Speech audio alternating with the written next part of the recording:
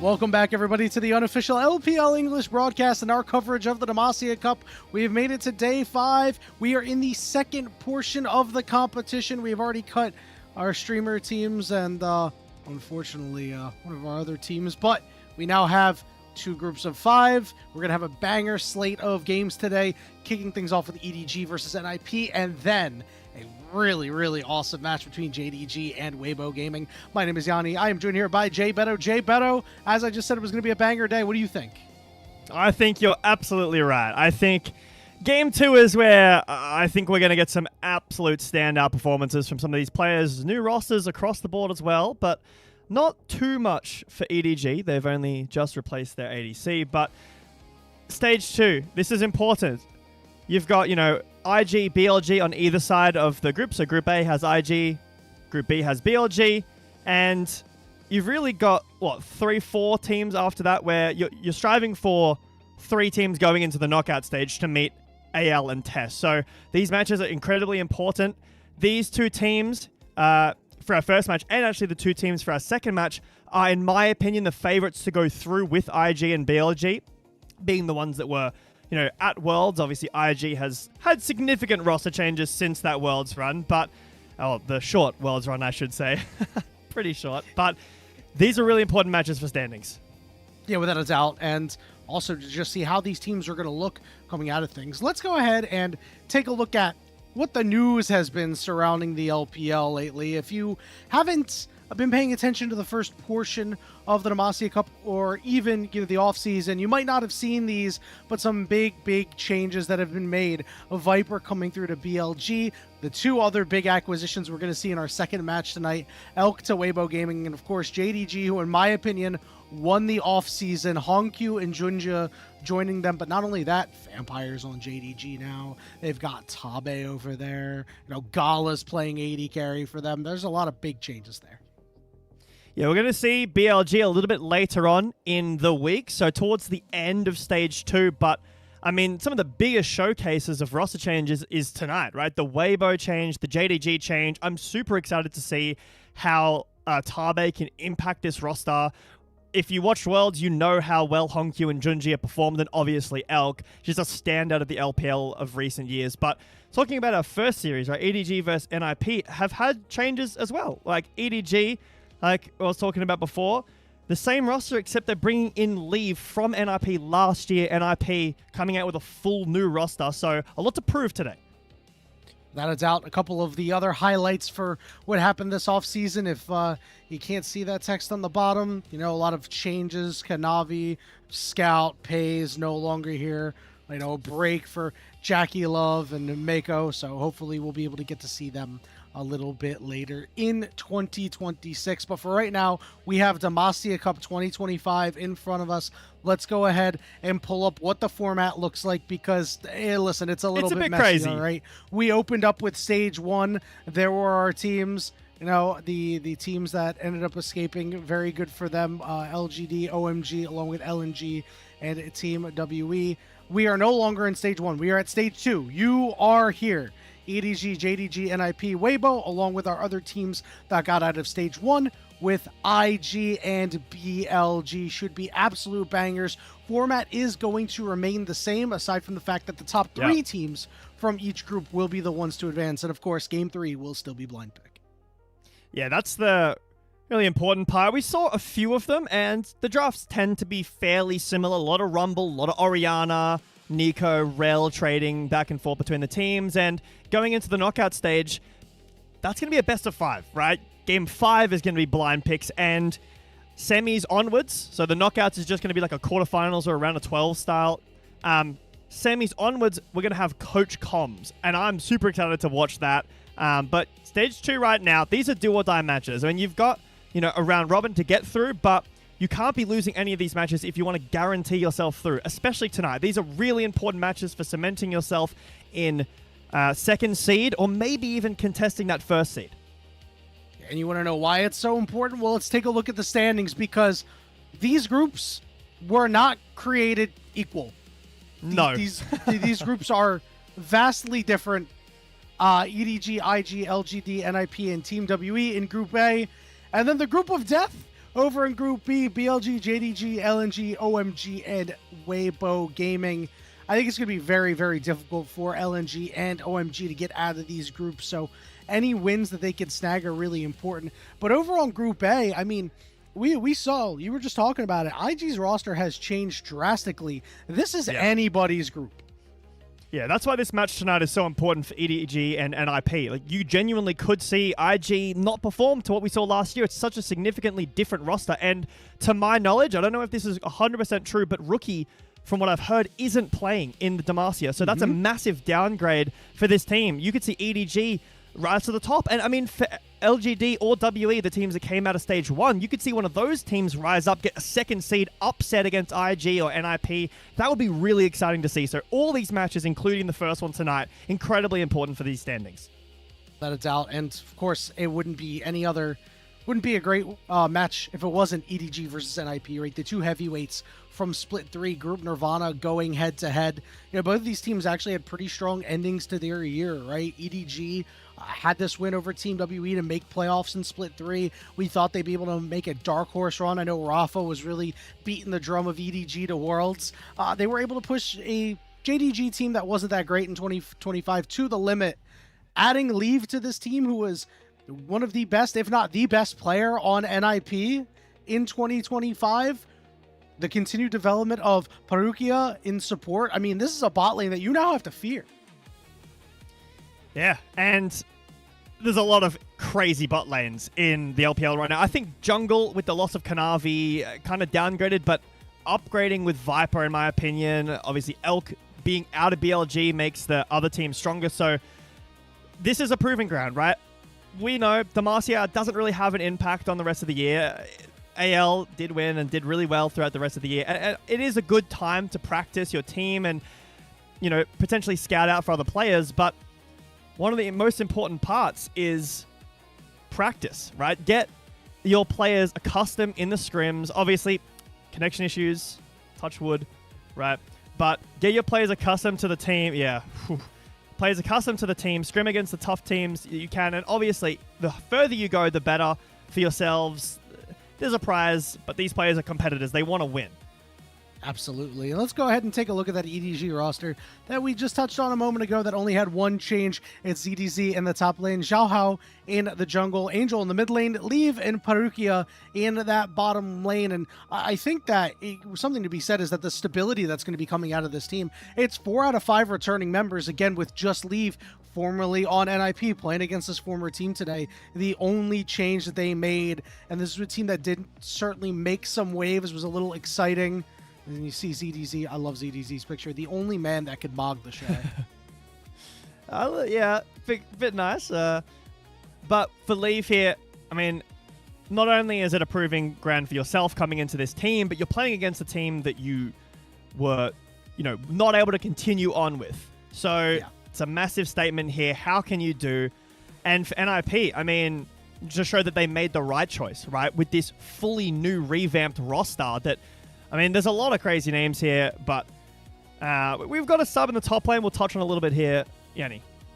Yeah, Ali, Guan, Kerr, Awesome, and Shuo, as Hoya is going to be the starting mid laner for NiP as far as we know going into 2026. Maybe something will change with, you know, maybe Ali. This is going to be a pretty good audition for him for another team, or perhaps NiP will be like, oh, you know what, Ali is a year away, has been absolutely fantastic, but they turned over the entire lineup, right? Solo Kill, gone. Nio, gone. Doinby, gone. Leave, over on EDG. Niket, gone. This is the second time that we're actually seeing Kerr replace Doinby in his career, and they did have a pretty similar end of the year that EDG did, right? They ran the group in Nirvana. They actually finished ahead of EDG by 1 game.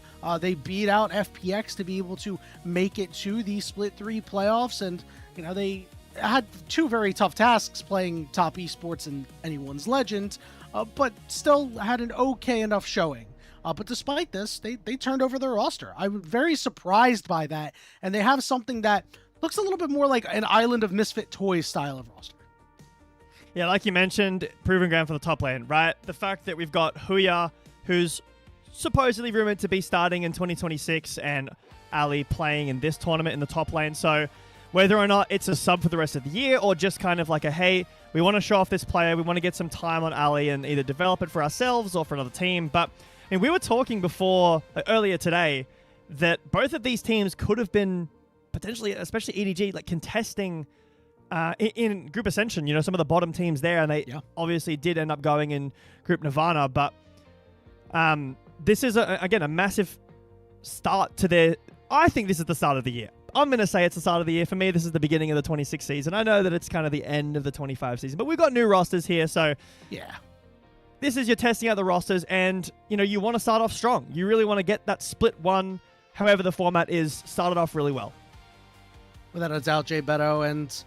I think there are some really nice spots to look at for both of these teams, and I think we're going to really have a big highlight on the AD carries here, Leave and Awesome. I mean, Awesome, this poor guy, man, I think there was a lot of fanfare for him coming into 2025, where people were, generally pretty excited to see him, good young talent that plays pretty aggressively, but this year was just so inconsistent. There's a lot of instability. He opened on EDG, was gone before the split placements, and then moved over to FPX with his current mid laner, Care.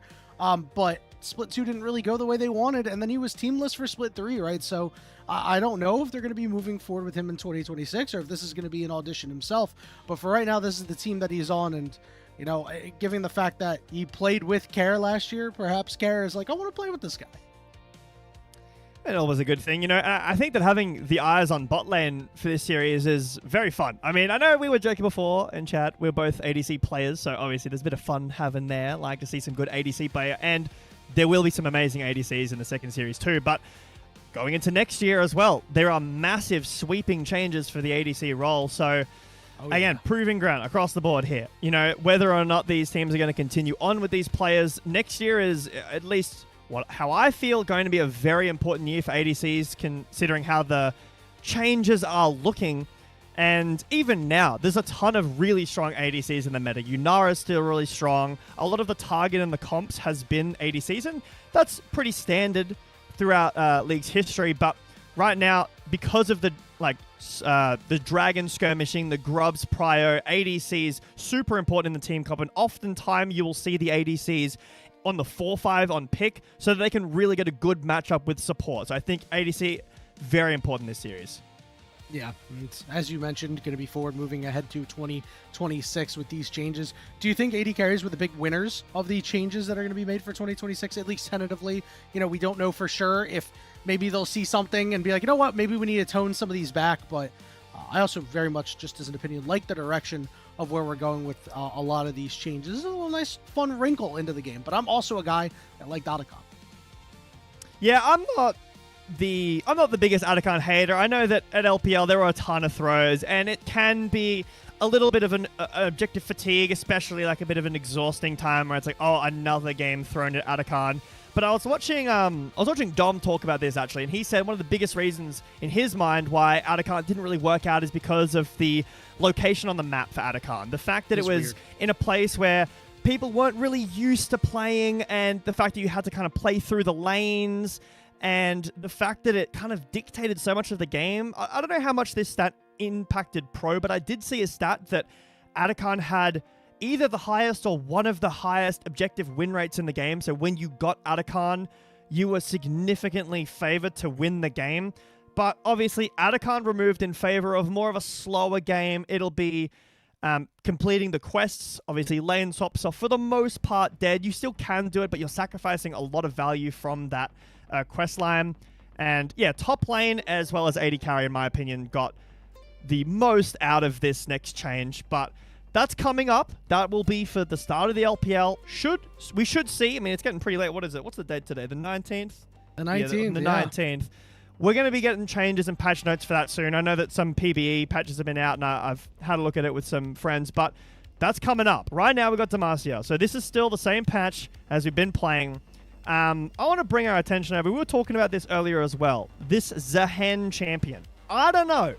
There's a lot of, rumblings about this champion. I know a lot of people in chat that I've been watching the games in. this champion looks ridiculous. I think you were saying that it was you that casted that game with the Zahen who had GA and the passive, and he got 3 lives off. But yeah, I don't know. And he just died. He just died 3 times. He just died. He just got CC'd into oblivion and died 3 times in a row. I think this champion might be a little bit too prioritized. I think in the right comps, it looks really strong when there's a lot of melee champions, short range, when you've got engage, so maybe with an Mbessa jungle, and the Zahen can kind of just be this massive threat that does a decent amount of damage, but really just lives for a long time. But I feel like it's getting picked a lot in games where it kind of doesn't do what it needs to do. Yeah, one thing that I noticed is that if the enemy team focused Zahen first, it generally went very bad for them. But if they left him for last, if you were able to use the champions that you have to keep him away, right? We had an Alistar in the game where he died 3 times in one fight. They just kept him away, right? They just tried to lock him up for the longest time, make his impact in the fight very minimal. And when he was the last one standing, I mean, it's difficult to win a 3v1 when you're on even footing. And the strange part is he got very far ahead in that game, and just really wasn't able to convert. That was the OMG game, the one where there were multiple throws at the bot lane, tier 2 turret. That thing was poison for both of those teams. Yeah, well, hopefully these teams have had time to acclimate themselves to the champion. They've got a read on how they feel it's going to go, and move on from there. One of my things that I guess a bit of a pet peeve from Demacia so far is the lack of Poppy prio. I really think that champion is giga broken. It's 3-way flex, unironically. I guess you could maybe play it mid if you're really cooking, but probably not in this meta. But it just does so well into so many of the meta picks right now. One of the biggest reasons that champions like Vi fell off is because of how strong Poppy is. And yes, Jarvan's still really good, Wukong's still really good, Alistar gets played a lot, Rel gets played a lot, but Poppy is banned in all of those games. Around Worlds, it had a really high ban rate, and in Kesper Cup as well, which is kind of the LCK version of Demacia, it was priored a whole lot. Now, that might be onus on Carrier just running the game whenever he's on Poppy or Bard, so maybe it's a little bit of a nightmare fuel for the LCK, but I am surprised that not a ton of teams have really been picking it here in Demacia. I agree with you there, Jay Beto. I think that there's just a looming fear that Poppy could get picked, right? There are some scenarios where Poppy would be pretty good, but they're like, we don't necessarily want this in our comp, but there are certain champions that might be getting kept out because you're like, well, if we pick this, then they're going to pick Poppy, and, we're going to lose the game, or something like that. And as we get a little bit closer to game time here, Jay Beto, I want to know, what are your predictions for both of these series today? That's a tough one. I think this first one it can kind of go either way for me. I think EDG should be favored because they've got mostly the same roster. So they should be, in my opinion, expected to win. NiP are coming with a full new roster. They've got, sure, EDG have a new ADC. They should be favored. For the second series, I'm going to be a JDG fan probably the whole year. I love Tabe. I love what he did on AL. So I think that roster's awesome. I loved watching CFO play. So I think for JDG, but I know that it may not go this way, but I'd love 2-1 for JDG. I think I want to see a long series. I want to really see these teams tested. And then for the first game, I think EDG should be favored in this one. I agree with you. I think EDG, in my opinion, I think this is going to be a 2-0 for EDG. I just think there's too many different moving parts for the side of NiP in this series, and I also think that EDG just has the better roster. I think that even before the acquisition of Leave, they would have had a better, more stable roster around them. Angel had quite a good 2025 where this guy really peaked hard in 2020 when he was on Suning, finished second at Worlds, and kind of been on a downtrend from there, but last year was very good for this team. And, Zhao Hao being so aggressive paired very well with Angel, as you see him on the screen right now, as supportive style. And I thought that this would be a good way for EDG to flex their muscles and show that they might be the best team in this group. As for JDG and Weibo Gaming, I have a lot of love for both of these teams and what they're going to do this year, what I anticipate they will. I think JDG are going to be our Demacia Cup winners. I'm calling it now. I said it yesterday, I think. It might have been the day before. I said it one of those casts that I do think that they are going to be the winners of our Demacia Cup, but I am holding out hope for Weibo Gaming to show us something, this redeem team for all these players who had down 2025s to come around and try to give Weibo Gaming a 2026 that they thought they would have in 2025. But a 3-game series is all I'm asking for out of that. I think that those two teams are absolutely, could be favorites to win the whole thing. I think they're very strong in their group, and look, BLG had a really good domestic year. We all know that. They also had one of the weakest international performances from a team like BLG that we've seen. Obviously, didn't make it to first stand. They didn't do well in MSI, and they really underperformed in Worlds. Yes, it's a best-of-1 Swiss stage, but they're losing to 100 Thieves. Matches that they just shouldn't lose, and they're playing like very kind of egotistical. They're not respecting any of the things that 100 Thieves can do. So if BLG don't have confidence coming into Demacia, JDG or Weibo could absolutely find an upset later on in the week. It'll be a good opportunity though for them to show that they are the team that's, their 2024 form, I should say.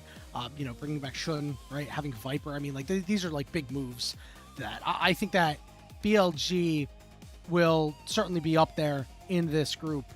But we'll have to see how things end up working out. If Shun can micro these solo laners that are very smash mouth solo laners, they like to win lane, but outside of that, kind of need to be, puppeteered a little bit around. As we are, still awaiting what's, the first match of the day between EDG and NiP. Jay Beto, I want to give you the floor a little bit. Talk a little bit about yourself. What do you got going on lately? Have you been, attached to anything else other than League Esports? Well, I mean, I just finished Elden Ring for the first time, so that's really fun. I had a great time playing that. I enjoyed that. I'm getting into the DLC probably after Christmas. Obviously, I'm focusing on Demacia right now, but I mean, it's really hot in Australia. I know that's really funny for you guys because it's winter in America for Christmas, but yeah, it's been some really hot days. It's pretty hot right now. Got my fan on, but I wouldn't know. Yeah, honestly, they won't let me in Australia. I don't think I'm kidding. They really? Okay. I need to know the law for this. Okay.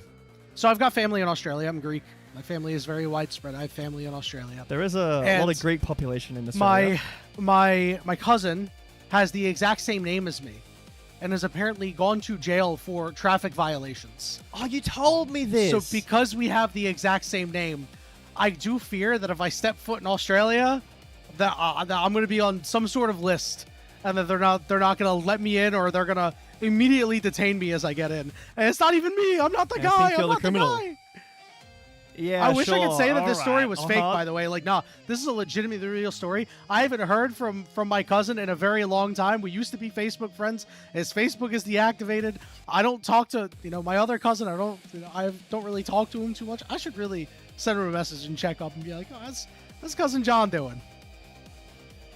Well, I mean, Australia is nice. It's a bit too hot this time of year, I would say. Spring is quite nice. Around Halloween time, there's some really good beaches. I think we have the best beaches in the world. I've been to a few, not enough. Need to, go to more and really solidify that Australia has the best beaches. But I will be saying that and preaching it, even if it's wrong. The Jersey Shore. The Jersey Shore probably holds no candle to Australia. But we got other stuff here in Jersey. Like pork roll, egg, and cheese. Well, you see people poking through in the background here. We love these Zoom-esque backgrounds that come up. I like them. I think they're great. It really annoys me when you see people behind. And when you can see his headset kind of like melding into the background. It's kind of funny. I loved, who had it the other day, the cat ear headphone? That was very good. Pardon me, that was very funny. But obviously these players are all in the studio, so at least they're remote, but they're together. Should be very similar to like an on-stage match, and later on we will be seeing on-stage matches, so there'll be a lot less of downtime and waiting for things to be ready. It'll go a lot smoother, but we will be missing out on the backgrounds, which is a bit unfortunate because they are elite, and I'm thinking maybe we should get some. Like, I don't know, maybe I could get a beach That could really get my point across. No beaches here, just the background. Although this is a pretty nice training room, right? You know, are we carpeted or are we hardwood floor? I think we're hardwood floor a little bit there, but you know, Looks nice, like hardwood. Nice, it looks pristine and very, very sanitized. As the teams are, you know, starting to get ready, as we can see, and sitting down, you know, working things out, shaking out your shoulders, shaking out your hands a little bit. Hopefully, they don't need the little hotties right now. I don't think there's too much stress, you know, where the hands are getting a little cold. I mean, I've seen some good hand warmers out. I was watching the CS major, or I think it might have been the blast or the IEM in Chengdu, and there's some crazy hand warmers. Speaking of that, did you know that because we had Worlds in Chengdu, right? They also played the IEM.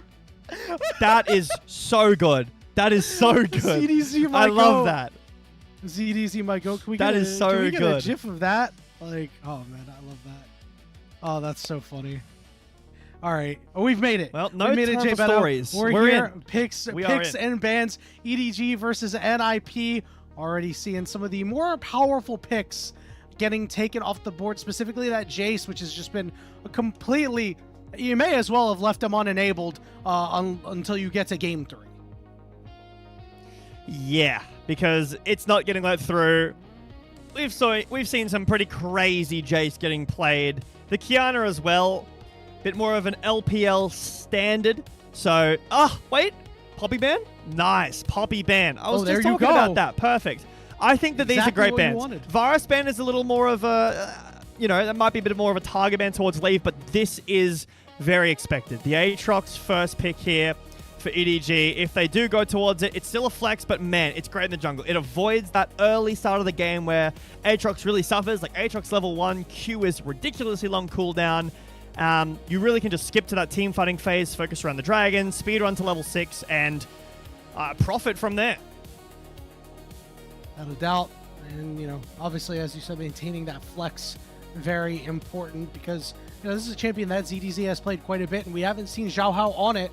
Now, does it necessarily fit the bill of what Xiao Hao wants to do, right? A very aggressive early game jungler who likes to take aggressive pathings. I think that's something that might have a little bit more guaranteed CC, be a little bit more up his alley. And NiP have elected to go with a supportive mid laner and a late game carry with the Orianna Yunara coming through. Ooh, well matched here with the late game carry of Aphelios. It's EDG that has the Aphelios skin, right? Obviously not this roster at all, but could be using that skin. I think Orianna, best mid on the patch. My opinion on Orianna is that there's really just nothing into her that is good enough. I think she's super strong.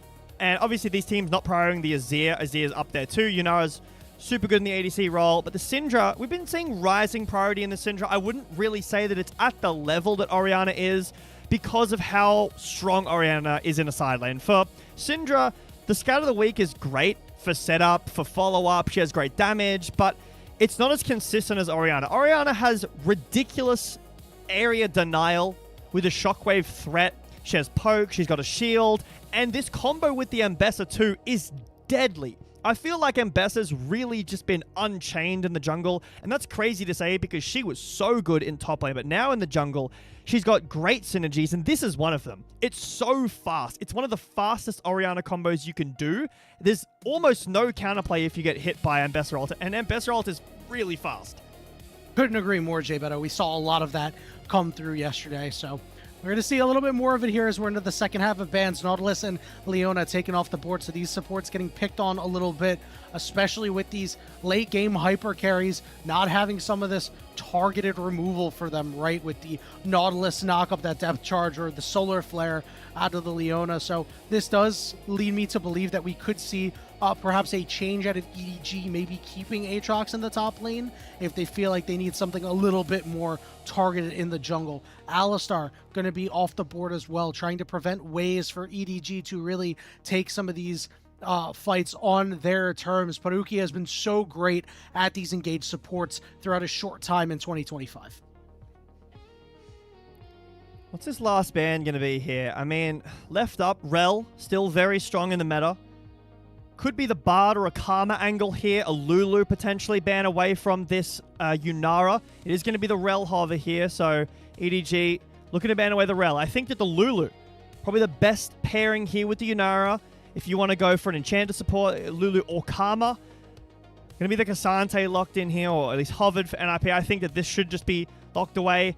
I personally think Sion is the better blind pick, but Cassante still quite good.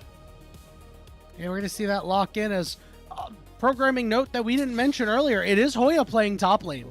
And, you know, Hoya has been a stalwart on a lot of these tanks at the beginning of the year in 2025, was really excellent at playing out these lane swaps for Thunder Talk, a big reason why they made a lot of waves in Split 1, but outside of that, never really able to hit that same peak throughout the year, and sticking them on tanks has always been you know, a pretty okay endeavor. He's a really, you know, solid weak side player, but he's going to have to go up against the Sahen. The Sahen, you know, may have many opportunities to farm up well against Hoya and be strong, as my favorite champion has just been locked in.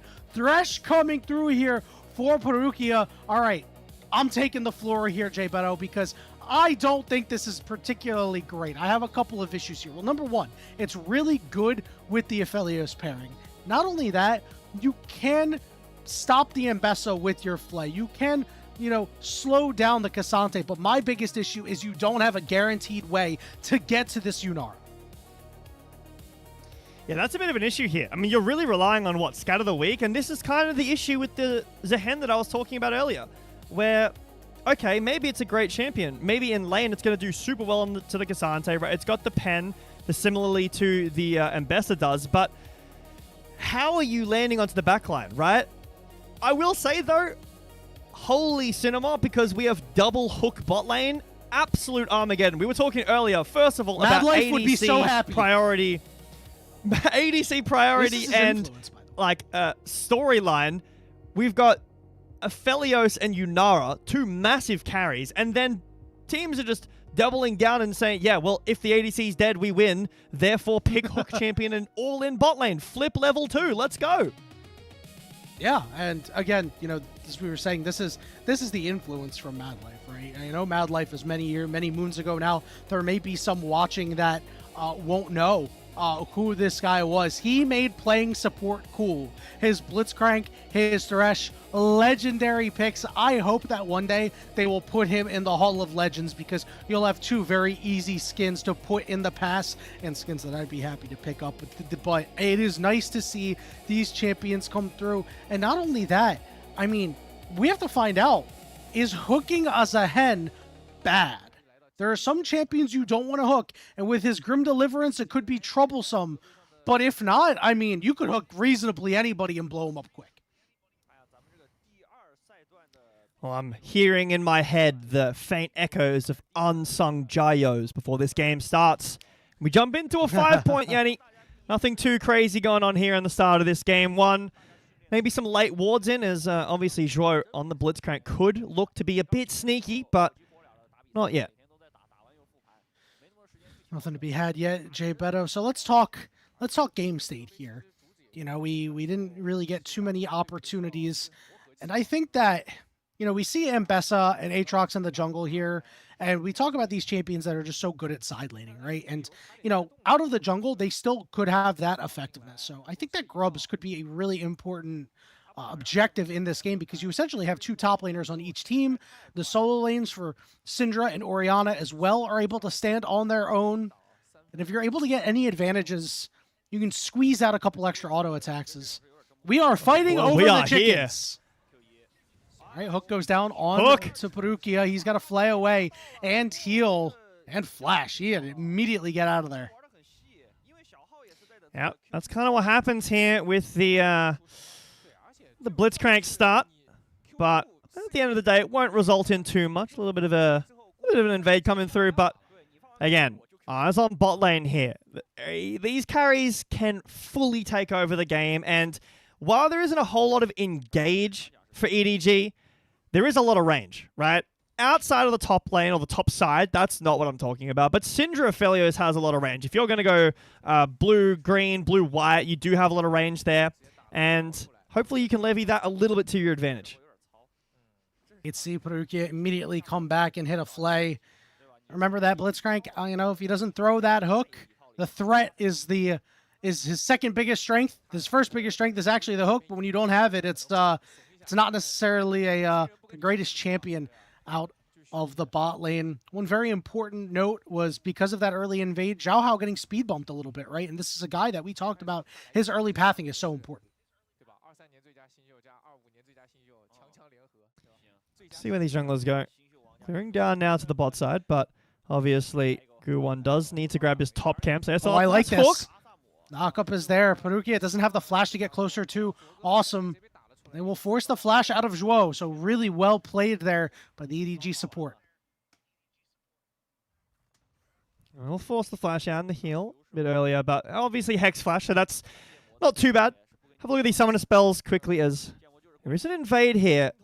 It'll be spotted out, and I think Mbessa feels pretty good in this spot. Okay, red secured for Xiao Hao. It's already I'm gone. a little bit surprised that he did walk away.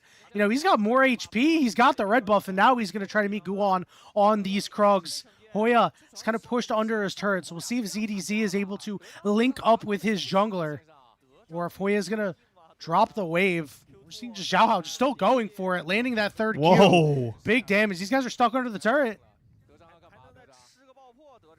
Could there be a dive here? I mean, it's a bit risky, but Guwon is low. Pathmaker will connect onto ZDZ. The Q3 will miss, so no dive as Guwon just able to channel a base hit. Nearly get the pull back there, but hang on, Xiao Hao. Yeah, they're trying to just keep Guwon up here, splitting EXP with Hoya, right? I mean, Xiao Hao got the camp. ZDZ, you know, got his Demolish proc, right? We're close to seeing a first plate. Awesome's had to base and go for a lane swap to try to bail out NiP's top side here, as Guwon will be able to walk back, but that's a really tough start for NiP here. I mean, you're not getting anything for EDG on the jungle side of things, but you're keeping K'Sante under tower. You can see the CS lead is already building up for this Zahan, and again, I'm critical of this pick. Is it going to perform in a game like this? I don't know, but against this K'Sante lane, it looks really strong as Xiao Hao gets a nice invade down, and looks like Awesome has, like previously mentioned, gone for a lane swap, and we'll try to freeze here. Perugia hovering around mid. Can he find a hook? Play. Scout of the week is there. That makes the hook very easy. No ignite, but he flashed the play, and the auto for Perugia is there. It's first blood going over to him, and a nice sidestep on top of it. Guwon coming through, but isn't going to be there in time. Well played. That was a really nice roam from Perugia there earlier than I think NiP thought, and not only was it the kill, but the flash as well. Caught by the flay. That's devastating for NiP. Yeah, that is really, really bad for Karen. Now he's going to be flashless. Angel's going to hit level 6. Once he comes back from this recall, it's going to be very, very tough sledding. Guwon is going to need to help out, or Zhuo is going to have to come through. So talking about these lane swaps that we've had here, overall, I think this favors EDG. While both of these AD carries are going to get some free farm, I mean, Leave was already ahead, and so was EDZ, so you don't have much to lose. And when we're talking about, you know, this comp, we are concerned for EDG. How do you find the engage? Well, if Angel's going to land Scout of the Weeks like that, Perugia is going to rotate and hit the hook, hit the flay, and predict the flash too. Like, I think EDG have no problems fighting if they're landing the abilities. The worry is, can they consistently be landing that? Because otherwise, you've got a lot of committal CC is nice damage onto Huya. It'll just be a play. It's in the Pathmaker. Damage reduction, we'll be able to get him out. But yeah, this K'Sante champion, again, I'm not too sure how I necessarily feel about this. It's really strong, and obviously a lot of people have issues with it just because of how good it has been. So anytime you see K'Sante do anything, even if it's in the hands of like the best top laner in the world, like let's say Keen plays it, or, you know, Zeus picks up K'Sante and does really well, you know, you always hear the K'Sante maker and the copy pasta. I personally think K'Sante's in quite a good spot. I don't think he's as broken as he has been in the past, or as how he's perceived. What tends to happen is that players will fight into ult, where he gets no mana, so he can just cast abilities, he gets the reset, the damage reduction, plus true damage from Pathmaker. But in team fights, I really don't think it's as impactful as a Scion. The Scion just took over Worlds and has, in Demacia Cup as well, been outstanding. Nice ward here. Guwon will find a pink and sweep it away. Decent vision here for NiP around this Drake, but Perukia's here first. Yeah, it was a good job there by Angel clearing out that control ward, waiting for Zhao Hao to stay on his side of the map. And now you got full control here for EDG on this bottom side to start up this dragon. So it looks like Zhao Hao will be preoccupied with that. Hook goes on to ZDZ here as he's taking a pretty heavy trade as Awesome and Zhuo trying to do their thing. 5 seconds until the grubs spawn, so could be an opportunity for NiP to trade these objectives.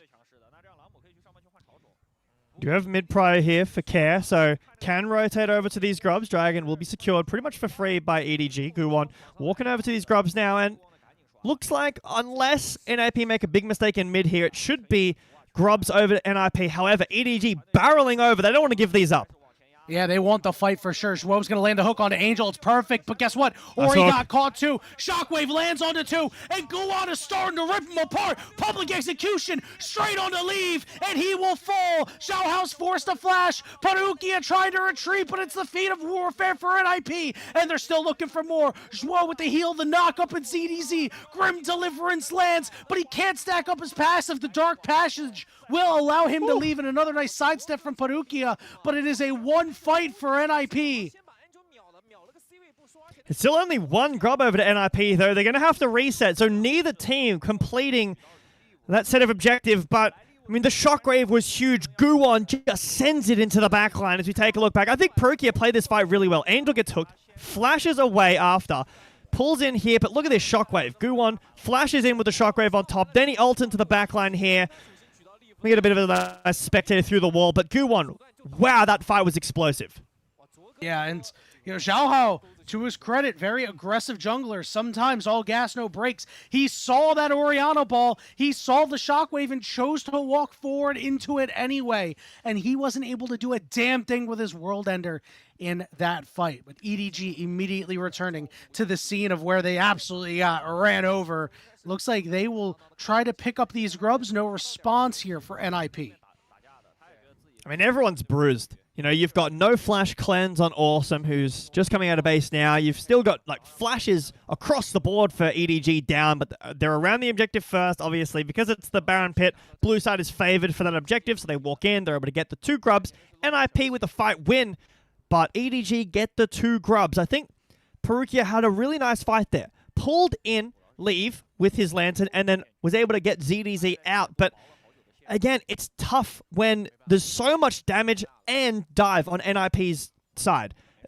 You can't live through the fire. Yes, Thresh is a peel support, but it's just not enough. He does kind of a lot of things well, but it's not a Lulu for support. It's not a Braum. If that was a Braum there, you would see a lot of a different story, but still very close game. 300 gold lead. Most of that is on this jungler. Guwon. Flash over the wall. ZDZ does have his flash available to try to escape, but it looks like he might just go down with the ship here. Stuck in a 3v1. Zhao Hao is not close enough to be able to help him out. All out. Going to get used as well. There's the Grim Deliverance. He's starting to stack up that passive. Zhao Hao coming through and will be able to walk Awesome off. We're rotating over. Retains his flash.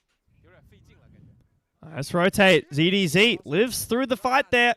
Just not enough damage on this Yunari yet. Huya goes into all out, but not enough damage from this Cassante either. That's a big win there for EDG, because if that was another kill over to Yunara, you'd really see it. Nice shockwave. Yeah, this is great trade there by Care. Remember, he's got that Catalyst. He's got a Null Magic Mantle too, so he's going to win out on these trades by sheer spell casts, getting that mana back, getting that HP back. Got about 1.5 minutes until this next dragon spawns. Remember, EDG leading the objectives right now. They got the 2 grubs earlier. They already have 1 Drake. They did pretty well on the map here. Nice zone away from NiP. Guwon's walking in, spotted by a ward, but I think NiP want this. They want to be spotted. They zone away EDG from the tower. EDG potentially, you know, leaving Perukia here, could swap bot, but instead, they're actually gambling the fact that Guwon has left, and he has. So very nice gamble here from EDG. They walk back in and are able to collect some of the wave they don't need to base.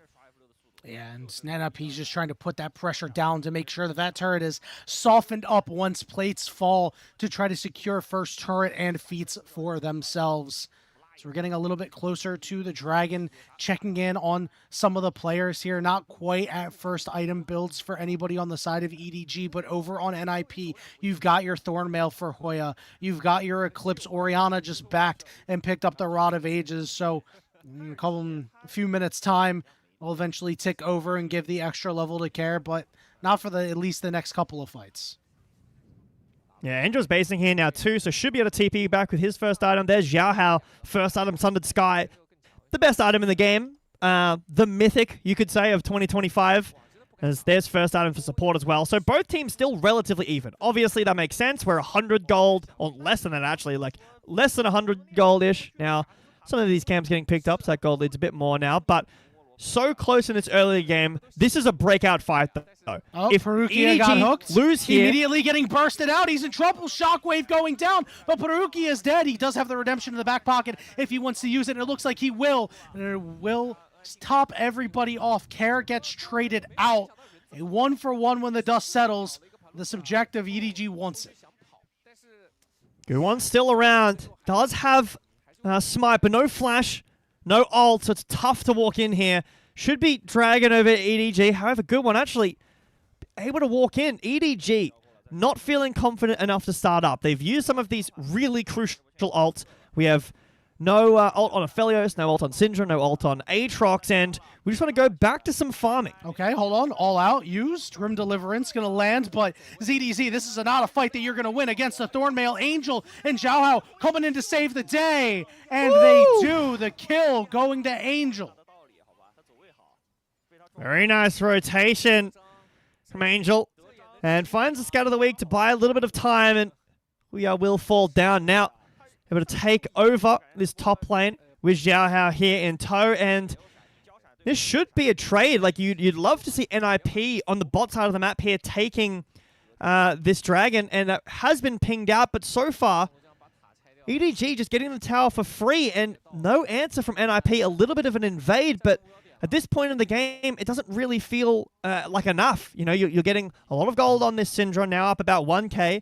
You're not really accelerating your lead bot lane here. You'll be able to get this tower a bit later, and now we are starting to get this Dragon, and a bit back for NiP, but it's slow on the map. They're down tempo. EDG back out on the map. If they're just slightly quicker, they could answer this Drake, but pathing topside seems they're aware. NiP are going to take this. We just want to get some gold on our mid laner and give over the Dragon. It's so hard for NiP to be snappy on that because Guwon wants to secure his topside jungle camps, because that turret's going down. He is 3-0-1 right now. He is the big early game fixture for this team, and you just can't afford to give all of those up. You'd be too far behind. So sacrificing some tempo, getting the Dragon a little bit later after EDG is already redeployed on the map does mean that EDG has the initial way in to get some of these wards down. We're seeing Zhuo getting very aggressive with his Hex Flash as NiP is now taking control of this topside river in an effort to start up this Rift Herald. It felt like EDG were going to be the ones to start up the Rift Herald. They came out topside, but watch this hook. Oh, just miss. TP in, though. We have Zehen TPing behind. Angel, Scout of the Week, lands Flash Hook, lands onto the Blitzcrank, but here's Guwon. Shockwave lands onto 2 as they're chopping down Xiaohao. All out, takes him out, but the turnaround's onto Zhuo. He will fall. CDZ, the Grim Deliverance lands on nobody, and he's forced to flash away. Hoya's all out is running out soon. The dust settles. The Herald going to EDG in the back pocket of Leave. Perukia here could look for a hook, but will be removed by the Slurkle of Awesome. There'll be a Herald in mid TP in, though. This is risky. Hoya and Zhuo. Double TP coming through, so they're going to get their charge off. It's not going to do much more. I think this is a good response from NiP. Zhuo hunting around looking for a hook, but now you're not going to have that Rift Herald for a better crash later. Let's take a look at this replay, Jay Beto. Break it down. Yes, have a look at this. So the hook misses from Zhuo. The TP comes in. Eyes on Guwon here. The ult goes on to Xiaohao, not onto Leave in the backline. It just misses there. And yes, we blow up the jungle. Sure, we do a lot of damage, but that's not your target. You need to be on this Aphelios, on this Syndra. And yes, you go over the wall, but Aatrox smites away. Xiaohao gets the Herald at the last second. The Grim Deliverance is a little bit ambitious and forced to flash away there, but when this engaged, the shotgun damage from NiP, when that misses, when it doesn't land onto the Syndra or the Aphelios, boom, time to free hit. The hook is down. It's a long cooldown. Ult from Guwon is down. And now you don't have to worry because Syndra and Aphelios just going to take over the fight. But Herald used, like you mentioned, and still very close. This game is neck and neck. It's a game of inches right now. We're only 17 minutes in. One dragon apiece as well, so a while away from Sol. It gives a lot of time for these late game AD carries to scale. It gives time for Syndra, who needs those stacks, and also big damage. Roll with a stack, but ZDZ... Pulls him back in. Hold on, wait a minute. I think Hoya might be dead here. The shield coming through from Care. Shockwave going down. ZDZ does have the revive, big. but everybody on NiP is nearby. They get the teleport out of Angel as well. It was a close one for Hoya there.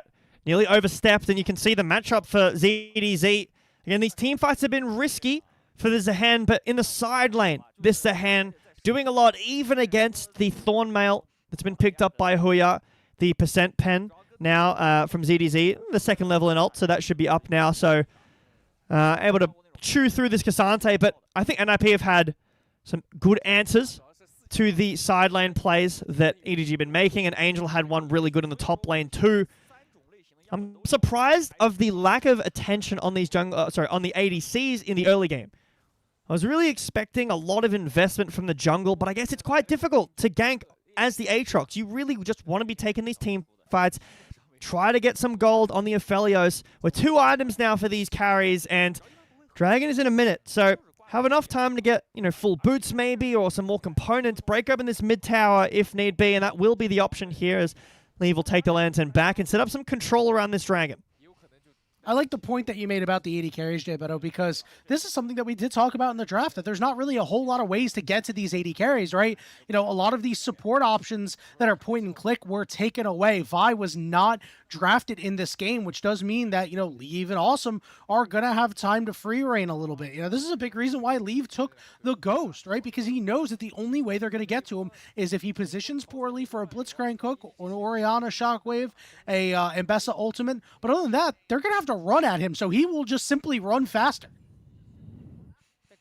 And, for NiP in this conversation, the onus is on Guwon, like we saw in that fight. When the ult misses, it's a very scrappy fight. It goes both ways. Both teams pick up a kill, and yes, EDG get the Herald, but if Guwon is landing onto the backline like we saw, it's devastating with the Shockwave. This combo blows up the backline. Dragon has spawned, though. Full control of the river. Over to EDG. Do NiP give and go Atacon? Well, they're fading toward it. Mid control going to be really important here. Schwobe's going to get a big speed up, looking to probably land a hook onto somebody. Angel can't keep him away as this dragon is misses. Very low and will be secured for the side of EDG. And now they might look for a re-engage here. Angel trying to set up good ball control coming out from Care, just buying spaces. NiP is starting to get into this jungle, trying to push Xiaohao off as the push is now onto the mid lane. As EDZ is the only one there. Everybody on EDG has to back, so they will pick the dragon, but they will lose the turret in return. They do also, NiP have control, so they can move up to this Atacon if they want to. Pings are on from EDG, so they're aware of the risk. They just got fresh recalls. But NiP are basing, actually, this could be an inverse. If EDG now go to the Atacon, so far in this game, Yanni, we've seen EDG be dominant on the map on the macro sense, and NiP with the explosive dive, but lacking in these objectives. EDG walk in, there's no vision for NiP at all. Looks like Care might have to walk in, but he's going to be spotted out by that blue orb. Hey, big note here. Guwon has picked up the Kempunk Chainsword. There's a lot of healing between Aatrox, Zahen, and Aphelios if he's got red guns. Also, this redemption that Perukia might be able to put down. So this is very, very notable for the next fight that occurs. NiP immediately heading to the top side, making sure no funny business is going on. Again, a very small gold lead for EDG, around 300 to 500 at any given time. This game is on a nice edge and has certainly delivered from the top two teams in Group Nirvana and Split 3. It's great to see these teams be so close. Both top laners having TP can join the fight in the top lane, but 2 dragons on EDG. They want to stack these Drakes. They don't want to flip the game around Atacon if they don't have to. I don't think either team isn't happy to go late. Both teams have pretty decent late game scaling. These ADCs, a conversation we've been talking about all game so far. And obviously with the frontline dive from NiP and the tankiness and healing, I should say, from both the Zahen and the Aatrox and the new Aatrox. Red blue, pretty strong for Leave here. Is it going to be a full give for EDG? They just want to wait, get items, fight around these Drakes. They're very strong in skirmishes if EDG get to the objective first. Because NiP, as we saw then, they have to walk in. And walking in blind to something like a Syndra, walking in blind to a Thresh, you can see how tough it was for Zhuo. It's lucky that the Scout of the Week missed for him because he was walking in completely blind.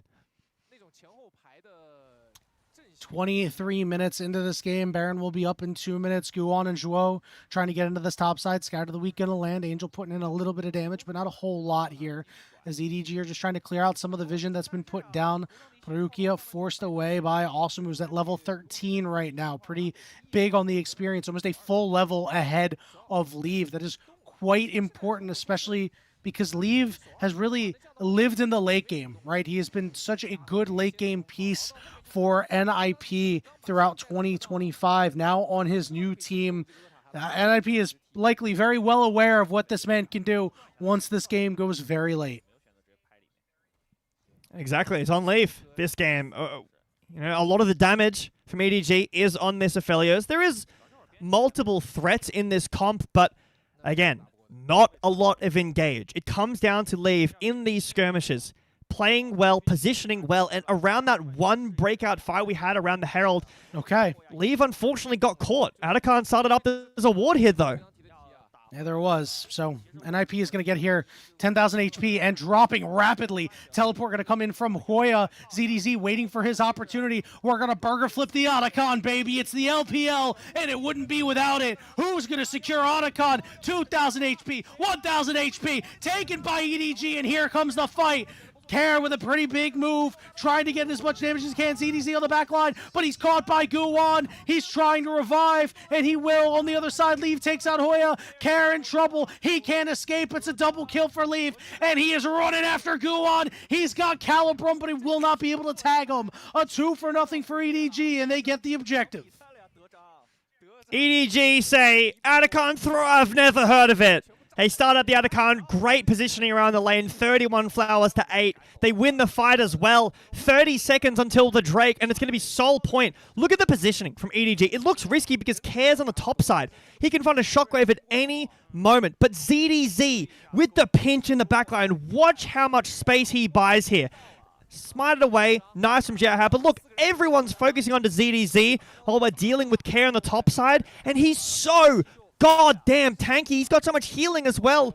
And yes, he goes into passive, but that doesn't matter. We've taken down the top side. Huya goes down. Care goes down on the top side. Split up for NiP. And EDG with the first really solid grip over this game. And that's something we talked about in the pregame with Zahen, right? Is that, do you have the tools to be able to stop him? Oftentimes, teams are not winning when they are focusing him first, and that's exactly what happened for NiP. You have Blitzcrank knock-up? Other than that, it's got to be Hoya that's on him, but you need Hoya to get to Leave. It's just such a big problem for NiP as EDG secured their third dragon just a couple of moments ago. NiP going to take the aggressive route through mid. Public execution on to Leave. They're trying to get him out of there, but they don't have a way. Shockwave goes down, and they're able to take him out. Guon, low but still alive, and look who's in the middle of the fight. Coming through, Grim Deliverance will take out Guon. Zhuo off to the side, has nowhere to go. Hoya's an all out, but he's all in, and he lost that hand. It's more kills for EDG. Angel flashing forward, trying to finish off Awesome, but he's just out of range, trying to skate around, but Scout of the Week's gonna be up real soon, and he will deem him weak. You lose Leave, but NiP just can't get the damage across. They're so split up again. And the front line from EDG. These bruises do so much damage right now with the double sundered Sky. Beautiful team fight from EDG. They lose their AD carry, but they don't slip up at all. Angel puts so much work into that fight as we take a look back. Spotted by the blue orb. Guon, great flash ult to catch onto Aphelios here in the backline. but even though he's instantly bursted down, the ult from Angel does a lot of damage. ZDZ in the mix here, finds the ult, takes down Guwon, and Angel is just completely untouched. Look at where Care is with Awesome, getting zoned away by ZDZ again. I still maintain I'm not convinced about this champion, but ZDZ is putting up a goddamn good argument. He is mogging these guys right now. Zahen's chiseled jawline is just like ZDZ's, as we have the bane of every Demacia Cup, a pause. We get to talk about some of these cameras again. What is that? That is a great. What are we looking at here? A little dragon. I love it. I love the creativity. I wonder how much time. These players put into like choosing their backgrounds or choosing like the bunny here. You reckon? Were they spending like a good 20 minutes browsing through? I don't think I can put it on right now. It's a Philadelphia Eagles helmet. Ooh. It's not really gonna go over my headset too well. I did drop some stuff taking that out, so maybe I should just try to gently place this back and not have it fall. Oh God, my room is a mess. My casting setup is a mess. Everything's a mess. But you know it's not a mess? This game, actually, no, this game is kind of a mess right now. But it's been I messy. like the way that EDG has approached things, as they have about a 5,000 gold lead right now. As we are back onto Summoner's Rift, you can start to take a look. Things taking shape. I must say that Xiao Hao, poor guy, doesn't have a kill in the ledger, but has created a lot of space this game. Underrated game out of him. After a rough start. Yeah, it's ZDZ and Xiao Hao this game providing that space and allowing both Leave, but mostly Angel, who's really come alive in this first game. Every scout of the week, every important one at least, has felt like it hit, and that was a concern. Are you hitting them? Well, Angel says, I'm hitting all of them. Every single one. I guess NiP is just weak because he's scattering them. Let's see. So the siege is on. It is so difficult for NiP to try to break this. Meanwhile, over on the other side, Hoya trying to get that turret, but ZDZ takes mid tier 2. Public execution a couple moments ago did not land. So there's no good engage for NiP for the moment as Hoya. And this is not an equitable trade, guys. No. And it is an objective bounty. That feels good, but you're losing control of the top side. That's important because it's Soul in a minute and 50 seconds. They're going to break open this tower eventually. You've got a minute left on the Baron. Scout of the week will hit Zhuo, but the mid-wave's being pushed into. You're losing a lot of map control here for NiP. And they're just shredding these turrets. Hoya has to recall and has to link up with his team soon. Angel is getting a little low in the mana department. Middle inhibitor will fall. Zhuo still looking for an angle to try to land a hook on anybody. Leave really wants to link up with the rest of his team. He's in a bit of a scary spot. Xiao Hao is the one who's hooked, and they're going to go all in trying to take him out. He's going to flash over the wall, but he gets caught with the shockwave, but he's still alive. Paruki and ZDZ trying to do their thing as Angel's ultimate went right onto Guwon, getting him low, but Parukia is caught. They will take the turret, but they will lose their support. Nice trade here from EDG. They still have Baron for the 20 seconds, so they should be able to get these enhanced recalls in. 1 minute until Soul. They have broken open the mid inhibitor, which will mean that the super minions pushing in, giving EDG control over the mid wave, and hopefully for EDG able to use that to set up great vision. We're already TPing back early to set up said vision and start getting ready for this infernal Soul. We saw how much damage Angel was doing earlier. Imagine with this 3 Infernal Drake Soul, what he's going to be able to output. Especially because his build isn't super damage based here. Zhuo tried, but he failed. Public execution went onto Xiao Hao as Guwon now needs to fight his way out of the corner. Leave is starting to free hit as EDZ has joined the party and he's ready to go. He forces away Awesome. There's the Grim Deliverance. Guwon's in trouble, getting very low. He falls and Awesome is next on the menu. The shielding's not enough and the revive is there as Care can only run. The dragon has been started by EDG as Angel is looking to finish off. Hoya has gone into melee range of the Cassante and just doesn't give a damn. Zhuo is spotted out. Hook onto Hoya. He will be knocked down as well. And that should cap off the game here for EDG. ZDZ and Xiao Hao pushing in with the Infernal Soul at their backs. Just so much space being created by Z. He TPs into 4 people at the end there. And that'll be the game, Yanni. There's nothing NiP can do about these front lane. Care will not be able to escape. Joao will go down. Guan will spawn and immediately head back into the fountain. EDG, this game was close for a bit, and then they started pulling away, and they put away NiP in game 1. And I mean, we were talking earlier, EDG being the favorites of this game because of the fact that they've played together before. They just get bringing in the new AD carry, and it really looked like that. They're very much on the same page, and NiP in some of those fights not on the same page. We saw how explosive that fight could be when Guwon is able to land onto the backline with the ult plus the shockwave, and we didn't really see that combo find anything else past that. I think the Blitzcrank as well. It's exciting. It's very fun. But the problem is, it was not good. The problem is, I think the performance was okay.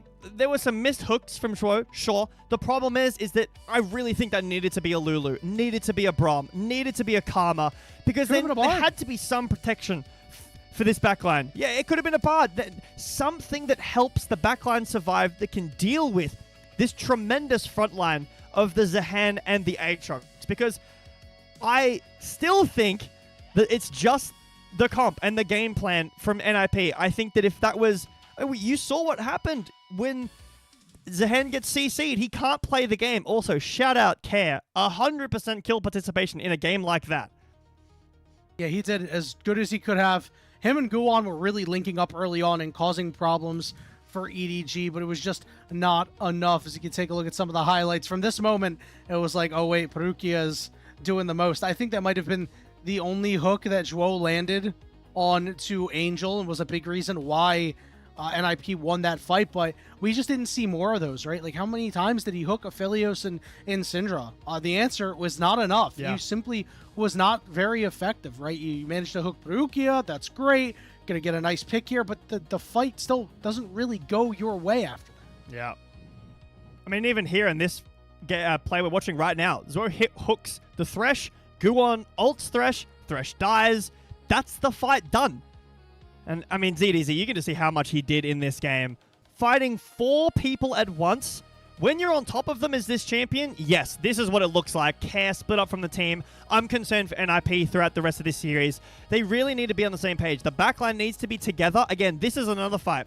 And okay, ZDZ did so much work, TPing into the fray again.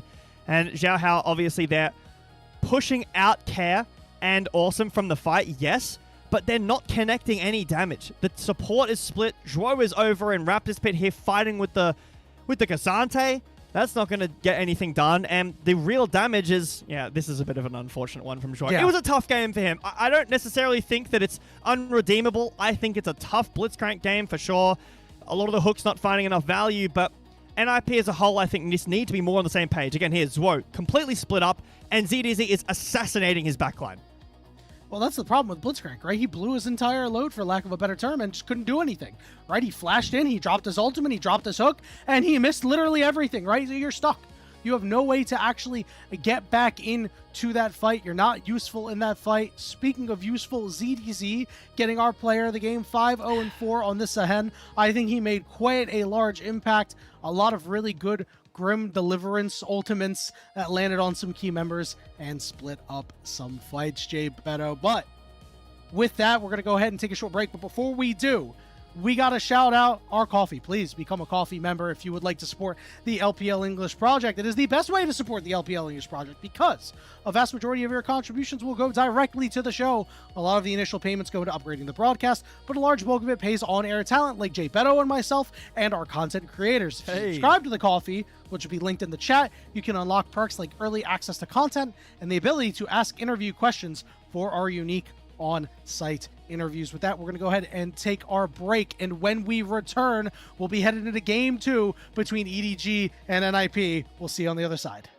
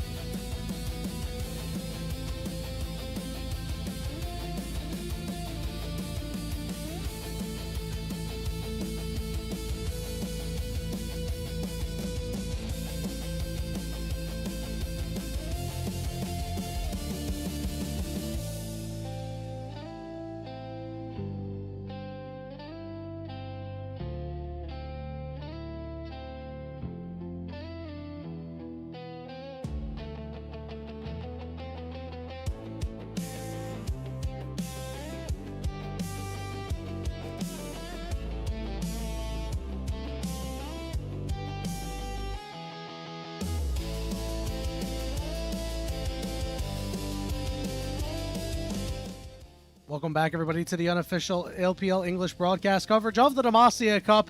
EDG took a 1-0 win over NiP with ZDZ getting the MVP, the big driver of that game. And, you know, I guess he must have been working in the offseason, because I was just reading on Twitter that this man got his license over the course of his offseason. It took him a couple of tries, but he managed to get the job done. Good for him. He's got a nice-looking car, too. A way cooler car than I have. Pretty sad. Good for him. Well, he's been driving the game forwards too, is EDZ. And I think what I was talking about the Zehen, the fact that I still think that is a testament to how well ZDZ played. I think he had an outstanding game on the Zehen. For NiP going into this game too, I really think the onus is on Synergy. Gotta love it. You've gotta love it. I mean, how can you not like him? Dude, fellas, imagine you're playing against a Zehen with bunny ears and whiskers, and he's just coming through and dropping down and ruining all these fights. That's what he was doing. He was completely ruining the fights for NiP. EDG, now, what style do you want to go towards for this game too? Is it going to be a similar, lack of engage, put ZDZ on something that we think is really strong? Is there going to be a side selection, right? Some of these junglers might end up getting let through, or maybe the bans stay exactly the same. I think that for EDG, the fights were great. Their lanes were solid. They were, winning their lanes, playing well. But for NiP, that's where the biggest change-up needs to come. They need a very different look at the overall draft. I think that their idea was great. The dive was awesome, but the problem is that they, didn't have enough commit onto the dive. Maybe if you wanted to go like a Kai'Sa with some kind of engage support with the dive shockwave, and just everyone send it onto the backline and kill that person first and then try to take the fight after, break down into a very chaotic fight, sure. Or if you want to go for a more peel style and protect your Yunara, protect your Orianna, and play the fights more front to back style, then that could go well too. But they kind of tried to do both, and a lot of the damage from NiP just wasn't able to hit throughout that game. So for this second game, if NiP don't want to lose 2-0, gonna need a change up in the draft. No doubt, and I do wonder if they're going to give Zhuo R5 again. They gave it to him last time. It was for that Blitzcrank pick. It did not have the intended effect that they would have wanted. So here we go into the second draft. Remember, if it goes to game 3, it will be a blind pick, and already some of the same bands coming through as the teams have swapped sides. Yep, so here's already a change-up from NiP. We've got the Malphite jungle banned away here, away from EDG. So this means NiP could be looking for that Jace or Qiyana. Did EDG want to ban both of them away, though? I mean, then you could leave open the Poppy, leave open the Rumble. Yeah. There's things here, that NiP can go towards. So what's their third ban going to be? I would imagine if you go Rumble, you don't really need Poppy banned either, but you could just be banning it away to get the Rumble. You could leave both open and say, we're going to take our pick for the 2. Maybe EDG forced to ban one. I imagine that the Qiyana probably won't be let through. Azir banned away. Wow, there's a ton of stuff open here. So EDG forced to ban one of the 3 that were banned last game. It's going to either be Poppy, Rumble, or Qiyana, and 2 of them are going to be left up. I'm a bit surprised that the Poppy ban wasn't coming through for NiP, because if EDG elect to ban the Rumble and you want the Qiyana, I mean, Poppy does have some ability to try to shut you down a little bit at times, but with that, both of these picks will be available, so NiP has the first pick of the litter here. Guan did have a fairly strong game on this Ambessa, despite the loss, so I do wonder if we'll see him on a carry once again. Not too surprising to see the Talia first pick here, as Care continues his suite of control mages. Wow, so NiP leave all of them open. We want to see what EDG goes first. It's going to be the Scion, most likely for EDG, as I don't think there's any reason to not lock this in. There's no Ambessa, no Zehen, no Aatrox. The other kind of stock standard answer into the Scion is the Rek'Sai. So NiP would have to put Huya on that Rek'Sai, which is, again, a pretty different look than we saw in game 1. On the Cassante, it's more of the AD bruiser now, not a tank anymore. So with the changes, the kind of Titanic Hydra Shojin build and EDG with the Kiana, I really think NiP made a mistake here. There's the Rek'Sai, but this Kiana champion with Sion, there's, you know, a really nice frontline engage with the Sion, a weak side that Kiana can rely on to not lose the game through, and you get mid lane counter pick here. You know, it could be a Ryze. You could go a Galio, although that would be risky here for EDG. And NiP looking for some jungle damage here. A lot of different carry junglers being hovered over. I would be surprised if any of them outside of the Zed actually got picked up. Zed is pretty decent into Kiana, but she's good into all the AD bruisers. That's kind of the worry with this champion. They're going to go with the Corki instead. Okay, so I think this pick is fairly interesting because it should theoretically open up Zhuo's champion pool a little bit. EDG will either have to split the difference, one jungler, one support, or they're just going to knock both of them down, given the fact that, you know, for NiP's side, you're going to end up banning a couple of supports here. There is some play to be had in the second half of the draft. Like this Ahri hover here, I think it's a really good pairing with the Kiana, able to kind of force feed kills into it. Angel has shown time and time again that he's pretty solid on this champion. As we head to the second half of bans, and already supports are going to be on the menu. It's a tough matchup, though, here for the Ahri. I think it's a great pairing with the Kiana, but not a whole lot of people are willing to opt into this matchup. I mean, obviously, the LPL, we've got the best Ahri player in the world, or one of the best, I guess, if you want to make that argument, in Knight, and he's really one of the only people who I would say I would put positive odds to win this matchup. It's really tough. You can't ult over the wall. You know, you don't get to clear very well because Ahri doesn't do that effectively, and then you get out-rotated. So, tough here for Angel, but EDG played really well. Angel had a great game last game, so willing to be proven wrong, but support's here getting targeted out. There's the Poppy, and I think that makes a ton of sense with the Kiana, with the Ahri already being picked up. Braum being banned away kind of indicates some of the more engaged supports, so the Leona, the Rel, could also be a Rakan still on the table for either of these teams. Yeah, exactly. There's a Kai'Sa ban Rakan, too. I would imagine with the Alistar ban, not yet. It's a Rel. Yeah.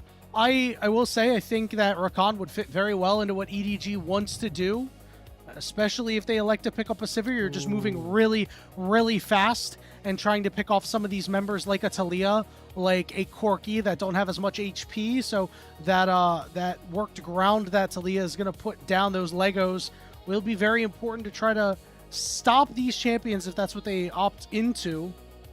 But not quite sold on the Sivir idea are EDG, and they will lock themselves in a misfortune. So that does lead to potential Rel, as you were calling out. Could be Leona as well, but with the Alistar ban, to me, that really indicates either Rakan or Rel. So I think NiP could opt to take one of them away here. It makes sense. Nocturne locked in. Yeah, there's the takeaway. So I actually really like this takeaway here for NiP. I think that EDG definitely showing a Rel angle. The Nocturne means double global here, so EDG have to be on their toes. Prukia, it's going to be the Leona hover. I think Rakan is... Ooh, actually, could be a Nautilus angle here. You were talking about with the Braum ban, EDG open up the potential for a Nautilus. They just need some form of engage. They need more forward motion. They've got this triple threat comp with the MF, the Ahri, and the Kiana.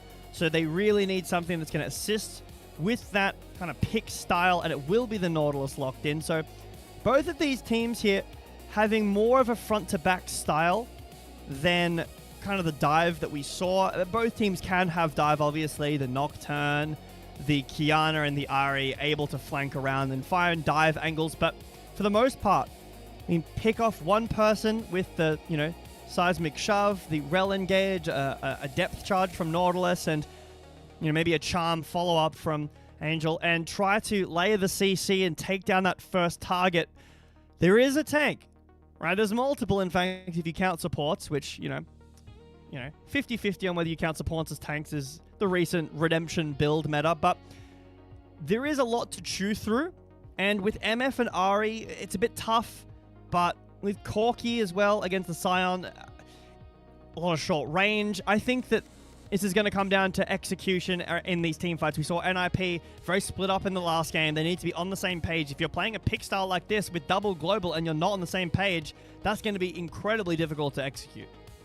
Yeah, and I have to admit, Jay Beto, I'm a little bit surprised that they went with a Nocturne instead of like a Pantheon. I think that Pantheon is a little bit better in terms of the early aggressiveness that you can have, right? Because you want to punish this Ari pre-6 before she gets her ultimate, is able to start dashing around, right? You want the point and click out of the Pantheon. You have the ability to flash, point and click stun, and then you've got, the flick coming through from Talia. Like, I don't know. I don't think the Nocturne is as good, but the global presence, as you mentioned, will be there. Summoner's Rift Game 2 between NiP and EDG. EDG looking for the first win of the group and setting things off right. It's the 5-point again, so no crazy business happening just yet.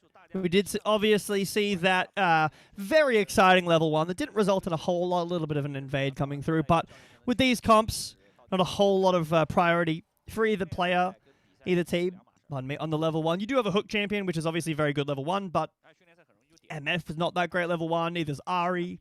Nocturne is like a bit whatever level 1, and Talia needs a ton of time to come online. So both teams, a little bit of warning on the top side, pushing out Leave on the bot side, but both teams happy to just sit there. I mean, this is, for NiP, a very high execution draft. It's very level 6 dependent as well, but with these globals, with the pick style comp they have, because neither Talia or Corki can realistically dive. I know that you kind of can if you get a really nice Weaver's wall angle, but Shrove starting with the crash down, getting a bit of a shield there and a bit of an all-in and bot lane with the heal will result in actually EDG kind of being favored here on the health. Yeah, and one thing about these mid-jungle coming through for NiP is that it's going to be kind of hard to actually kill these solo laners, right? Unless your Weaver's wall placements are perfect. As all that thought is, Zhuo decides he wants to go all the way in. Awesome, trying to do what he can to Perugia, but he did start with that W, so that extra shield really making the difference out of some of these trades in the bot lane, Jay Beto. Now we'll be level 2 here up for NiP, so despite the kind of scrappy start for NiP, they are able to get control over the lane. Interesting jungle pathing here from both these teams. They're both pathing to the top lane, so away from their ADCs, and they want to impact the Sion Rek'Sai lane, which I'm not sure if this is a volatile enough lane. I can understand, if one gets ahead, like if Sion can get ahead at all, the matchup is just so difficult because Sion matchups are already really tough. Like you can see, this is a counter matchup. It's a very standard counter matchup that's been played a lot recently, and NiP opted into it as well. And already the first 3 levels, Huya is having a tough time, already shoved under tower. ZDZ is able to get a base. So one of the reasons why this Sion champion is very strong and prioritized in the meta right now, but be able to lane swap already. Wow, this is early. I am shocked at this. Leave coming out the top side, Perugia going down middle, and ZDZ just already says, "Yeah, bye to my lane. I just want to farm." Yeah, interesting to note that Xiao Hao, and there was no aggressiveness with the early jungling, as now we're finally going to see them kind of go heads up a little bit here for this Scuttle Crab, as Guan is going to seed the top one and head down bottom. But because there's none of that, I do wonder if Xiao Hao, once he gets his first back in, if he'll get a little bit more aggressive on Guan. He's already looking to maybe do something up on the top side here. Leave walking up, trying to bait Hoya in, but he's a little too in tune with what's going on right now. He's aware. So we'll be able to base and maybe even, match the lane swap. Here we go. This is something that I was going to talk about, but makes sense for NiP. Answer the lane swap, get your counter matchup back. And for EDG, I mean, if they predict this, they could swap back on this wave. That would be really nice, but actually, Huya has stayed, so holding the wave for quite a while. Let's see, does Awesome come out and go top side, or is he going to go bot? So no, it's just the support up to the top lane to assist Hoya, not the lane swap mirror. It's very interesting that we're going to elect to, have this lane swap coming a little late here, especially with Hoya backing, but we're not going to see any aggressiveness come out here from Perukia and Leave. We've got the Dragon up in about 15 seconds. It might just be a little bit more of a duel of the junglers. Well warded, well covered by NiP. CDG are going to be able to spot out Guan. Have a good idea of where he's at. So ball's in Xiaohao's court on what he wants to do. And it will be the lane swap match from NiP. So they send Huya back. They try to break the freeze with Zhuo and keep EDG in the lane. If they had face-upped the mirror swap a little bit too much, maybe EDG would have swapped back and continued their, mismatch of lanes. But NiP play it pretty well, keep the cards close to themselves and get their standard laning, even though we're swapped around. And again, this is something that, will this be in next year with the quests? Who knows? I think teams will still want to do it because obviously you're avoiding lanes, but Xiaohao on the top side. All right, everybody's up here. No ultimates available for anybody quite yet, but the junglers are waiting. Guan trying to slide in with that last minion going down. Will be able to get into the first bush. The tension, you can feel it. You can cut it with a knife, Jay Beto. Perukia looking for an angle, but it looks like only recalls will come out. I think EDG might have some sort of idea that something weird is going on. That's a good ward, but they still don't know that Guan is here. It will finally be revealed as he will head out. This does mean that Xiaohao is going to have first opportunity to get on that crab if he wants. He is also heading back. This is just a chess match going back and forth. It looks like he's not going to go for that crowd, but here we go. Zhuo goes in on top of Leave. There's the root. There's the hook, and Xiaohao rewarded for his patience. First blood. That is insane patience from Xiaohao. It's ridiculous that he sits there the whole time. Both junglers, for the most part, are unaware that the other opposing jungler is there until finally Guan is spotted. And that's the red card right there for NiP. He is level 6, but can you ult against this Nautilus with the heal up? It's a bit tough, but Xiaohao waits the whole time, and after Guan is off vision that one time, he gambles the fact that Guan is left. He was correct. Xiaohao picks up the first blood here. You do lose the top scuttle, so there is that. You are down 4 CS, so, I mean, that's what, 1 camp. But for EDG, great patience. It's kind of continuing on with this synergy. They're so much on the same page. They know exactly what they want to do. Well, they nearly de-leashed. I was going to laugh at that. But Dragon's up here. EDG pathing down to the bot side. Have put their bot lanes both in mid.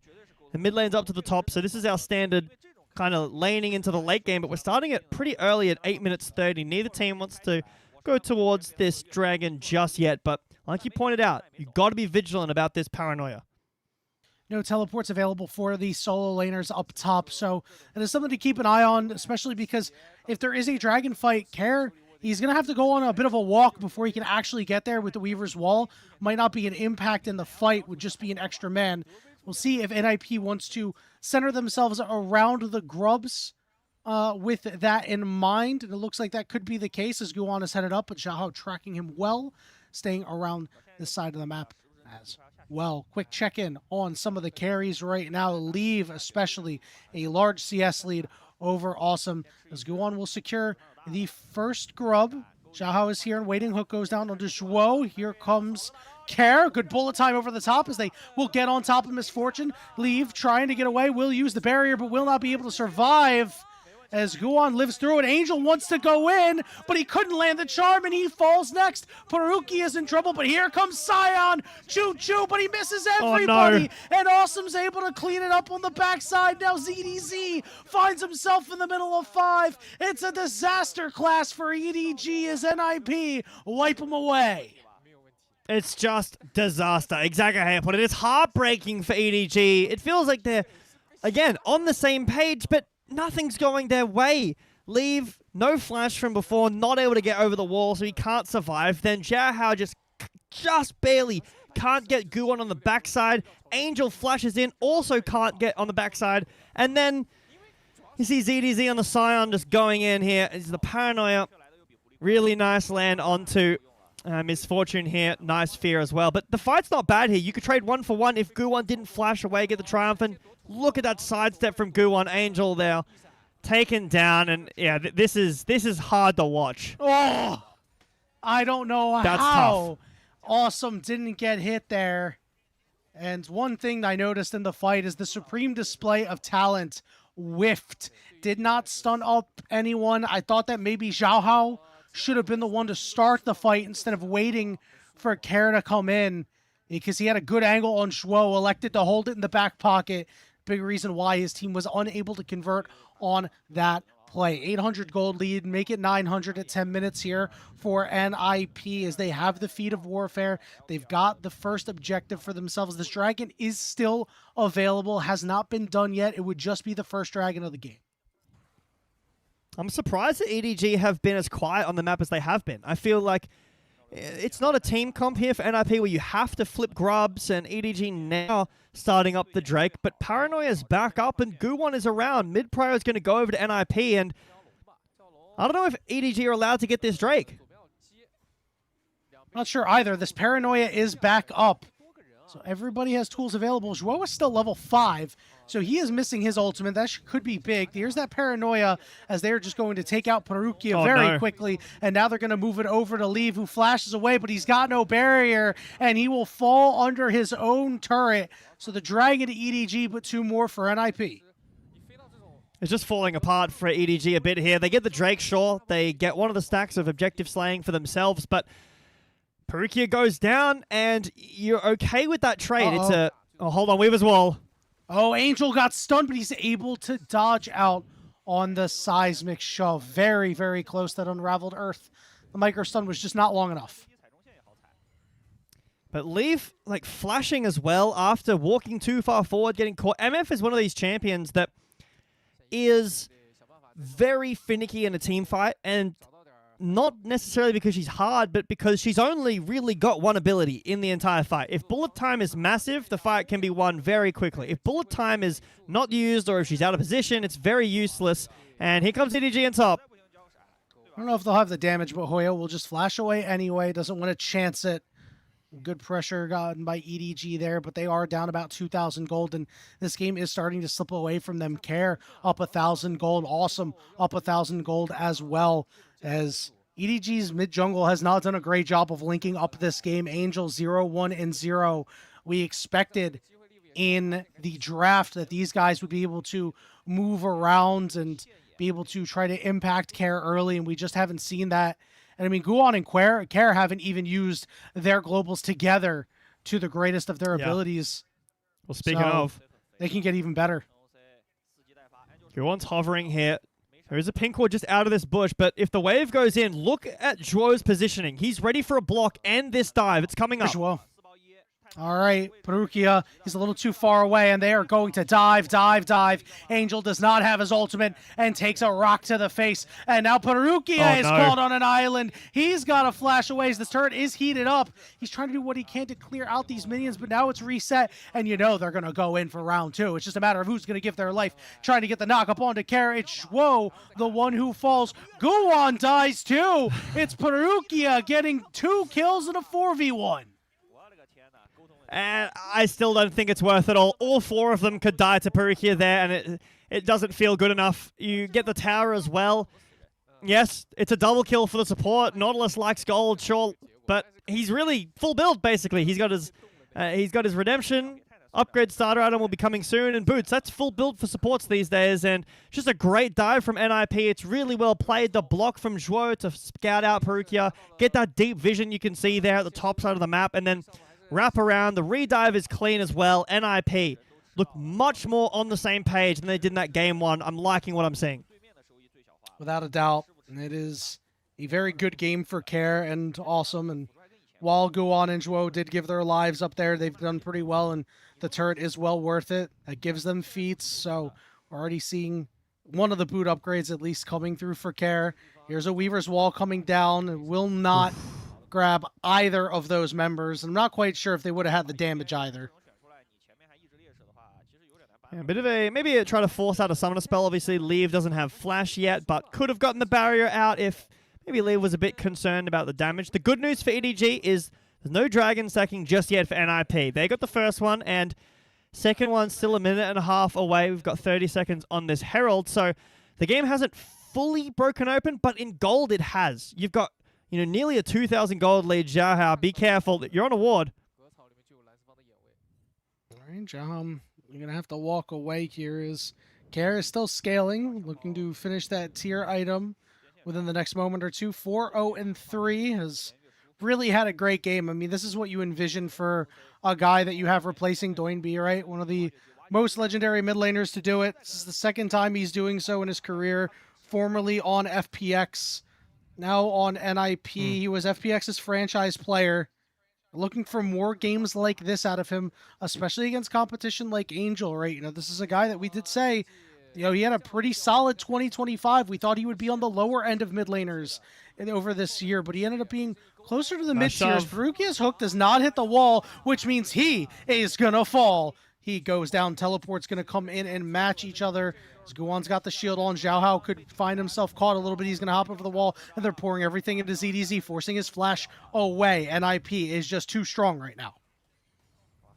I have to say as well, Zhuo this year, in 2025, has a 9% win rate on Rel across 11 games. This is a champion that Zhuo has not found success with this year so far. Did you say 9? Confident enough to go 9% win rate, yes, in 11 games. Oof.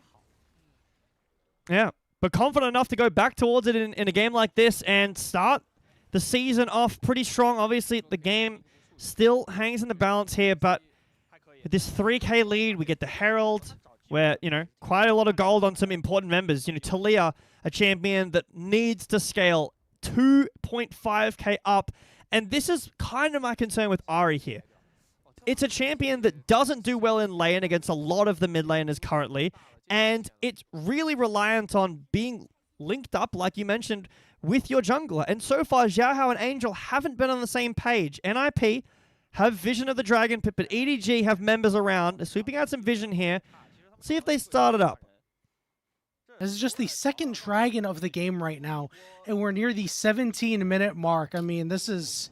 If you're NiP down a dragon right now, you're like, hell yeah, this is great, right? Like, even if EDG want to take this, you don't necessarily have to do anything. You could just go into the mid lane and take that turret if you want, which it looks like NiP might be trying to do. They are going to drop the Rift Herald, but it looks like they want to move over and make a play.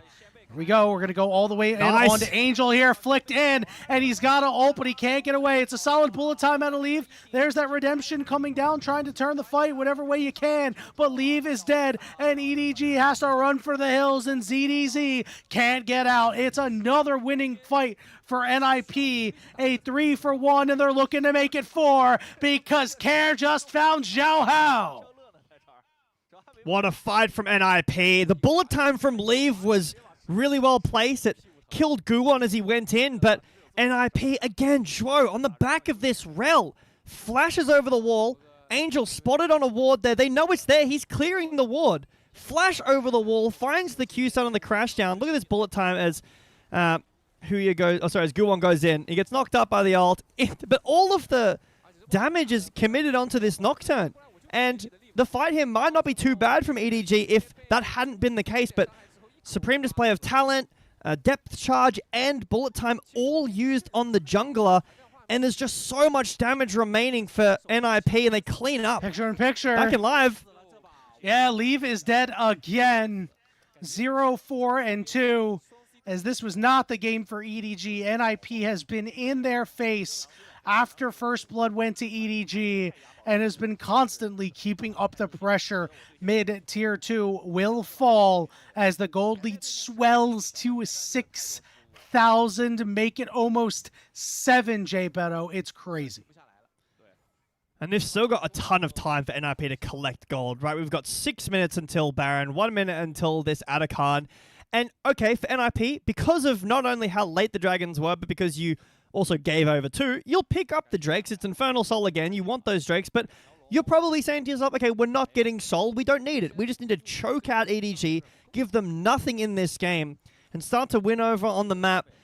This MF pick as well that we weren't convinced about in the draft, but it's also a takeaway from Leave. Sorry, from Awesome, right? Leave is taking it away from Awesome. In 2025, he had 20 games on MF. His next closest was 8 games on another champion. So it's a risk picking a champion like this as a takeaway when Awesome, feels confident And on this Corki, I'm not sure if I'm convinced by the MF though. You know, it was picked a little later in the draft too. So combined with this Ari, the pick comp just isn't really working. EDG prepared around the Atacon. They've had good objectives set up this whole series so far, but NiP are aware of it. They check. EDG's not making a T1 Baron-esque Atacon play, but they do want to set up some vision around the Atacon themselves. I'm sure Leave was not too happy when he saw NiP's B4, B5 as Nocturne and Rel. That is just so difficult to try to play into. You never get a chance to set your feet to really make an impact. I mean, look, he's on 1.5 items. The lights are going to go out. Guon wants to try to find a way. How do you get in here? There's that redemption, but doesn't look like that ultimate's going to go down. Here we go. They're going to try to turn on the weak side here. It's Shuo, who's stunned up and immediately blown up. Now they're going to look to try to find Leave, who's cut off from the rest of his team. Angel goes in, but immediately has to go out. Guon starting to get very low, but he lives through it, and Hoya's going to get on top of Angel on the other side. Perukia and Xiao Hao trying to do what they can. It's a 3v3, but ZDZ's got to flash away as Hoya's pretty damn healthy, and he says, I want more. Otacon trying to help out the side of EDG, but Hoya is chopping down ZDZ. He might be a tall oak tree, but he's knocked down anyway. As the Otacon will be tethered once again by NiP, they will look to secure it. Zhuo, a mistake in this game. He hasn't really made any so far, but it doesn't matter. NiP all on the same page. We were talking at the start of this series, Yanni, about this being the story of the ADCs, but it actually hasn't been. It's been about these mid laners. In game 1, it was Angel.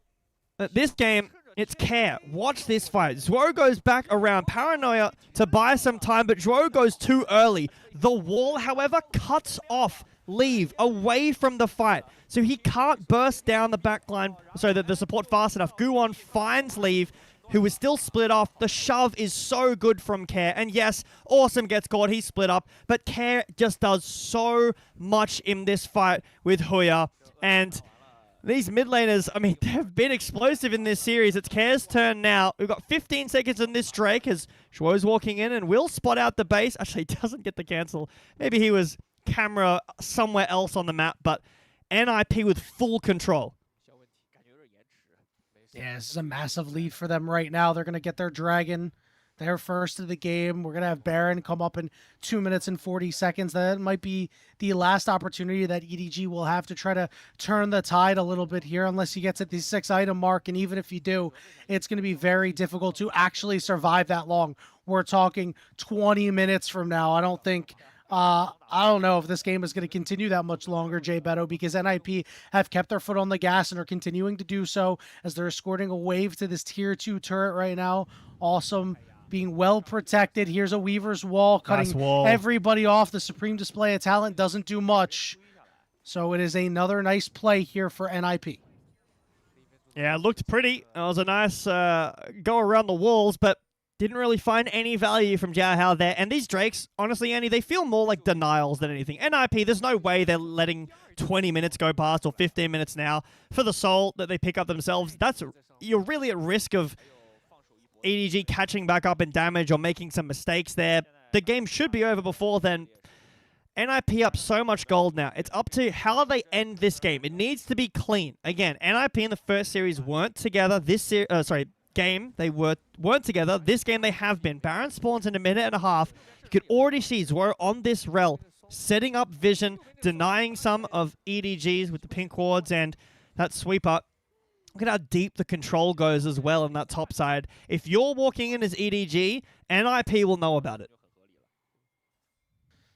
I think for EDG, the only way that they're going to be able to make any sort of waves is Xiao Hao has to find Care, has to find Awesome.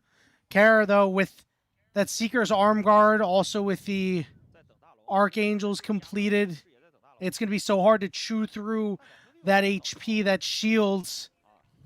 They have to survive while he's in stasis.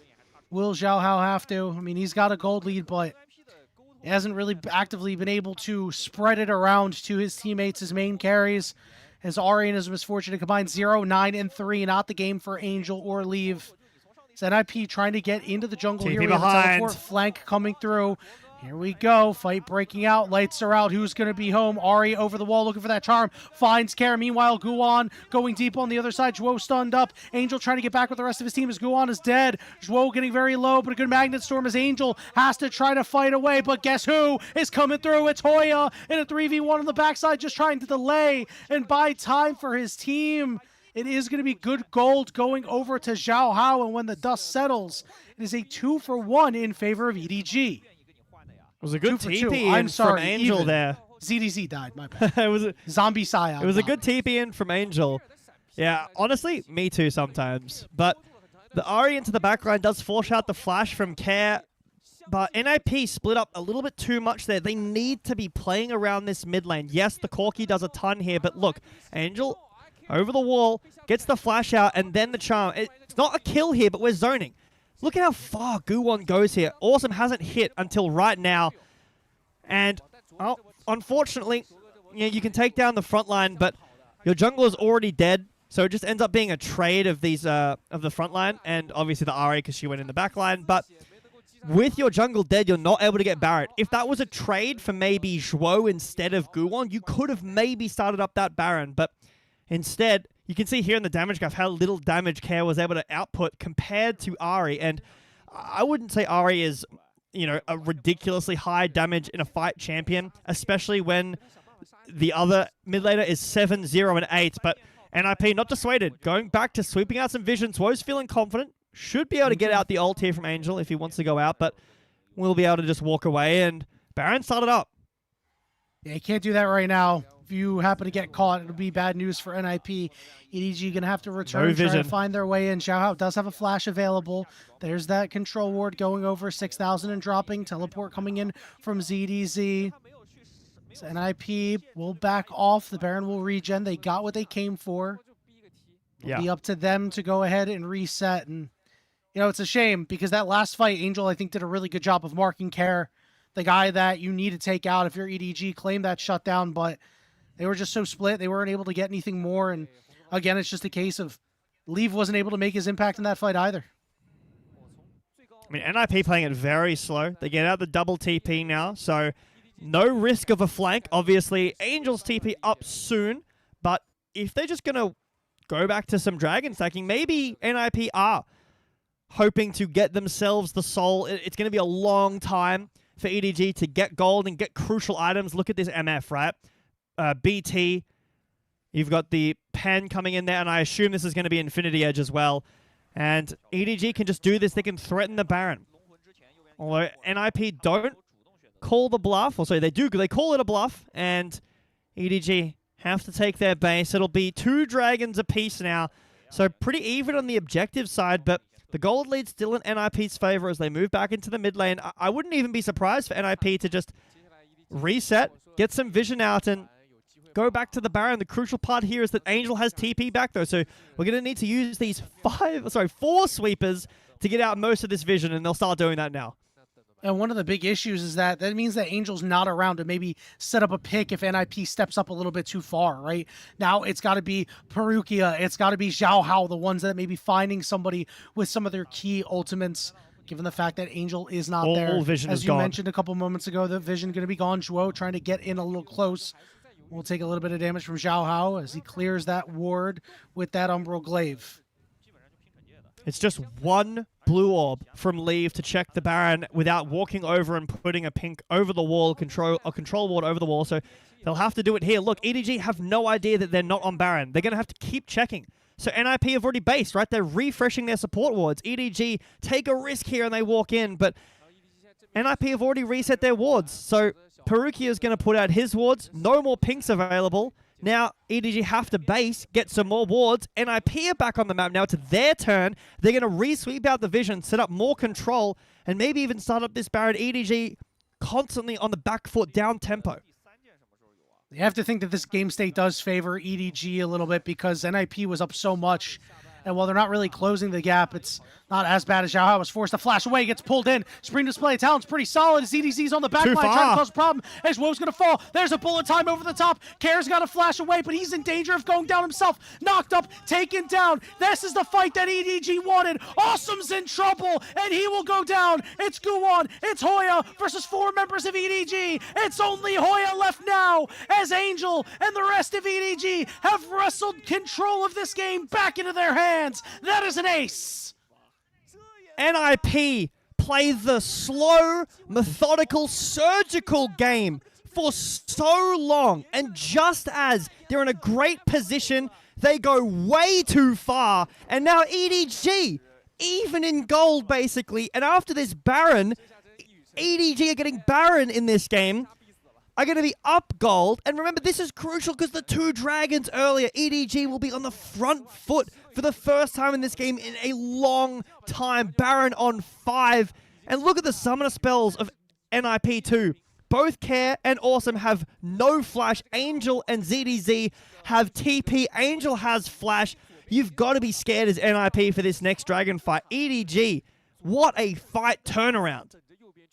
There might not be Emilio in this game, Jay Beto, but a breath of life into the lungs of EDG. Now with a 1,000 gold lead, 2 minutes until this next dragon. Let's take a look at the replay. They went all in for Xiaohao and were unable to take him out. That Weaver's Wall, look at Leave's bullet time. Look at this bullet time, just rips through Care. And again, so much of the damage has been in this mid lane. There's a 1k shutdown for ZDZ to take. Awesome goes down here. And after Care's gone, there's just no damage. Both of the damage dealers have been taken from EDG. The target selection from this team has been outstanding in this series. That was my concern with NiP in the first game. They were landing onto targets, but it wasn't the crucial members. EDG get 1 chance, and instantly Care and Awesome are dead. All right, we've got Hoya up on the LPL top side gold trying graph. to take top tier 2. There's a hook coming down on the Zhuo Pro. Rukia maybe have gone a little bit too far, and he's taken down. Zhuo will survive. We got an ultimate out of ZDZ Double as well, TP. and TP's from behind. This is an absolute disaster. They are going to be able to find the Nocturne, but Hoya is causing problems, and Leave is dead. Angel is late to the fight. Kara's gone golden, but it's the only way he could try to save this one. They're able to find a kill, but ZDZ ends up falling. It's Xiaohao and Angel with the dead body of ZDZ trying to do whatever he can to help. One more charge for Angel, but he looks like he won't be able to get it. Good job there by NiP punishing the over-aggression. This is actually a theme that we've seen in Demacia so far of Kianas that are behind and then just explode in the game and take over. Hold on, Huya, can you find a base cancel here? No vision, but just explode the game and find back. I can't remember who that was playing the Kiana in that one game where it just completely turned back around, and then unfortunately they didn't end up winning the game. That was a crazy series, but so far, I mean, Xiaohao had a really quiet start and is now 4.5k up, nearly full build against the Nocturne that's 3 items. I mean, Nocturne doesn't necessarily need items. EDG, he was farming lucky well. They didn't lose any more there. Yeah, he really saved that to salvage what was a real disaster to kick things off. Gold leads back with NiP. Here comes the teleport. ZDZ joining the party. Comes the Weaver's Wall. It's going to cut off Xiaohao from the rest of his team. Angel looking to relink back with his team. He's got his flash available. Dragon down, 4,000 HP. Lights are out. Let's see who's home. They're going to get right on top of Xiaohao and immediately blow him up, and that means bad news for the side of EDG. They're going to cut and run. ZDZ getting engaged on. Angel hops over the wall, but Awesome is able to mark him. Dragon secured for NiP. It puts them on soul point. The game is still so even in terms of gold, but EDG slipping up that control. They just wrestled back over slightly. Xiaohao falls down, and a bit of a split decision here from EDG. They can't quite make their mind up. Not too bad, though. I mean, it is soul point, which is pretty scary, but you've still got 2.5 minutes on the Baron. You've got another 5 minutes until you need to be worried about soul. So, yes, you do lose your Kiana, but the gold is still in a very good position for 33 minutes in the game. NiP need to slow their game down like they had it before. They are still in a good position, right? They've got tons of gold on Corki. Care has a lot of damaging items, right? The Horizon Focus, the Rabadons. This Talia is at a great spot now for damage, but if you oversend it like we saw around that Baron too much, the bullet time will just tear you apart. Yeah, Lee's starting to get a little bit more crit in that build now. If you land the coin flip at this point in the game with a bullet time, it could be absolutely fantastic. But he hasn't had too many opportunities to really sit down and get a full channel of that bullet time. He did have that one up in the top side jungle fight, but I do wonder if he's going to get another, because it feels like that's what EDG needs. Because outside of that one fight where they took the Baron, they haven't won a fight after that, right? They have that salvage in the bot side, that's a loss. So really, the math says if Leave gets good channel off, you're going to win the fight. Adding on that, though, in that fight, very crucially, no flashes, right? Right now, for this Baron in a minute, everybody that needs it has flash. I think Huya, the only member here that doesn't have flash, yeah, looks like that's right. So everyone has flash available. The bullet time is going to need to be perfect. You need to get out the flashes early. If EDG can get out some flashes now with a charm, or if Zhuo can do the rel flash fake and get a flash out as... Hold on. Yeah, Angel was up a little bit too far. That is a large cooldown. 43 seconds before the Baron. And that just goes to show how much damage Hoya has. I mean, look at his build. I prefer this Rek'Sai a lot to the tank Rek'Sai we saw. I agree. I think it was last year, MSI last year. This version of Rek'Sai is much more fun. 8-2. These top lane is putting on a show as well. I mean, game one it was EDZ. Now it's Huya just providing so much space. And with the true damage and the enhanced E, the ult max health damage, it does so much. Good one. Not spotted here, but is aware of where EDG is. Baron spawns in just 10 seconds and NiP still with control. This is similar to what we saw before. But will they overextend Huya? Spotted out now. Xiaohao's chasing, but we're going to be able to find anything. Baron has spawned. And he lost his Edge of Night. Hang on, control, wait, they're going all in on ZDZ. They're throwing everything at him. He has to ult away. He is also flashless. It's very important coming into this next fight. He will have teleport to rejoin, but it's a big engage tool gone. It is also Magnastorm down for Zhuo, so that's a huge engage tool on NiP's side that's down, but Blue Orb will be used. How much vision do EDG have left up? All right, Angel trying to look for his flank. Zhuo's the one who gets hooked. Hoya is charmed up, but they burst out Perukia. Angel chunk. There's a bullet time, but it's not doing as much damage as you'd expect. It chunks everybody. Supreme Display of Talent lands. Xiaohao on top of Care, trying to finish him off. Backside, Hoya doesn't survive. Care will go golden and live. In the end, it is a 2 for 2. The Baron is still potential here for NiP as Here we go. Nocturne's alive. So there's a TP in here from Care to rejoin after health comes back, and EDG are just going to have to give this up. They know that this is there's a possibility. Instead, they're just going to get some bot control, push out some waves, and maybe, hopefully, for them, set up some vision. NiP now, again, back in control. They've got Baron. It's only on 3 members, but it's on 3 crucial members to push in these waves. And they have Soul in just 40 seconds. As we take a look back at this replay here, I think this is a very aggressive TP in. The shove is nice, but yeah, like you mentioned, the bullet time just doesn't get enough. Angel forced out as well here, and even though EDG do get some much-needed kills, the fact that Xiaohao dies, yes, he gets a kill, but it's the support. Again, the target prioritization in this series at times hasn't been the best. EDG have been better at that, but we're at Drake. Yeah, 10 seconds. This would be Soul for NiP. It would be a 4 Infernal Soul, which is absolutely huge. EDG have seen this game slip away from the time that they got the Baron. They are the ones to start up the Dragon. 8,000 HP pretty immediately. Care shoves in a big mid-wave and is looking for a good angle to split up the team with that Weaver's Wall. 7,000 HP, but it's staying there for the moment. Perukia goes in. Big flash. Bullet time. Immediately gets somebody into GA, and they are surrounding Guwon, but Guwon gets out. Zhuo goes in. Big Magnastorm. Angel's in trouble. He goes golden, but guess what? EDG's falling apart at the seams. Awesome will fall. The flick is there. Care with a huge fight. Awesome picks up 3, and NiP will force game 3. They'll get the Soul and this second game, Yanni. The wall from Care was great. It split off Xiaohao so much. Yes, the Supreme Display of Talent was great, but EDG just couldn't pull it together at the end of the second game.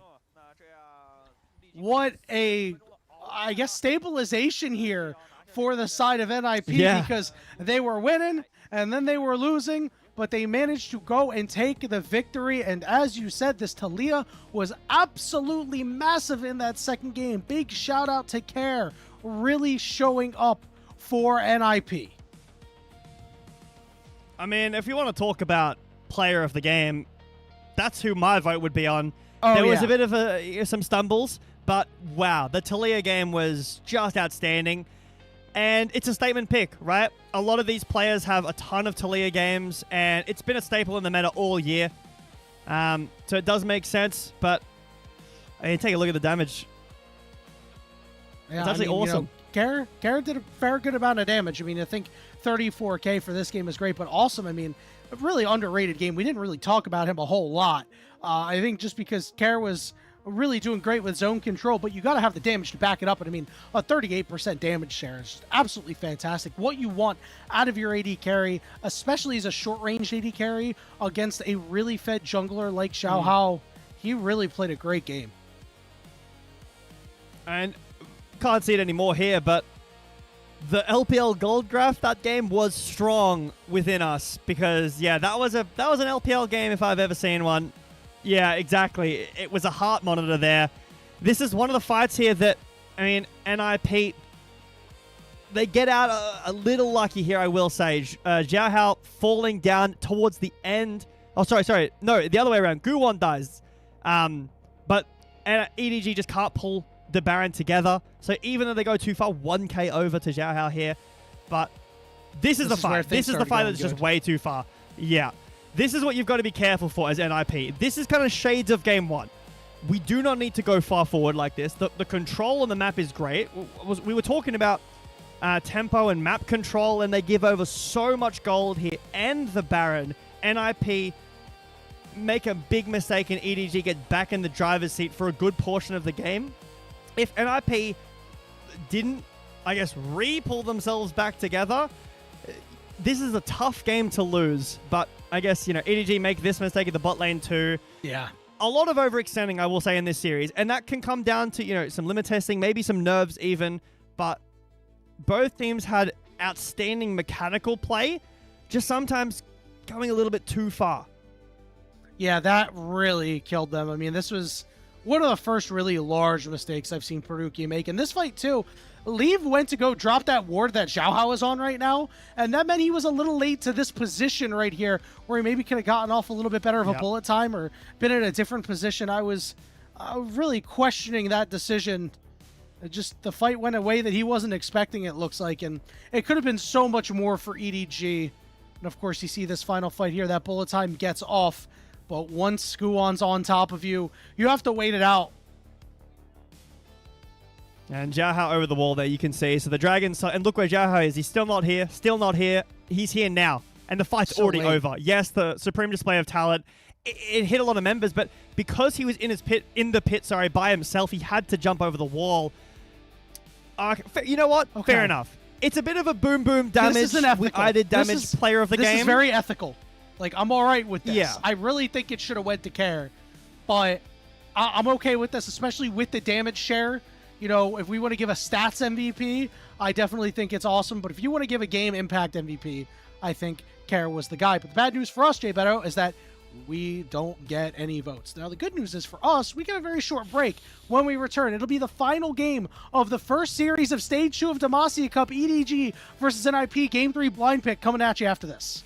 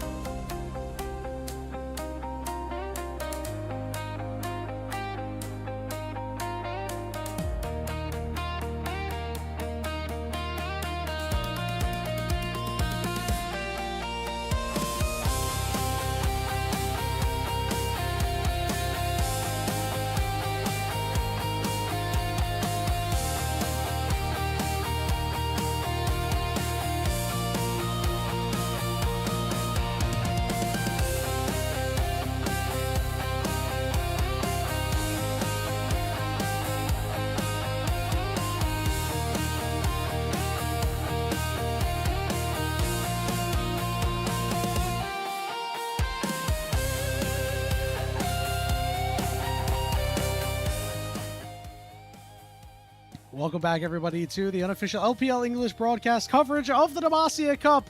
NiP, the island of misfit toys as they may be, have taken the game in Game 2 over EDG, and now, Jay Beto, Game 3 blind pick is on our hands. Oh boy. I mean, a lot of the stuff that's banned away the whole series is going to be up. I expect, I know we've seen it, the double rumble, probably Orianna again. And, I mean, it could be Poppy, probably the Nico, but, I mean, Joy looked pretty good on that Rel. We've seen the Nico Rel trade, I think, both times, or every time we've seen the blind pick. So, it's a really tough thing to talk about as a player, right? So, we'll just, touch on it as it goes, because the picks are all going to come in here at once. It's going to be the Ambassador and the Rumble, but you have to pick something that's strong, but also blind pickable. Oh my god, I'm so excited. Okay, so we've got the Ori and Bessa combo, but who do we have that's protecting? Like, who is the Galio protecting? I assume Zhuo is going to go on another engaged champion.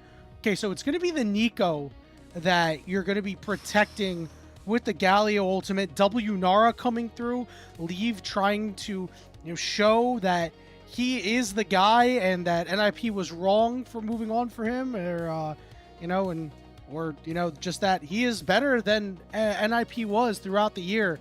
So we zoomed through that, Jay Beto. Jeez. I think it's great to see Zhuo on a playmaker. I agree. We were talking about him in the break, actually, about, did we say enough about Troy? I mean, he played such a great game, but, I mean, there's going to be a lot to say about the Nico this game. Nico is one of those champions that is very much win the game or completely fall apart. Yeah. And yes, there have been nerfs to it. Sure. Okay. You can't do the cannon stuff anymore, but the lane is still really oppressive, and the team fighting is so, so strong. For NiP here, you do have this triple carry threat comp, and the Galio, but that's a lot of, onus on just Care to provide a lot for his team, a lot of protection, a lot of frontline, and funnily enough, it, kind of turned into the story of the mid laners in this series, and to see Care now on a Galio, which is a big change up from what we've seen Angel on the Orianna now, and, I mean, God, the double Jace, that is so cinema. Couldn't agree more, Jay Beto, as we head on to Summoner's Rift for the final game of the first best of 3 of Stage 2 of the Demacia Cup. Look, if we're going to see anything funny, any funny business going on? No, it doesn't look like it. I don't think so. I do want to talk about a couple of notes. Guwon has free boots. Other than that, him and Zhao are the same for everything. So that is a small note to have. Leave and Awesome choosing all of the same summoners and skills and everything like that. A couple of interesting notes, though. Perukia, he is going to get good usage out of this Leona when Jace is in melee form, but on Care, on Hoya, because they're melee champions. But on the other side, Care, it's going to be a little bit hard for him to land some of these taunts unless he really firmly gets in there with his Justice Punch, because Jace can be at range, Angel's going to be at range, Leave is going to be at range. And NiP walking in here, getting some deep vision. Are they going to go for an invade? They've got 10 seconds to decide. Looks like right now could get cut off, actually. Okay, this is very similar to what we saw in Game 1 with this sort of invade. Here we go. Taunt coming down on a couple members. Guwon's in a little bit of trouble. Leave is free hitting. But he fails his flash. Leave failed his flash. Now the turn is going to be on to Care, who is going to maybe walk out here. He is on the wrong side of the tracks. Meanwhile, Awesome will be able to leave. Angel's the one who gets the kill. It could have been so much better for NiP.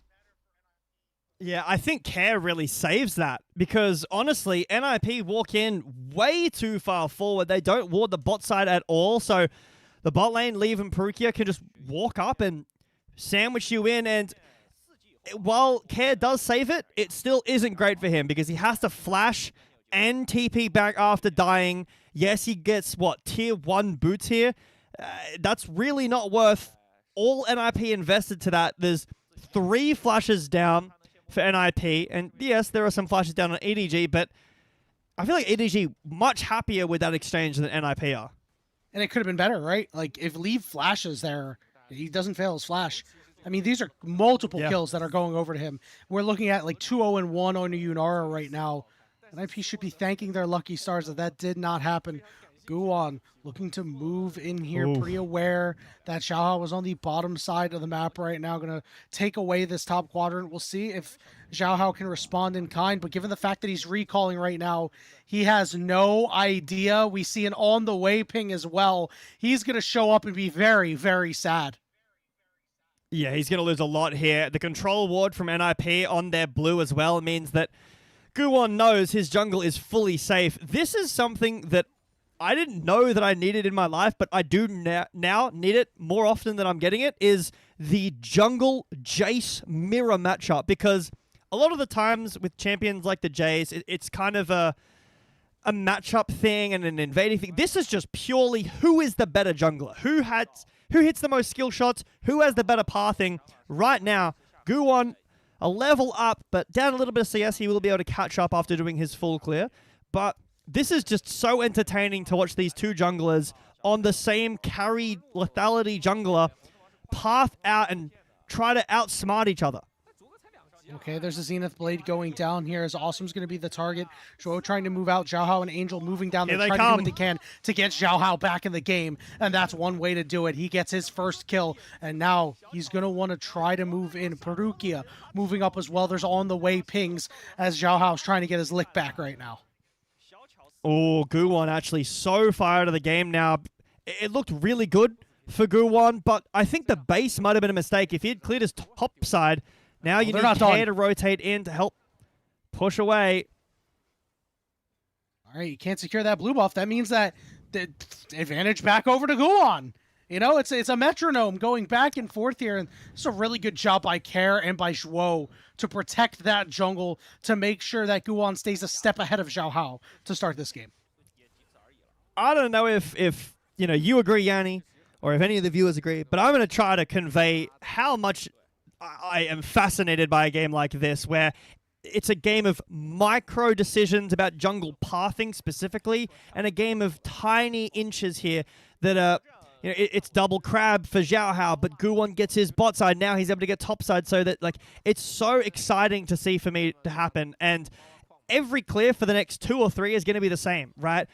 Are you going to go for grubs? Is it a Drake startup? The kill here for Xiaohao is a great start. I think that the bot lane for NiP had a great start, but this is just too aggressive. You walk forward for the ward. Once you see Perukia, it's just gone. You need to walk away. The Zenith Blade connects, and Leona does one thing pretty well, and that's hold someone down the whole time, and team rotates in. Xiaohao gets the kill, but I just think the game is so focused on these two junglers that are playing the same champion, and this is such a novelty that we're not going to get a whole lot of in the future. So, I mean, I'm going to enjoy every moment of it. Initial recall here has Xiaohao up a longsword on Guwon, but Guwon's got that pink to be able to put down wherever he wants. We're seeing the top laners head over to the bottom side as the dragon has been started up here by Guwon, with Xiaohao on the bottom side of the map as well, as you saw Hoya take a pretty rough trade. ZDZ dropping that ultimate. Hoya cutting and moving up to the dragon will give this away that it's being done. Yeah, that'll be the dragon over just because of the public execution used. I mean, right now, with Leona in the top side, who else is able to land onto the back line? No one really. We have that combo that we were talking about earlier in Game 1, and when that's off, really no way of EDG to close the gap onto this Jace, and Rumble still has Equalizer, right? So, massive team fighting tool available for NiP. EDG see that. They give up the Drake. They instead want to try to get some gold on their AD carry and farm out some of these mid lanes. The CS is pretty significant, right? 62 to 34 in the bot lane as this wave is caught, so it'll be a little bit better. Heal comes out. Okay, as Leave is looking to dump in damage into Awesome here. Leave gets just below half HP, but trades pretty decently onto both members of NiP. He's got his 1 level lead for right now, but Awesome will go ahead and equalize it.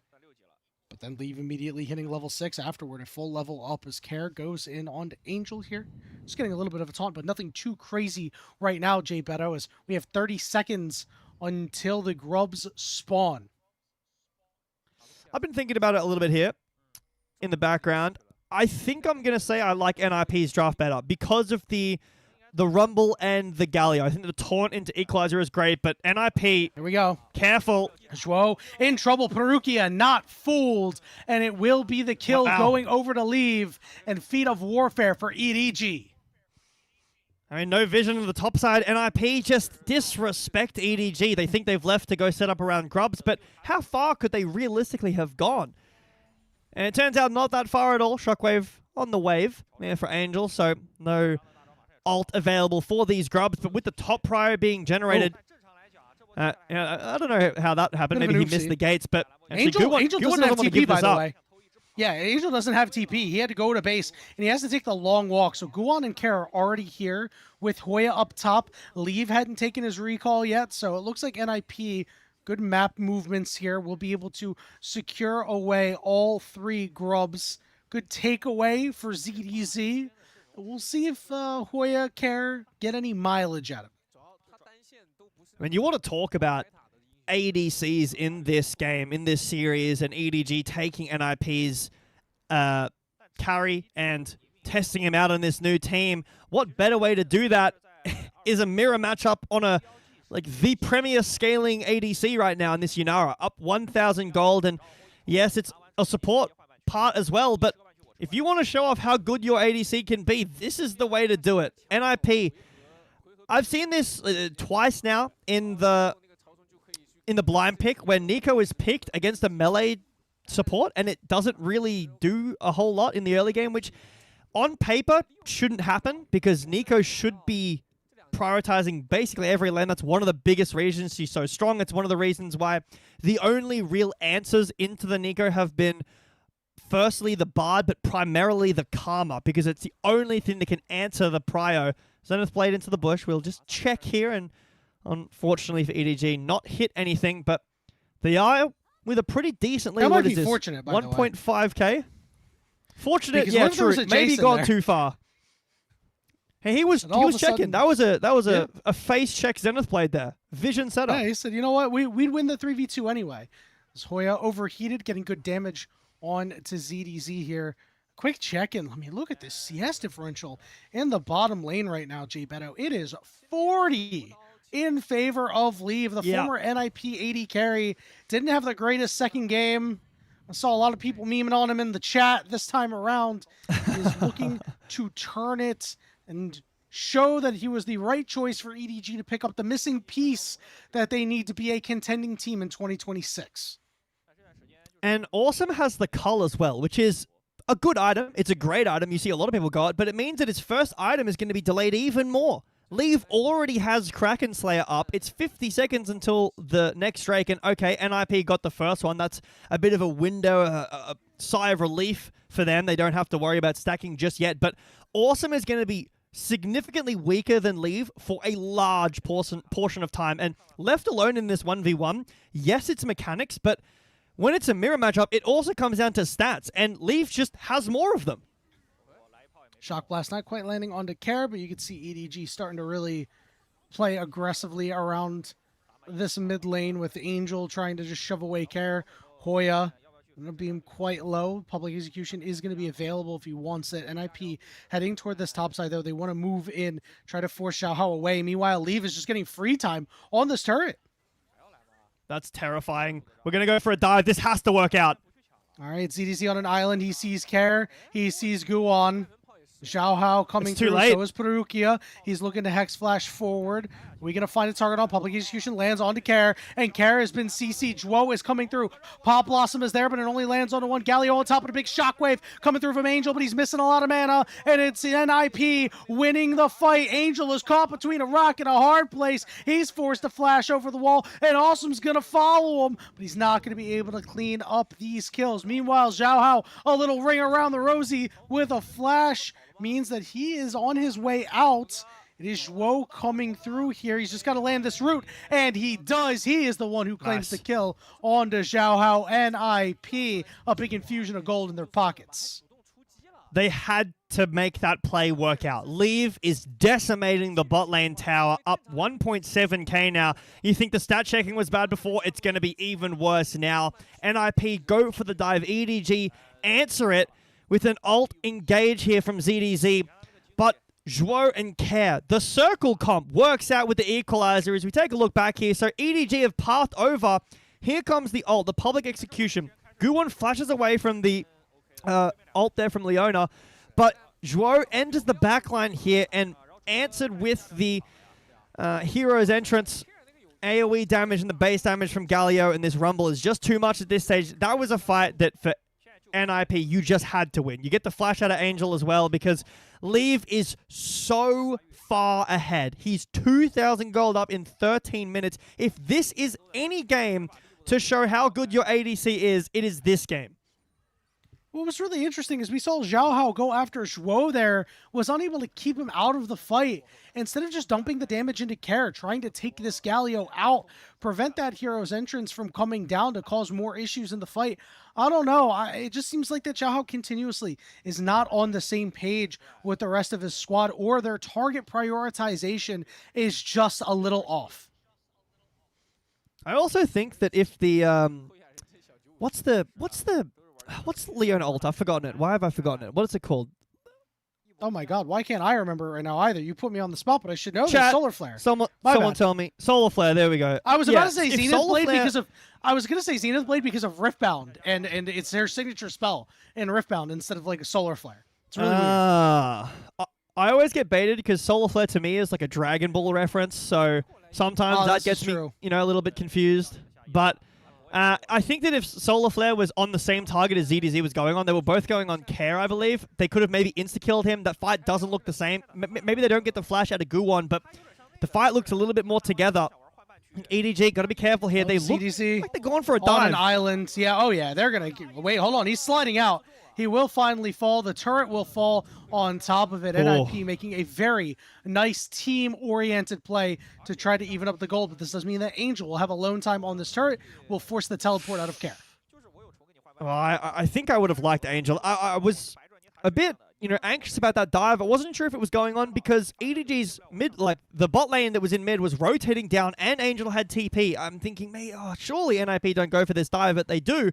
And Angel not only doesn't TP for the fight, they lose bot tower, but Care TP's up to the top lane and saves the top tower, so Angel can't get anything on the back of it.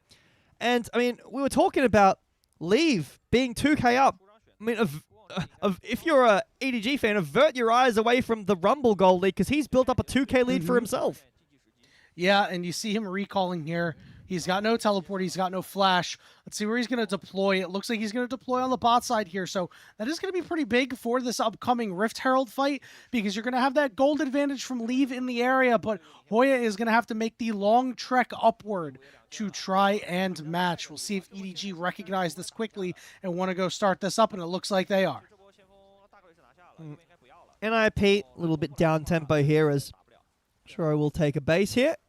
I wouldn't be surprised to see NiP just, cut their losses, give up the objectives, and go for Dragon Sacking instead. This is, I feel like I'm correct saying this. I've never before seen a triple Infernal Soul series. We've had 3 Infernal Souls in a row. Someone check if that's allowed. Shockwave Care. He can't escape. The taunt is out, but Angel wisely standing out of the taunt range. Does not matter. Angel will pick up the kill. That's a really nice catch onto Care. NiP making these small little mistakes. I feel like in the team fights, they've been much better in this game specifically, right? Leave has been left to his own devices, farming up a decent lead, and Huya has kind of been doing the same, but NiP keep making these small mistakes where they're getting caught off, and it was a good thing in that earlier engage that Zhuo and Care were very much on the same page, and I guess, Xiao Hao with that mistake you were talking about. But yeah, getting picked off here, it's not the worst in the world, but it is gold over to your Orianna in a matchup that, at this point you'd like to be even in. Not in gold, but in prior, right? Galio can shove the wave in very easily and rotate over to his team, but now down a decent amount of gold. Does have the first item as, Leave. Right. Yeah, that forces the ultimate out of Awesome in order to dash away. Can't just get the speed boost out as Leave feels very powerful. You saw Perukia getting chunked he looks so pretty confident. hard there because he's got no armor. And again, we're going to see Shock Blast for Shock Blast. Haven't seen a whole lot of those wars yet, but once both teams want to fight over the same objective, they're going to go back and forth with them.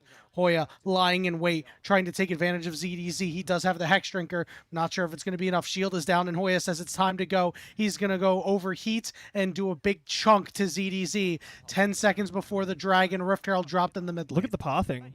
Look at the pathing from NiP. They know this Dragon is gone. They're trying to defend the top tower, so the mid tower maybe, but we are going for this top dive. ZDZ in a lot of trouble here. Here comes Zhuo. They're going to drop the Pop Blossom and throw everything at ZDZ and take him out. Meanwhile, we're going really deep. Perukia a little bit too far. They're going to get another charge off of this Rift Herald, and EDG says, thank you, we will take two. Can't quite find Guan. It's unfortunate for Perukia, but I mean, they get the tier 2 tower. They're still going to be able to get this Drake. So, yes, Perukia, it looks a bit funny. It looks a bit goofy. He goes too far, but they get a whole lot on the side. Oh, this is a risky TP. Angel has to back away from the tower because Ro's behind him. He's got Shockwave. And see if he wants to use it. There it is, dropping it down, nice. Trying to take out Zhuo, but he can't do so, and Hoya is so strong, and Angel just realized that the hard way as he goes down, and now we're teleporting to a destroyed turret. ZDZ in the middle of a 1v4. He finds Hoya, looking for Zhuo next, but can't quite get there. It's Bedlam all over the Rift, J. Beto. Break it down for me. I mean, EDG got the Drake. I think that's what they're hoping is worth it, but first of all, it's the dive on the ZDZ. NiP know they don't have prior around the Drake. They've already got two. Great decision. We're going to give up the Drake. We're going to macro and go for the top tower. But here is what we're going to see in mid. What happened here with Perukia? He flashed Zenith Blades. The flash from Guwon. The Zenith Blade connects, but he goes way too far. And Guwon doesn't even die. The Herald will get a crash off, but it's a kind of cross-map game, right? You get the Drake, NiP, give the Drake for the dive, so you go for something else, because multiple members of NiP are on the top side, but Perukia with a big mistake goes way too far, and down tempo, NiP continue the siege on the top side. EDG with some very disrespectful TPs in there that are maybe a little bit of limit testing TPs, I will say, but mistakes from EDG. Without a doubt, I think that play could have been much cleaner, maybe a bit more of an even gold spread overall in a fight that, situation, I should say, that EDG would be happy with. Objective, trading turrets, getting those mid lane turrets down does allow you a lot of opportunity to walk into the enemy jungle safely, but losing out on the other side, it's gold going over to NiP, maybe big beneficiaries. I remember that gold lead that was so large for Leave has been cut in half just about. 1,000 gold, and Hoya was able to pick some things up as well. And it kind of spawned. And bells are ringing for these teams. A lot of these crucial fights in this series have been around this Atacon. Two very crucial fights in the series have been around Atacon. And Vision already being set up on the top side. Perukia with some deep blue vision. There is a control ward in the Tri-Brush there, so I won't be able to start it up just yet. For NiP here, I wouldn't, again, be surprised to see them just ward it, not fight it, stack up these Drakes. NiP is a team that we saw last game with a slow build-up of a lead, and then they oversent it and lost the game because of that nearly, right? Now, in this game, they have pretty decent control of the top side. If they go Atacon, they need to be sure it's going to work out. These two teams were the best teams in Group Nirvana in Split 3. They beat up on the bottom teams in Group Ascend to make the final split playoffs for the LPL this year. And they are channeling every bit of their Nirvana selves right now in a series that's been dirty with haymakers thrown on either side. Oh, yeah. Just a 500 gold difference, 21.5 minutes into this game. 2 more minutes until the next dragon is up. Remember, NiP was thrown off their soul stacking, so could have widespread ramifications as the game goes on, Jay Beto.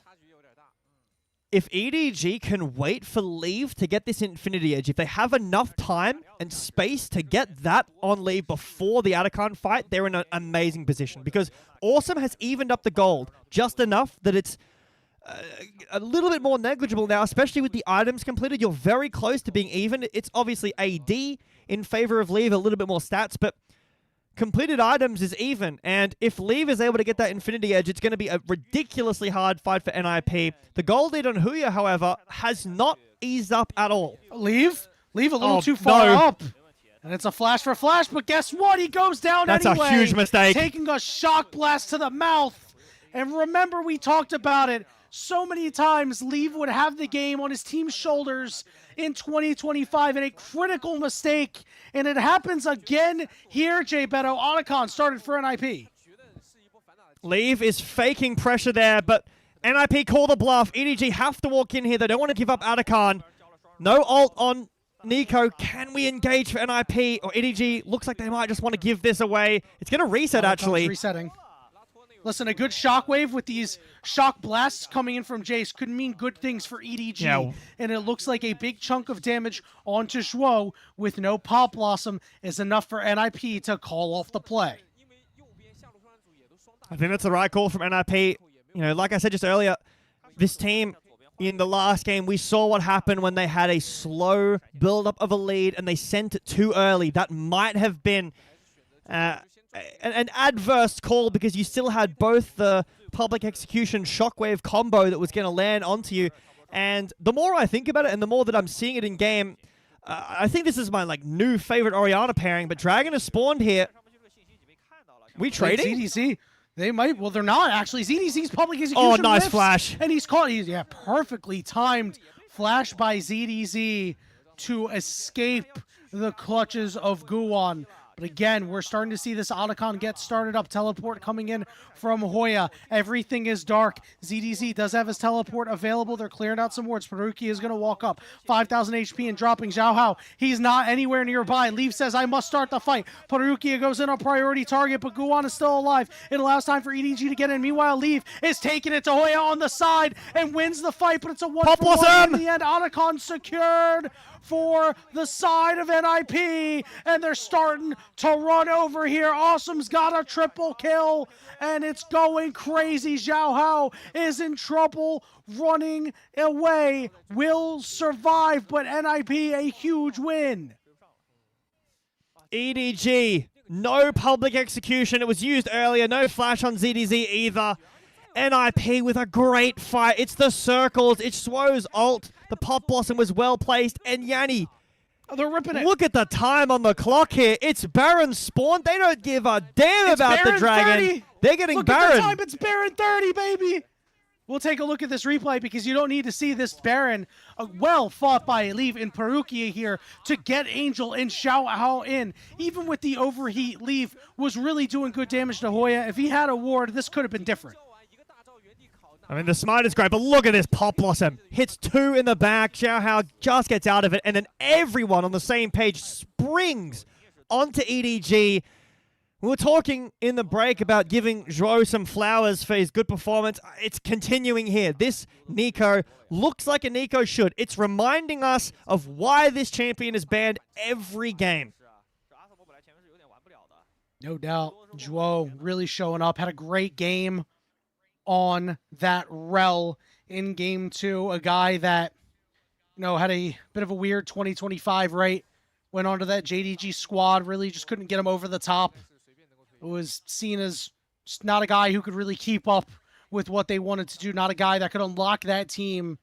And now here for NiP, this island of misfit toys that has been put together from NiP, players that, other teams may have not wanted, not gone for.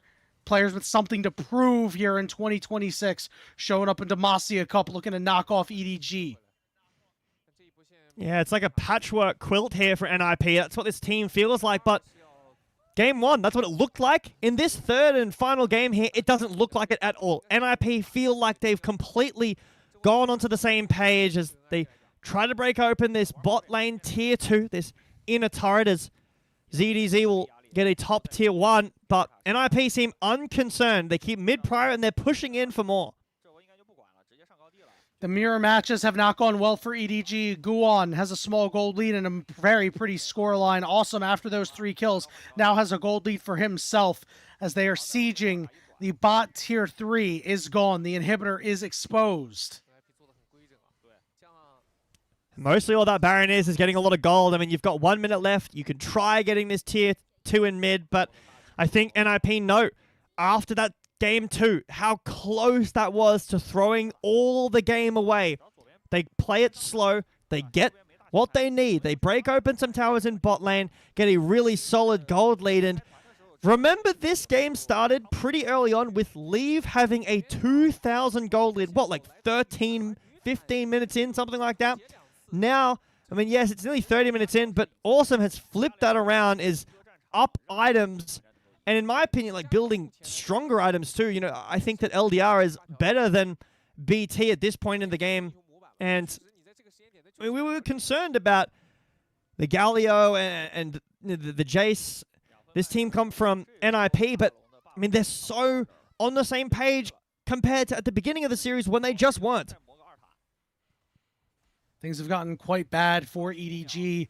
And one thing that we haven't seen this game that we talked about is EDG and Angel linking up. You know, we talked about the public execution plus the shockwave. Where's it been this entire game? It's 28 minutes in, and we haven't seen it once. Remember, this game is super important. This series is really important for your standings in Demacia Cup. This is a team that, you know, is a tough matchup for you, but you want to be, you know, contesting first seed. Looks good. Yeah, you're going to have to win the these tower matches. And NiP able to walk away.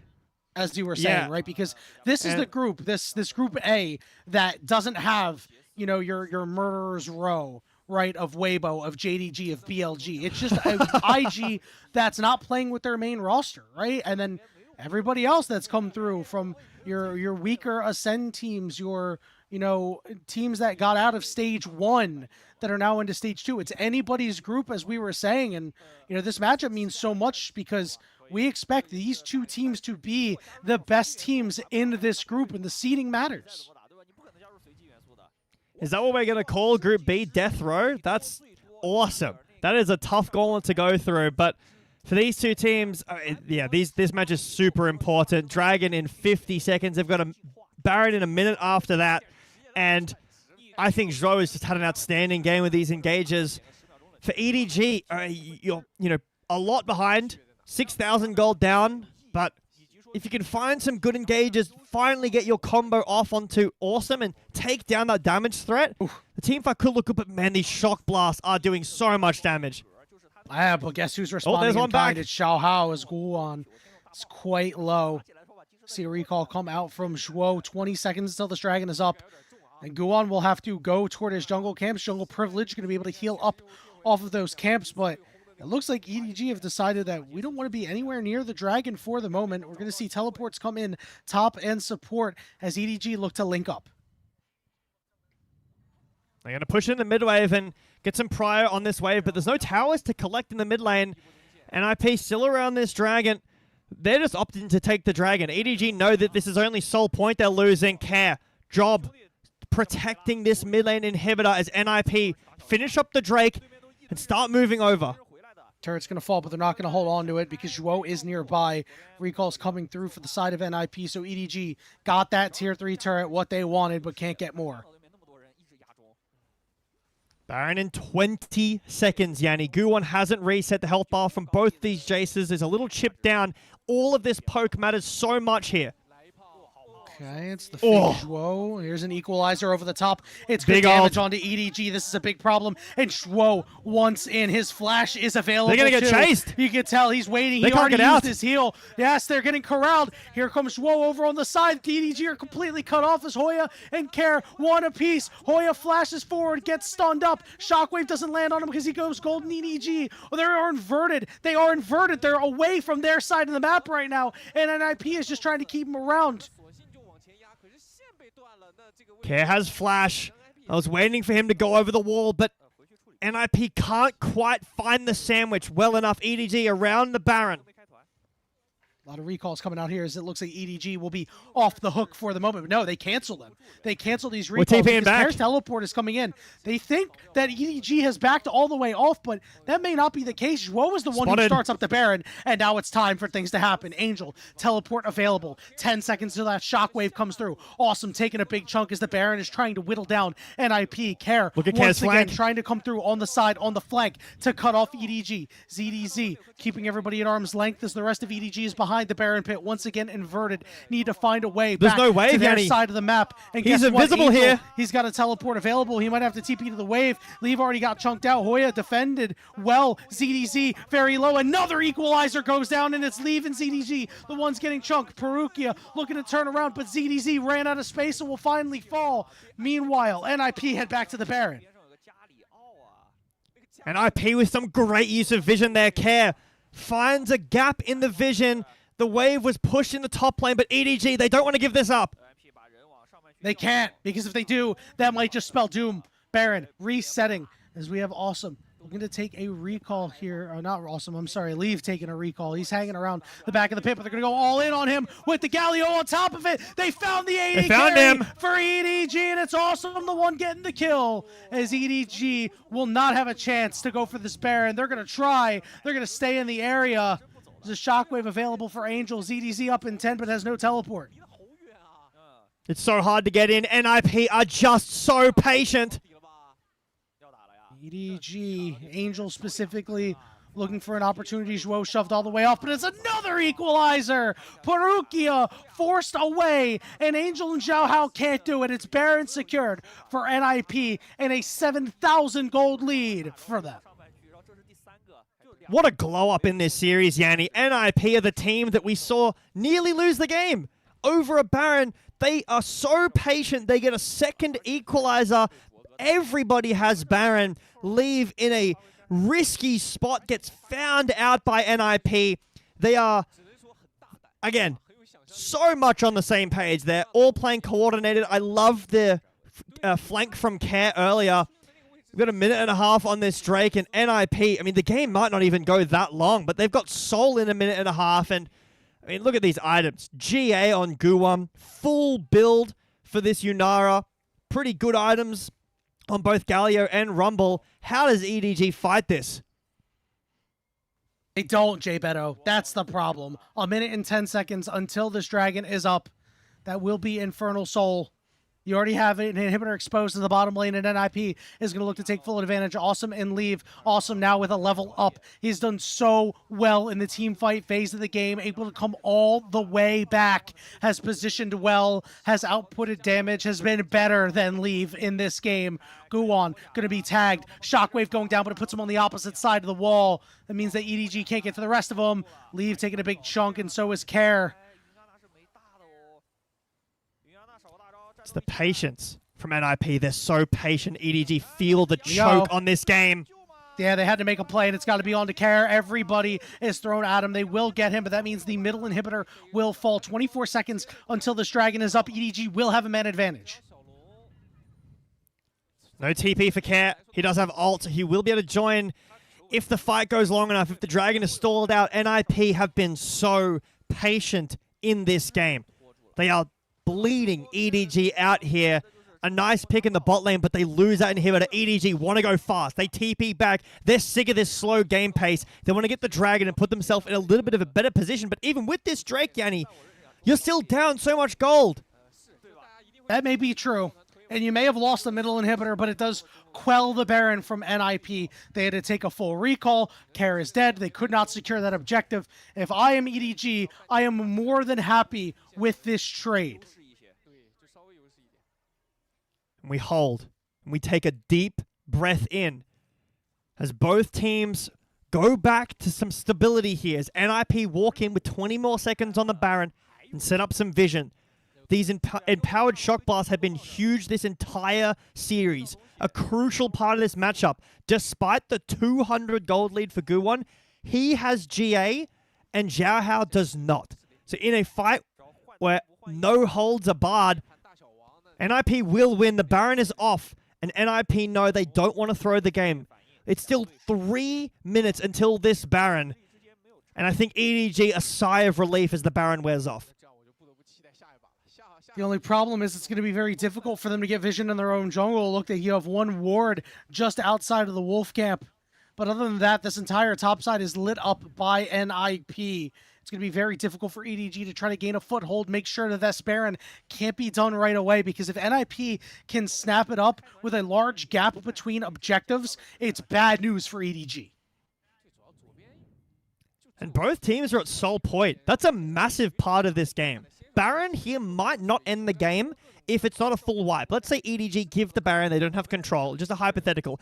NiP then have control on the map for this dragon. I mean, if vice versa, if EDG choose to give the Baron in exchange for the 4 Infernal Drake Infernal Soul, that's a position where if EDG find a great fight, we could look at Elder. Like, it's one fight in the game, though. If either of these teams make any mistake, the game could completely fall away. But these shock blasts they're really hitting. And could you imagine with an Infernal Soul, these shock blasts will be hitting even harder. See Guwon getting tagged there, popping that Edge of Night. Not very consequential for the moment as he's just going to run away, but it does mean there's no threat of any shock blasts, any strong positioning for NiP until that one comes back up. A minute and 25 seconds now as EDG have retaken a large portion of their jungle, looking to clear out a lot of these wards right now. Zhuo using the fake Nico as just a body double. Right now he's Yunara. We got 3 Yunaras in the game, Jay Beto. This is crazy. Oh boy, that's terrifying. But speaking of Yunaras as well, it's a QSS pickup for Awesome. And we're 40 minutes in nearly. It's about time where you would say 2.5k gold lead. That doesn't mean anything.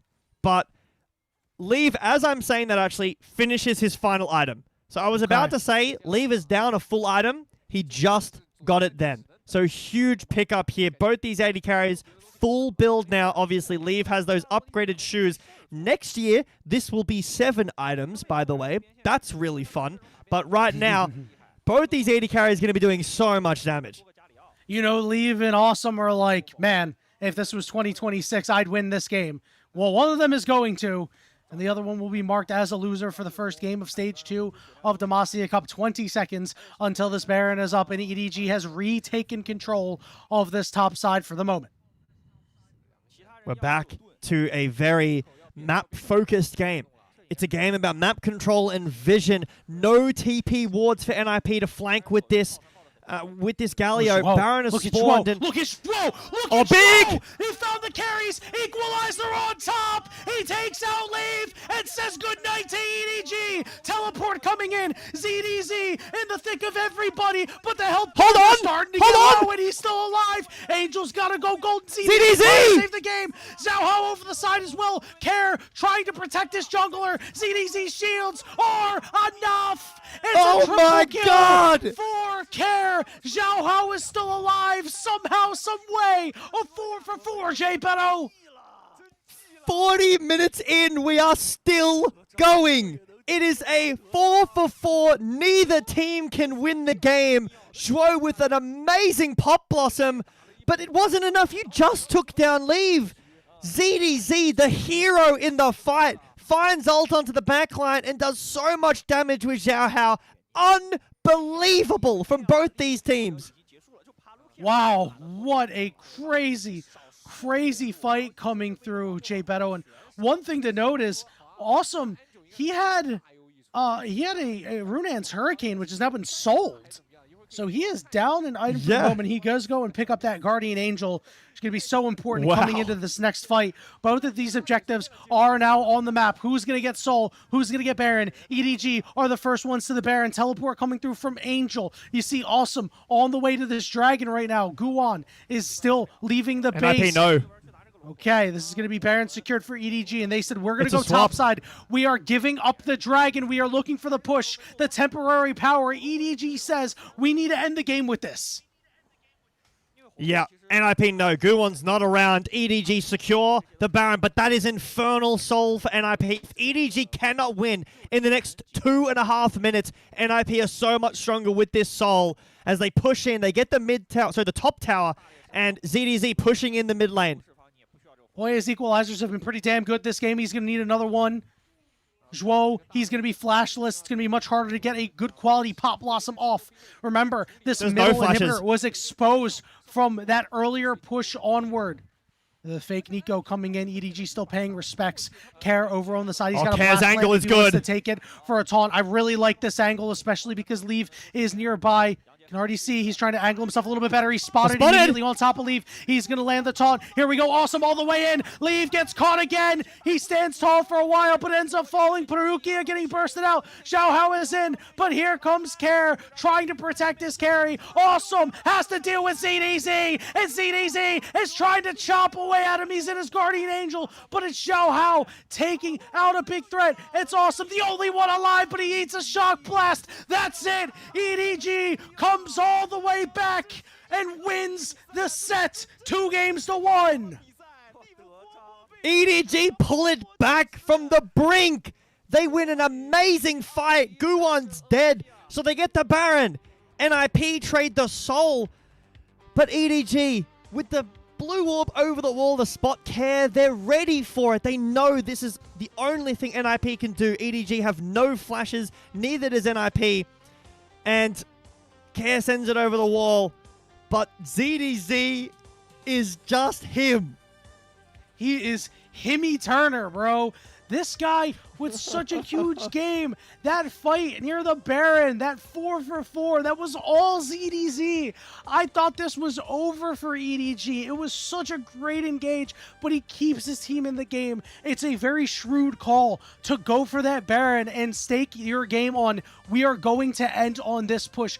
But the confidence out of EDG, even with Leave getting caught in a taunt there, EDG decided we must fight. We cannot lose the game. We cannot let this Baron expire. We need to fight out of this scenario. And they do so. Take a look at these damage charts. It's Xiao Hao, who's Jace, his shock blast. It felt like he was just landing more than Guwon. And of course, the most LPL gold graph of all time, Jay Beto. Oh, I love it. It's so fun to watch. And highlighted here to our production shout out, updating the game score so that the series score, EDG move up to 1-0, a crucial pullback here for Edward Gaming.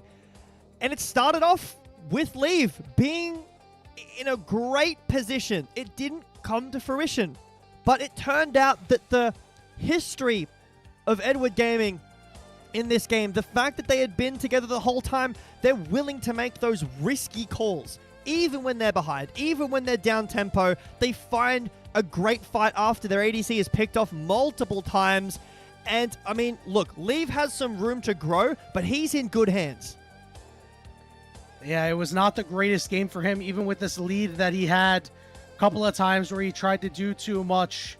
But that was not him at his best. We saw in 2025, Leave have much better games than the one he did today. And it's nice that he gets to have some comfort in the fact that when he is not performing at his best, the rest of his team can pick it up and get the job done. I mean, there were multiple times in this game, Jay Beto, where it looked like NiP was going to walk away with this victory very easily, but they were not able to do so.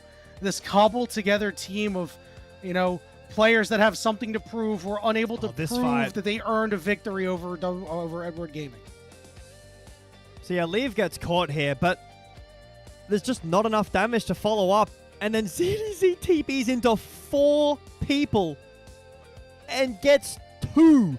How is he allowed to do this? But my God, he is. If he doesn't win MVP this game, I'm annoyed, because I know that Xiao Hao did a lot of damage. This is not a boom damage MVP game. He was 1-5 and he went 6-7 in the end.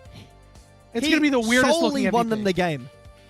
Yeah, taking a look at this last fight, Xiao Hao's zoning Guwon here. This is crazy. And I mean, he does so much damage to Care, really softens him up here, kills him before he can link up with the rest of his team to try to protect Awesome and Guwon, right? Those are the guys that you have to protect as this Galio, and he was unable to do so because ZDZ never gave up on the play.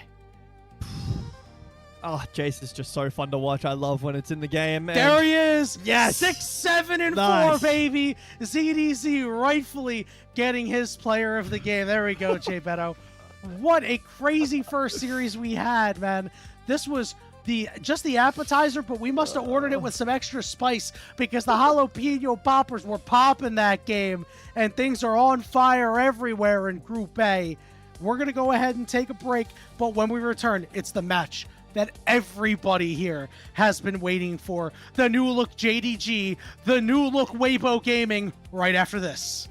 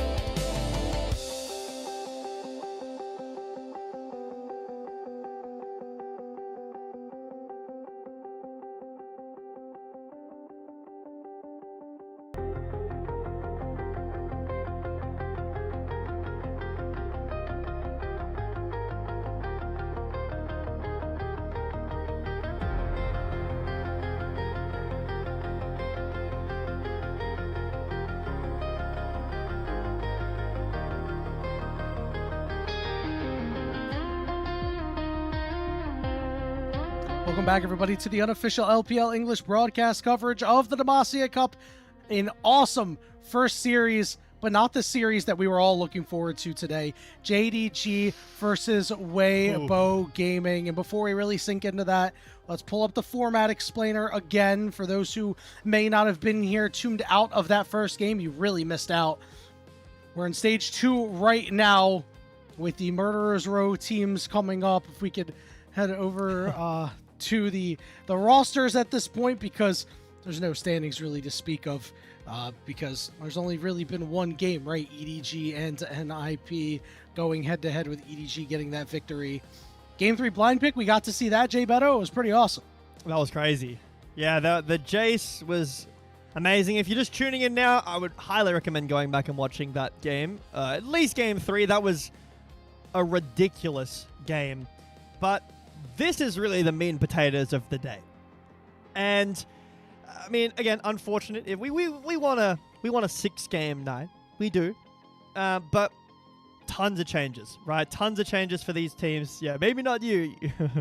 I don't have to do anything. It's 7 a.m. I got 4 hours of sleep. I got a fully packed day. It's 11 p.m. for me. You know what, man? It's League of Legends. Any opportunity I have to cast a League of Legends, my life is immediately improved. And my life is going to be improved after watching this game, figuring out what's going on between these two teams. A complete overhaul for JDG for the second straight year. They got rid of everybody except for Xiaoshu. Let's go ahead and pull up their roster. This is the team that I believe won the offseason. Many will argue because of the Viper pickup, but having Xiaoshu, Junjia, Hongkyu, Gala, and Vampire along with Coach Tabe is so many positive changes that you cannot ignore. Yeah, a very new roster in terms of the JDG side, but these players are, a lot of them are really experienced. Gala, Hongkyu, Junjia, they're really veteran players now. And again, like you mentioned, one of the biggest parts of this is Tabe. The fact that Tabe, what he did for AL is now on this team, and it's really funny to think about because AL played CFO in Worlds, which might have been the only time that they interacted. Maybe they played at MSI as well. They might have. It's slipping my mind, but he's like seen these players and said, okay, I'm going to move into JDG. Let's get these CFO players. I think they're amazing, and I could really do some work here.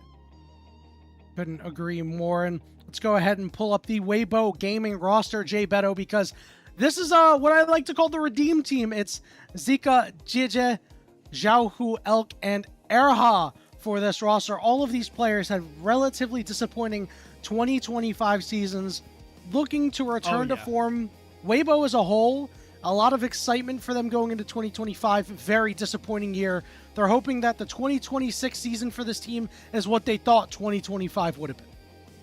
I mean, on paper, this team is excellent, right? You've got outstanding players. You've got some players that, you know, are going to thrive around the veteranship of some of the others, you know, Erha being one of those. But you want this roster to get to the heights of these players in their career, right? Obviously, it's a while ago, but JJ and EDG 2021, Xiaohu at, you know, his best result recently was the World's Finals in 2023, and then Elk 2024 BLG was outstanding. 2025 BLG really fell apart. There was a lot of reasons to that. Fearless was one of them. Like Bin lost a lot of confidence, and that's a discussion for another time when BLG's playing. But Elk was a player that was extremely dominant in lane. Incredibly dominant in lane with On. How much of that, though, was On? How much of that was the solo laners, though, with Knight and Bin, and obviously some standout junglers in the past 2024 was Shun. And for JDG, want to talk ADCs? Gala's on the team, right? With the super team IG that, again, we've had some discussions in the LPL staff here about IG, and I like to bring up the fact that T1 thinks that IG was one of the best teams at that international, at Worlds this year. And unfortunately, they just got put down by T1 at the beginning with that unfortunate playoff situation. But Gala back here for some redemption, surrounded with some pretty strong names. I think Junjia and Hongkyu have a lot to prove coming into the LPL now. I know that, you know, some have been here previously, but this is a very different environment than when these players were in the LPL previously. So now back here, I love the backgrounds, man. These guys are so creative. We saw, I think what someone else anime was is using that? This, but that could literally be any looks, anime, but like it could be any of them. But if anybody can go find out which one it is, I would be eternally grateful. Jay Beto, I think you make good points specifically about this mid-jungle duo for JDG. I think they showed in 2025 at various points, not only can they hang with some of the best teams that the LPL has to offer, but they can hang with some of the best teams that Korea has to offer too. So these guys, I think, are ready for the moment. This is the team that, again, I think is going to win Demacia Cup completely sight unseen. But I do like that you point out the strengths of these AD carries. I mean, Elk, the biggest addition for Weibo, in my opinion, making his name on BLG for the last 3 years. Now we get to find out, was he just looking good because he was on BLG, or is he actually that good? Very similar 2025 season to Gala as well, right? You got that thread to pull on. You got the Zoomer versus the Unk if you want to shift into the mid lane, right? Now, Hongkyu, this is a big test in his first game in the LPL. He gets to take on Xiaohu, who was not the strongest in 2025, but is still a veteran player that will be able to pull out all the stops on a young player like Hongkyu. Can see Tabe in the back there. Good to see. Getting ready with the drafts. I think Tabe draft is a word that you guys were using this season. There he is in the back, just peeking through the background.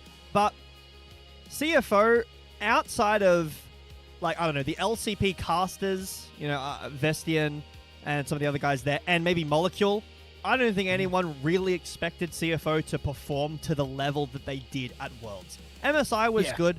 First stand was whatever. Like, it's one seed through. A CFO qualifying to these internationals is one thing, because they're the strongest team in their region by far. But the way they performed at Worlds, many upsets, they made it to quarters, didn't get further than that. But now coming into the LPL, which is a much more competitive scene, how are they going to perform under the scrutiny of players every week? Right? And this is their first showing as a team. Saw a photo, I sent it in to the group chat. We were talking about the JDG look like they've been scrimming for a while. They're all here, ready to go, have their full roster. That's a great start. But I think both of these teams have really high expectations, and that can be an issue if players, you know, these are players that have had expectations on them and maybe don't feel comfortable being in that position anymore, like Gala and Elk. You've got massive shoes to fill, and those shoes are your own. Yeah, I mean, you need to hit the ground running, right? These are two guys that were unable to do so in 2025. It took them a long time to really find their form, and they never really hit either of their prior peaks, right? I think that if maybe we're talking about 2024 Elk in 2025, that maybe, just maybe, BLG is able to go a little bit deeper in their international runs. Weren't able to do so, and, you know, for Gala, it's the same thing, right? I think that, you know, had he been better earlier in the year, then this IG team might not be in a scenario where they're the 4th seed and have to play against T1, right? Maybe they could have squeaked out a 3rd seed, right? Things would have been very different when it comes to the circuit points in the LPL, but ultimately they had to play with the hand that they were dealt, and they got smashed by T1, sadly. And that was, I think, a lot of excitement, a lot of wind out of the sails taken out. But hopefully Gala will come around for his revenge in 2026. Jay Beto, the teams are getting ready, and I do wonder how damaging a loss is for either of these teams. I wonder if they will think in the back of their mind, the losing team, like, you know, this is one of the expected best teams, we still have work to do, or is this going to be a long season for some of these players? I think it should be a long season. They've got a lot to work on, and these are players that, you know, like I just said previously, have a lot of expectation. So taking time to build up to that if you need to is important. I think that Tabe has shown that working with the team over the year shows his growth and how strong he is as a coach. So for JDG, I think that they're going to develop over time. Weibo have some, like you said, they have some unks. So whether that's washed or experience, it's up to debate. But getting into picks and bans here, I don't expect anything too crazy. There's the Azir ban away here because Hongkyu can play that champion. But the rest so far, what we've seen in this series, the Jace, the Rumble, the Ambessa. Could be Aatrox, could be Kiana, could be the Orianna banned away, or even this Yunara / Nico. And I do like that immediate Azir ban because they're not allowing Hongq to immediately be comfortable, right? He should see that Azir ban in almost every single series that he plays unless he gets a blind pick, right? Because this is a guy who was so masterful on this champion. It was his most played throughout the entire year, and you're not going to get it. Nico going to be the final ban coming out of Weibo Gaming, so a lot of big power picks gone, but this Kiana still looms on the table unless JDG want to take it away. It's a bit scary here for JDG. Do they ban away the Kiana? Poppy's up. I think it's a decent matchup. Poppy jungle into Kiana is playable, but the Supreme Display of Talent doesn't really care about the Steadfast Presence at all, and obviously Poppy is banned away a lot. So there's the Bard instead, as the time will run out. So Kiana's up, Poppy's up, we've got Orianna, we've got Yunara. There's a lot of things on the table here, and even if you want to go a little bit further down the tier list, these AD junglers still all up, right? The Pantheon, we saw Nocturne today. There's the Orianna. I think that this is a really good start. Yeah, no surprise. I mean, Xiaohu has just been so good on these control mages for a while. Even though last year was maybe one of his worst years that he's had as a pro, he still was able to make hay on some of those picks. It was such a weird year. He was, you know, he's the king of spring. We all expected him to show up, but he was just in hibernation the entire year, Jay Beto. And, you know, the good news for Xiaohu is that he was a big reason for a lot of Weibo's wins. The bad news is he was the reason for a lot of their losses. Meanwhile, JDG, they're going to give this Yunara over to Gala. Could be a Galio here for JDG. Answering to the Orianna. It's just going to be the Kiana, though. I think it's still very likely to see a Galio on 3. As it's one of the best things into the Orianna. Otherwise, you're going a Kali, right? You're going a Syndra or a Hui, maybe. That's tough. Jungle selection here seems like for Weibo. What's the answer into the Kiana? Wukong, Jarvan, they're hard. Zinzal's hard too. It's going to be the Malphite. Wow. Yup, and it's a great ball delivery system too. Zahen going to get picked up here for Zika. And Zika, you know, this is a guy going to have a chance to spread his wings a little bit on Weibo Gaming here. He was in Nirvana for pretty much the entirety of 2025. He stuck around on LNG after they went to Worlds in 2024. There were massive roster changes. He was so good in Nirvana, but he was unable to escape it. We thought that he was going to be a player on one of these better teams in Split 3, perhaps a JDG top laner, but they ended up going and sticking with Xiaoshu. Hongq going to opt in for his second best mid laner, and it's going to be this Victor. Jay Beto, I'm not sure it's the greatest pairing with this Kiana. It is control, which is something Kiana likes, but yeah, it's a bit slow. Kiana's very fast. And I don't know. I think that Galio might have been a great choice, but I understand wanting to put Hongq on a really solid champion. In the past, this has been not a counter, but an answer into the Orianna because it has enough range to match it. It's got good control. Not as good as Orianna does, but it has fallen away just a little bit. We're going into some bot lane bans here. Felios banned away from Weibo, and this Alistar banned away from JDG. Could signal they're potentially wanting to go a Sivir. Would be pretty tough with the Victor and the Yunara. Could also be, you know, a Xayah angle here for Weibo. Those are things with the Aphelios as well that have been tried into the Yunara to varying success. I think this Yunara is still really, really strong. JDG prioing it as well. So they agree. They agree with the Sivir ban too. So they're taking away the Sivir. Makes sense to me. Alistar ban should signal that. And maybe Weibo just kind of cut their losses here. Go a Jhin for some more range. You've got a lot of damage with the Orianna and this Zahen. Jay Beto, I'm with it. You know, if you want to go and pick your utility 80 carries, go for it. I think Kai'Sa is so good here for Weibo Gaming and Elk. Not only do every LPL 80 carries are so good on Kai'Sa, but this is such a good team comp for it. You are diving with Zahen. You are diving with this Malphite. You're going to be able to grab yourself a support that can certainly dive as well, whether it be a Nautilus, whether it be a Rel. You know, there are good options around. So I'm on the train that you are just going very, very deep here. We'll see what JDG opts into if they want support counter pick They're going to go with top here. I like the Jax, especially because Weibo want to go deep. Makes sense. And this leaves Vampire open for the counter pick. Someone who, has grown over the 2025 season, but, needs to show more, needs to really step into the shoes of, the other massive support players in the LPL. There's the Kai'Sa you mentioned. Good shout. Now, I'm worried here, though, for Weibo. If they do go Kai'Sa, Nautilus is open. Do Weibo go at a preemptive They're going to take Braum? Or maybe they take the Nautilus themselves. That would open up Braum, though. That's the problem. Yeah, You're worried I think it's okay, though. Here. I think it's fine, right? Because what's the big worry? You can't Braum shield the Nautilus ultimate. You can't Braum shield Zahen's ultimate. Sure, it'd be the knockup that you'd have to worry about. I think that I would really like to see that Nautilus just in case, but the Realm will work just fine as well.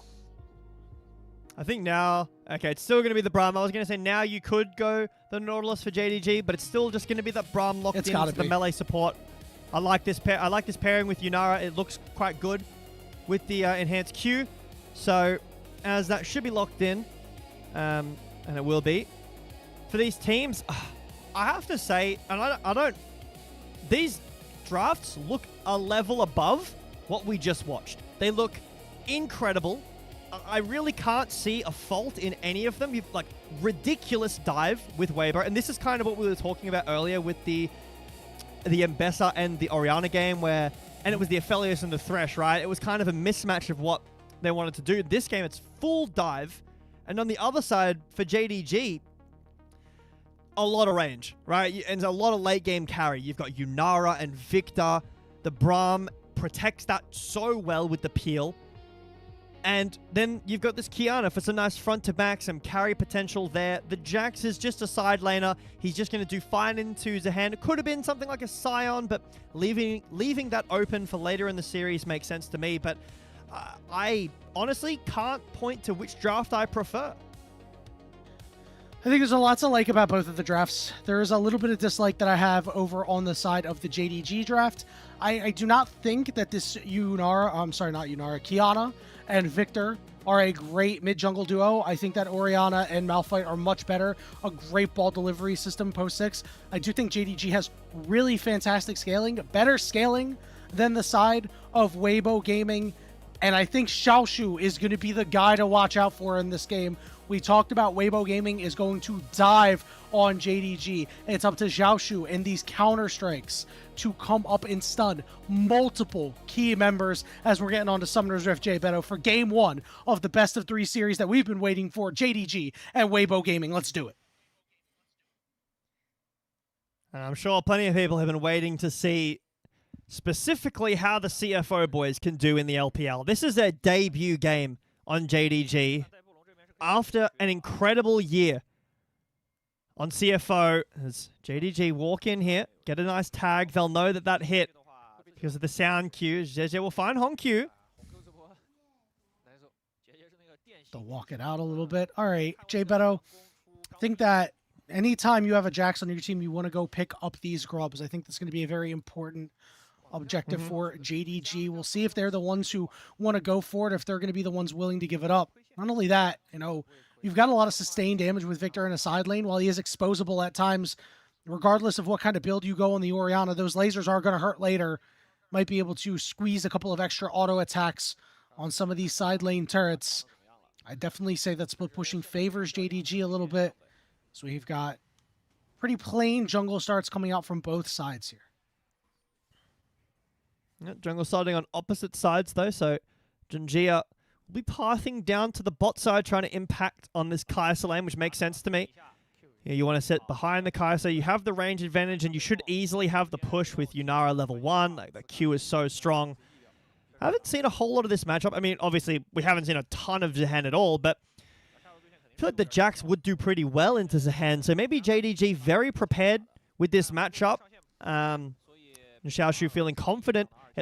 To me on paper, feels like it would be very good. Double heal out early.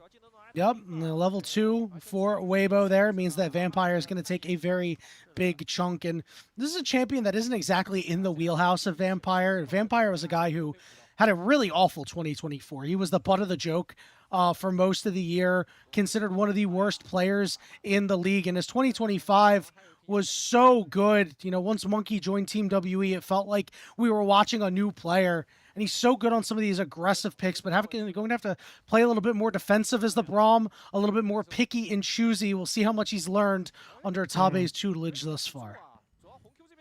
I mean, we talk about, you know, Nami duty or Lulu duty. This is a situation where it's Braum duty. You know, you're playing this because there is dive, you're protecting your backline, there's 3 melee champions that are looking to dive on, and you're just trying to peel, put up a shield, help Gala get some stacks, and honestly, works with the Jax as well, too.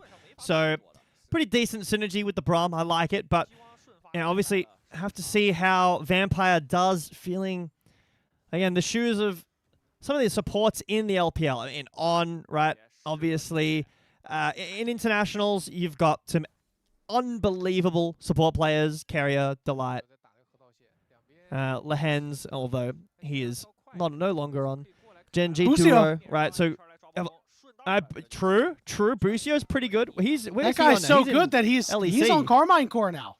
He's out. He's gone. That's from true. That's gonna be. So he left the obviously worse region. Yes, he did. You are correct. I am very sad. I have no stakes in that game, being not from either region, so I just get to sit back and watch.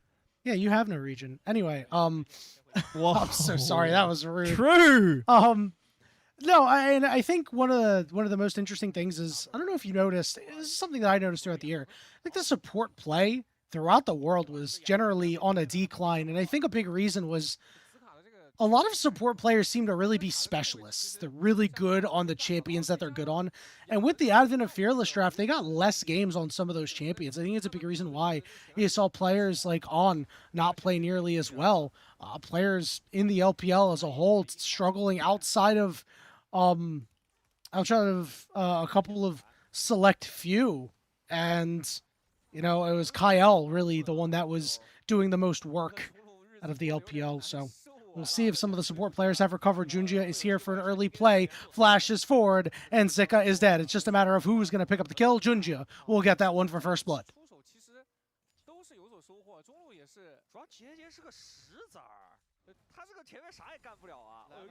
Xiaohu, a little bit of trouble here. I'll be able to walk away as JJ is going to look to walk down Hongq. The electrocute Malphite picked up here. So we'll have to see how much of an impact that's going to make later. It looks like he's going for a little bit more of a tanky build. He's got that Bambi Cinder. I believe Bambi Cinder does quite a bit more damage to jungle camps. That might not be till next season. I think it's this season. Don't quote me on that one. I haven't... I honestly can't remember. There's a lot to keep track of. We've had so many changes over the course of the end of the year that some of them are for next year, some of them are for the end of this year.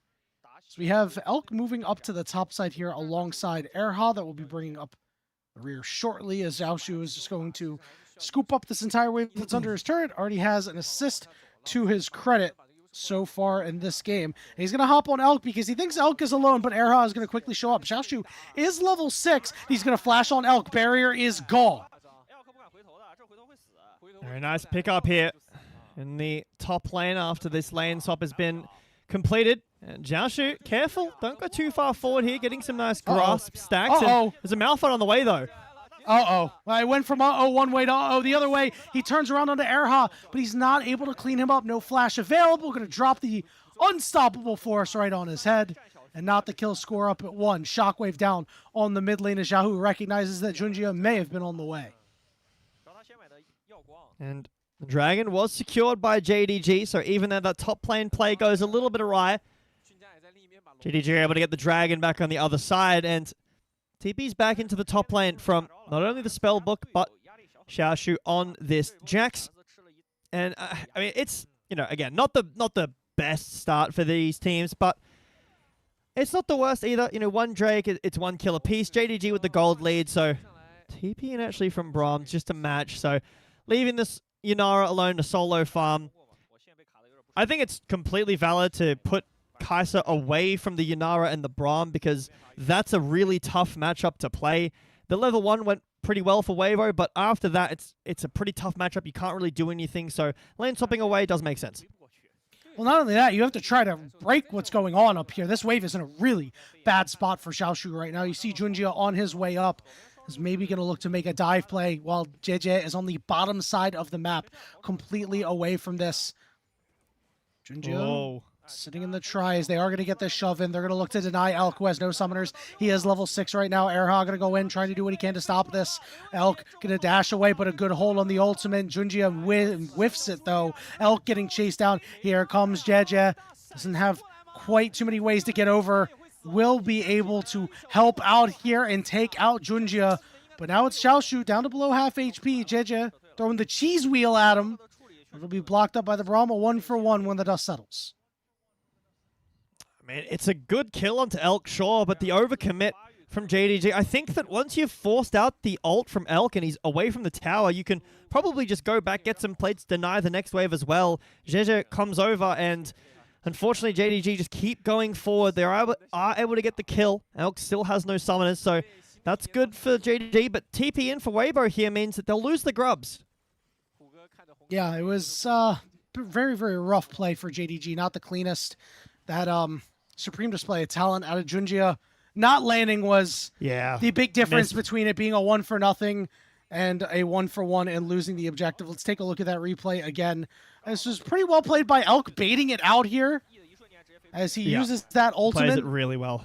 But it was a good hold by Junjia. Just couldn't get it There's a way that it's the ult that whiffs right there. And here, I think you just give up. I think you've pushed Elk away. You really want the kill, but flash over the wall from JJ to keep going. And Junjia falls down. It is unfortunate. If that was maybe the support. Hold on. Nice flash there by Gala. Oh, nice flash. Means that Xiaohu is very dead. That's Feet of Warfare going over to JDG as it looks like the woes from 2025 may continue a little bit here for Xiaohu. Bit of a mistake here from the long-standing mid laner in the LPL. But it's only one death here, and gold is on your top side. You are down gold mid and ADC.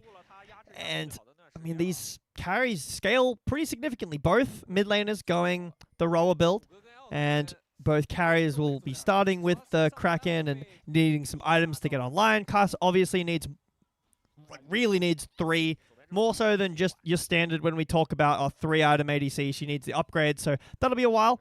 And Orianna with the rower build takes quite a long time to get online. You're more reliant on the utility at that point. But with the the tank Malphite style here, is there enough damage if Xiaohu is going rower? You waiting for Kai'Sa to come online. If Zehen's not there, it's a rower Orianna with a tank Malphite jungle and a no item Kai'Sa. At this point in the game, full item finished for Junjia. Here we go. Zika going in onto Gali here. Pulled in. Nowhere to run. Nowhere to hide. Zika is the one who gets the kill. Vampire trying to run away as Junjia going to land the root. Trying to just keep his support upright. That's one way to get gold into Zika to get that damage for later.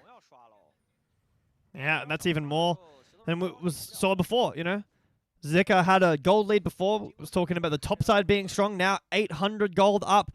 Most in the game so far. And that has put Gala pretty much even with Elk because I think Gala's not farming and Elk still is now in the mid lane, and first dragon was secured earlier by JDG. Next one now in 10 seconds with flashes up on both sides. Are you happy to take this fight for for Weibo? I think you don't have Malphite ult, right? It's still a while away, so that's a massive tool that you don't have access to. So JDG walk in, they have prior around the Drake in mid-wave, and they're just going to get the Drake for free. 2 Drakes over to JDG should be just traded for an invade. Yeah, and I can understand why Weibo Gaming isn't going to try to break this, right? Because even if you do that, that shows that this game would potentially go a little bit later. JDG could potentially step up a little bit too far, make some mistakes. Remember, they are the ones with the scaling comp, right? You've got Jax, you've got Victor, and you've got Yunara. If they get close to getting Soul Point or Soul itself, and this game is even on gold, Weibo Gaming could take advantage of any over-eagerness to potentially fight, because they will be at a stronger point than this JDG squad. Hextech Soul as well with this much range is monstrous, as Vampire will get some damage, but will be able to jump away as looks for a stun, but won't be able to get anything there. A lot of grouping in the mid lane right now. Zika has decided he is going to win this 1v1. Used that Grim Deliverance. Will get the flash out of Hongq. It wasn't the prettiest 1v1, but it gets the job done. That's a big tool out as well. A mobile mage in a side lane. That's kind of the issue with these mages and why oftentimes we can see things like a Kali or other side lane dominating champions do well into these mages because they suffer in the lane with it and the side lane when the lane is longer and you're not as safe.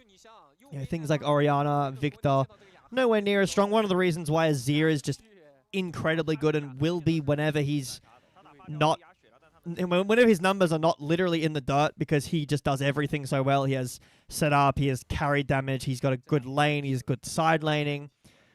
But in this game, I mean, after the kind of explosion of early kills, we've slowed down a lot. JDG will find Junjia, and Junjia will get a root and be able to walk away there, but I mean, the onus is on these carries to scale up later, and on Junjia, on this Qiyana.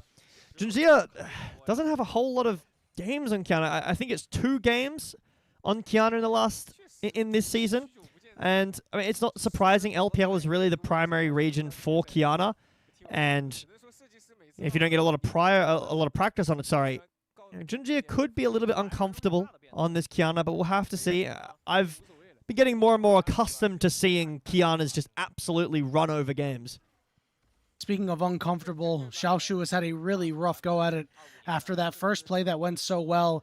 93 CS, the only champion in the game outside of the supports that does not have 100 CS or more, but he's looking for this kill onto Zika. Here's that Grim Deliverance coming down, but they are able to get the job done. Junjia helping out his top laner 30 seconds before the Herald is up. That might be a caster blessing there, I think. Xiaoshu gets You're welcome, Xiaoshu. A bit back here. That was all Yanni. All right, I want to see it in the paycheck. But Xiaoshu will be able to push in this wave and maybe even get this tower. He has Demolish, right? He's got Triforce. He's going to do so much to this tower, and that'll just even up the lane completely. Very, very nice stuff. A breath of life into this game for the Jacks. Again, we'll take some time to get a little bit further online. See Xiaohu just hanging out. When he was dealing with Xiaoshu, was putting a lot of pressure on, getting a plate or two before they fell. Rift Herald up, going to be started up here by JJ as Vampire is in the area. Junjia on these Krugs for the moment. The mid laners up on the top side, and it looks like the teams are looking to coalesce into this jungle, but JDG have decided that they don't want any part of this. I think this is very wise by Weibo Gaming because they can take out a turret and get some big early power when it comes time for an objective.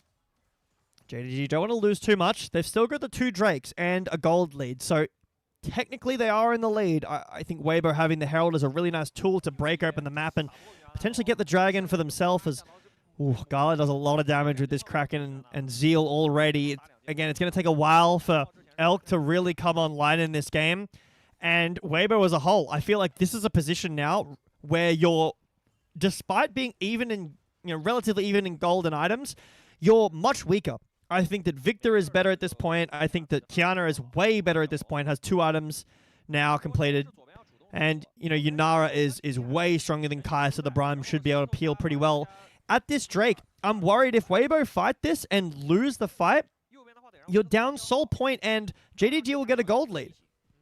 I mean, if you lose the fight to this scaling composition when you have some good early power on your team and you can scrap, I think that you are going to potentially lose the game anyway, Jay Beto. This is definitely a comp that forces Weibo Gaming to be proactive, but they have those tools, right? You've got the Shockwave, you got the Unstoppable Force, Erha, great engage, Zika can do the same, and then Elk can follow up. So if there's a comp that can beat this scaling comp of JDG, it's the one presented by Weibo Gaming. Weibo Gaming feel confident. I agree with you. They walk in, get their own vision, collect the Scuttle Crab. Eyes on Hongq's TP here as he TPs into the mid lane. Zika is just walking down the lane, but both teams feel strong. They want to scrap. All right, Erha trying to take control of this banana brush as the Dragon down to below 7,000 HP as Elk is getting time to free hit. Xiaoshu will be the weak part of the pincer here as Junji is going to drop his ultimate down. JJ going in, but that ultimate did not quite land. Dragon secured for Weibo Gaming. Zika is over on the side all alone, and now they're going to attack the weak side of the flank. Xiaoshu going to be able to head to his side of the map as Zika is going to get to the blast plant and regroup with the rest of Weibo Gaming. So they do find themselves a kill. Xiaohu walking a little bit far forward, tagged up by the Braum. But JDG are very afraid of pushing for more. Instead, Gala will get good damage on this tier 1 turret as Erha is taken quite low. JDG just can't find their in here. Junjia tries to walk in, but is blocked, unfortunately, and Dragon goes over to Weibo. JDG will be able to get this tower, though. They're certainly worried about Shockwave. Working down. There's that Shockwave going on the Honkyu. He was targeted by the turret. This turret will fall over the wall as Elk, but he gets blown up. JDG force their way down mid lane. It's only Honkyu caught by the Shockwave, and he holds Flash up. Weibo trying to cancel some bases. Will spot Vampire, but we should be fine. That is a very courageous base from Honkyu. I like to think that he was just staring in the eyes of JJ and said, "You're not going to cancel my base. I will go and buy items." If we take a look back at this replay here, it's a little bit after the Drake, but this is where Honkyu is the only one caught, but the tower's so low that we can't commit on Weibo into JDG. The tower falls down, and then Elk is out of position. So very nice tower siege from JDG after they've lost that dragon. The gold lead now tilted in the position of JDG. As you expected that unstoppable force to be a big part of the fight, there was nothing to be had. They went and secured the dragon for themselves, did Weibo Gaming, but they're starting to miss some of these big opportunities. I think you would rather have the fight win than have the dragon yourself, and JDG realizing that they were very strong. Junji, a 3-1-1, the one player that you want to have kills on to be able to spread the love as the game goes on, to remain strong while his other laners are scaling. The game plan is working quite well for JDG. They've been quite measured, playing relatively mistake-free. But Honkyu is going to find himself on an island. JJ showing up, does have that unstoppable force. Everybody on JDG on the way. The wave is just about gone. Teleport coming in. They throw everything they got at Honkyu and they take him down. Did it take any damage there? I'm not sure, but JDG on the chase. All right, teleports are coming in. Zahen is going to land in the middle of 4 members. This is a little bit awkward for JDG. They are going to burn the Grim Deliverance now. Rift Herald going to get put down in the middle of this fight. Is good damage coming out from Gala, starting to chunk people out. Zika is going to hop in the Rift Herald, look for some knockups, but he's going to turn, tail, and run. Put down maybe for an engage, but despite being down their mid lane up, JDG feels strong and push Weibo out.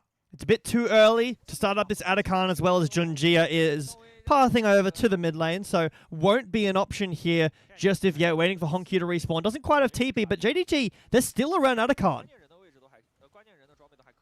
They're the ones starting it up. Gala said, hey, let's do it. Junjia is like, yeah, man, I'm in. Honkyu is taking a long walk back right now, but there are Hex Gates available. Vampire going to try to play up front here. Remember, no unstoppable force for JJ. That is a big opportunity for Engage gone. Otacon down, 3,000 HP and getting lower. JJ is going to walk in, but secured by Vampire. Now let's see if Weibo Gaming are going to be able to chase down to JDG for the moment. Zhao trying to get close, big pull in there from Zika Shockwave, but Gala flashes away. Xiaoshu trying to get to the rest of his team. Big Mag! Oh! That's the play that Weibo needed, but JDG are holding their ground well enough. Glim Deliverance, and on the back line is Zika. It's Elk picking up the pieces. The fight that Weibo needed. Zika ends up falling as his passive wears off, but the turret goes to Weibo, and the gold lead is theirs. They lose the Atakan, but what an engage from Weibo Gaming. Unbelievable teamfight turnaround. Honkyu has TP, but not able to get a base off. Let's have a look back at this. So Xiaoshu is in a great angle, but he's spotted. So he has to back up. JDG get the Atakan, and they want him get out of here. Shockwave doesn't land onto any members of JDG here. Flash away from Gala, but the flash is the Q here. Engage comes, and my God. The layering, it's both combined, Jeje and Erha, with the unstoppable force and the Magnet Storm on top of each other. Is it a bit overkill? Yes. Is it beautiful to look at? Also, yes. It was indeed, Jay Beto, a great fight coming out from Weibo Gaming, the fight that they needed. Their team fight is so strong. Now a little bit of a shot in the arm for them. See what they're able to do here. In this next fight, Dragon going to be started up by the side of Weibo Gaming. Looks like JDG is not interested. Yeah, JDG have 2. And after losing that fight, they do not feel comfortable walking into the Kai'Sa that I believe has the 3-item upgrade. I'm pretty sure Blasting Wand and Fiendish Codex is 100 AP. I'm pretty sure that gives you W upgrade, so with Rageblade. So it should be full abilities upgraded for Elk under the tower. Hey, Xiaoshu running into JJ here, but nothing to be had. Feels like the story of JDG lately. Not able to do really a whole lot.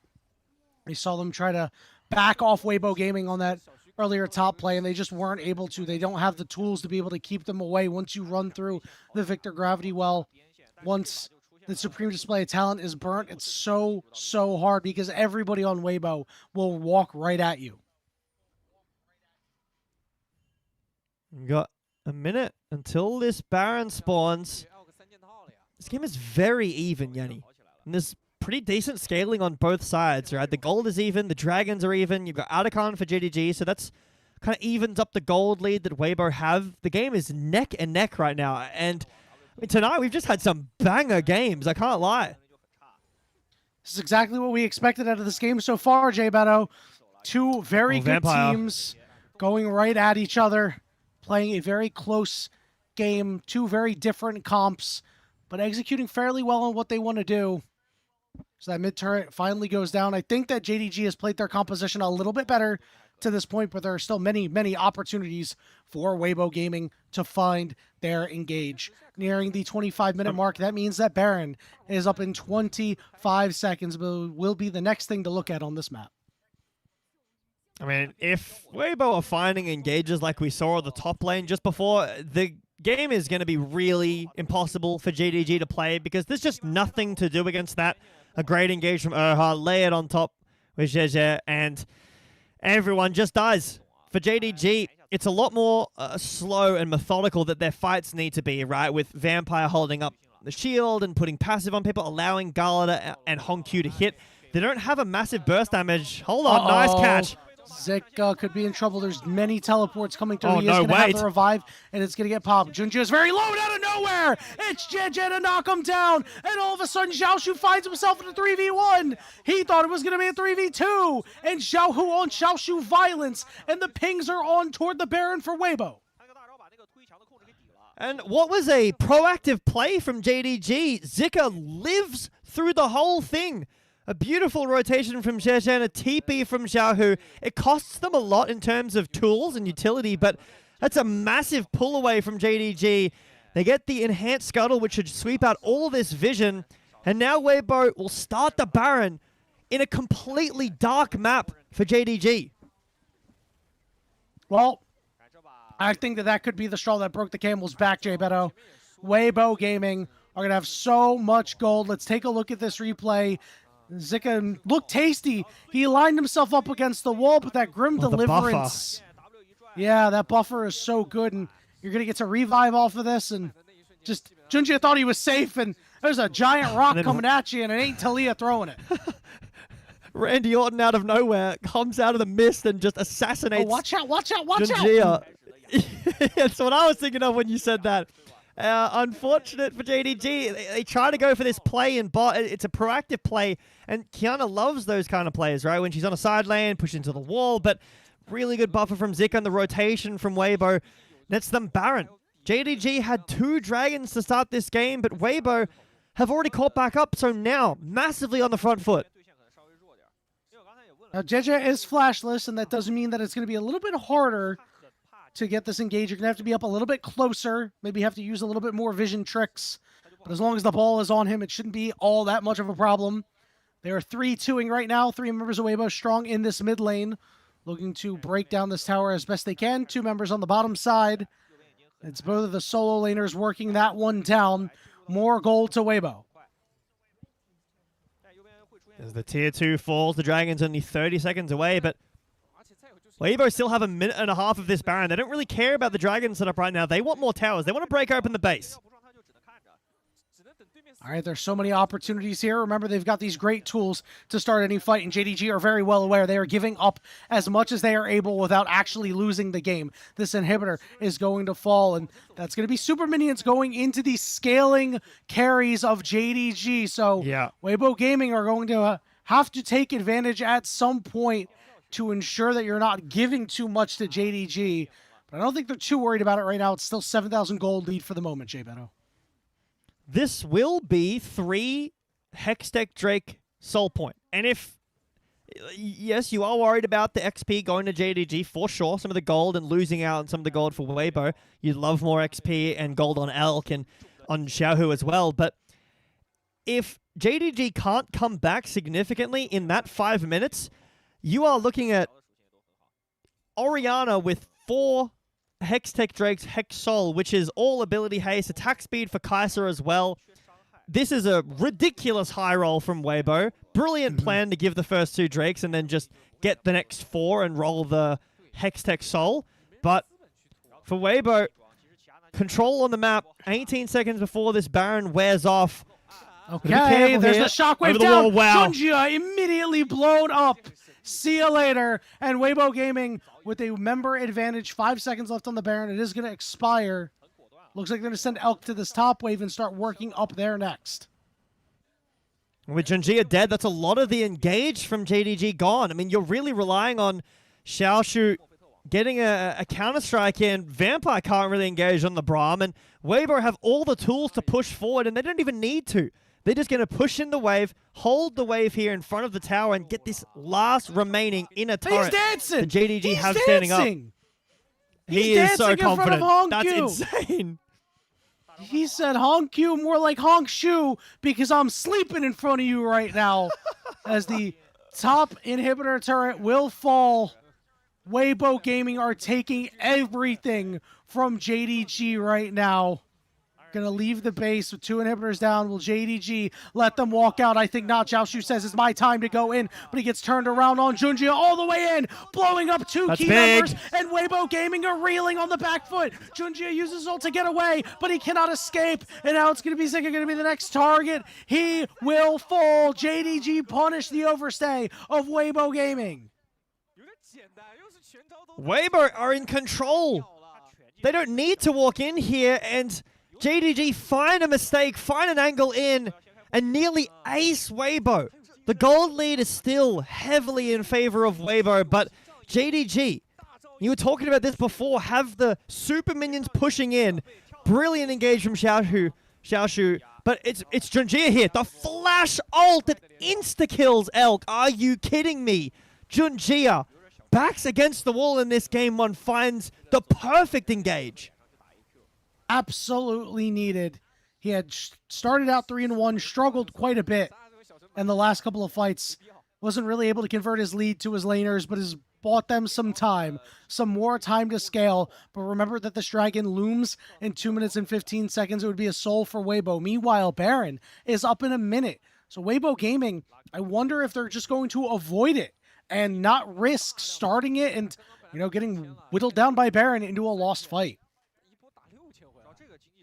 With 2 minutes after as well, it is soul for Weibo, but it's soul point for JDG if they can get it. If they can get the Drake and Weibo don't get Baron, and then JDG can hold on for that 5 minutes, they're in a great spot in this game. Weibo, completely in control of the map, give away so much here, and at 31 minutes, 1k to Orianna, 1k to Kai'Sa, it's not the biggest of deals, right? The builds are nearly finished here. The game is very, very accelerated.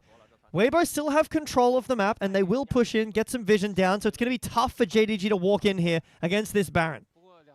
This is interesting to note. Xiaohu is up an item currently on Hongkyu. Junji are going to walk in toward Erha. Erha will burn the heal. Keep himself topped off and potentially swap that something into a little bit more impactful. Perhaps a ghost if he's given the opportunity, as Junji is going to continue the press on here and force Weibo out of the mid lane. Meanwhile, the Baron looks to have been started up. They do a lot of damage to it. Elk is shredding this. Zika trying to do what he can to keep everybody away. Xiaoshu going over into the Hex Gate. Baron secured for Weibo Gaming, but it's Erha and Zika in a lot of trouble. Meanwhile, the other side of the fight, Weibo Gaming's got to run and run fast. Elk is going to try to stand his ground as Honkyu's trying to get close. He goes golden, but Xiaohu doesn't have anything to do. Elk to the backside, trying to make a hero play, but he's stunned up and taken down as JDG are taking it to Weibo. Xiaohu's got to flash away. Erha hops over the wall, and there's nothing left for Weibo. They lose 2 members. It's a 2-for-1, but the Dragon is up in 30 seconds, and they do still have the Baron. Oh, they'll lose this Nexus tower, so JDG do need to be careful of the base as there is still super minions pouring in the top lane, but Weibo, with the Baron, JDG, they're not stressed, they're not worried about the Baron, they instead turn onto Zika, who is too far forward out of position on the bot side of that fight, and pick him off immediately. Honkyu walking into vision very confidently, Dragon's up in, well, right now, and JDG TP, and they want this. Zika will have his teleport, but Elk is not up for 5 more seconds, so Weibo will just let this go. 6 dragons total, 3 apiece for both of these squads. And the 7th dragon will be up in 5 minutes, but the Baron is still on the side of Weibo, so they do have some motion here. Yeah, they still have control on the map, so they can set up. But what do they get with the setup, right? Bot inhibitor has respawned. Top inhib won't be that long before it respawns too. Can we break open this mid tower? Xiaoshu says, not right now, but Weibo put some numbers into the mid lane and push in with this wave. They will be able to break open this first tower. JDG, what's their response? Junji is on the flank. This is a really good flank. Nobody sees him right now. See if he's going to be the one to try to make a play. Instead, he elects to back all the way off right now. Middle inhibitor being worked down. Xiaoshu taking care of that top wave. You only have 1 turret left standing if you're JDG, and it looks like Junji has realized, I need to back. There's just nothing tenable to be had here. 1 inhibitor remains, Yanni. And Weibo let JDG off with a warning. And I reckon they probably could have taken that, but Baron is wearing off soon. They don't want to get caught out of position when that Baron wears off, and JDG still very strong. These inhibitors don't give gold over, but it's map pressure that Weibo will have now until the Baron spawns, until this Drake spawns. It's soul point for both teams. As resets will come through, JDG walk back out of the map and get some control, wrestle some control back. Actually, the top inhibitor wasn't taken. I thought that Weibo got that inhibitor as well, but it's only the mid one. Yeah, and it respawned, so Weibo Gaming is going to have to try again. And one interesting thing to note is I think Weibo Gaming really want to get back in that base and try to keep JDG pinned down, because when you're in the base, Kiana loses a lot of effectiveness. You don't have as many walls to be able to hit your supreme display of talent, right? You've got, this little weird wall where the Hex Gate goes. You've got your inhibitors, but that's really it. You don't have any of these really long walls that you see in the jungle and in other parts of the map. So if Weibo Gaming can continue to press there, I think they'll be in good shape. But it is getting very worrisome. JDG is starting to hit the point of large strength. Honkyu is still only on 2 items, but it looks like he's building toward that Rabadon's as opposed to that full completed Zonia's. Meanwhile, Xiaohu is 4 items strong. Elk is fully completed on his items, while Gala is just barely lagging behind. And you can't give up anything here for JDG.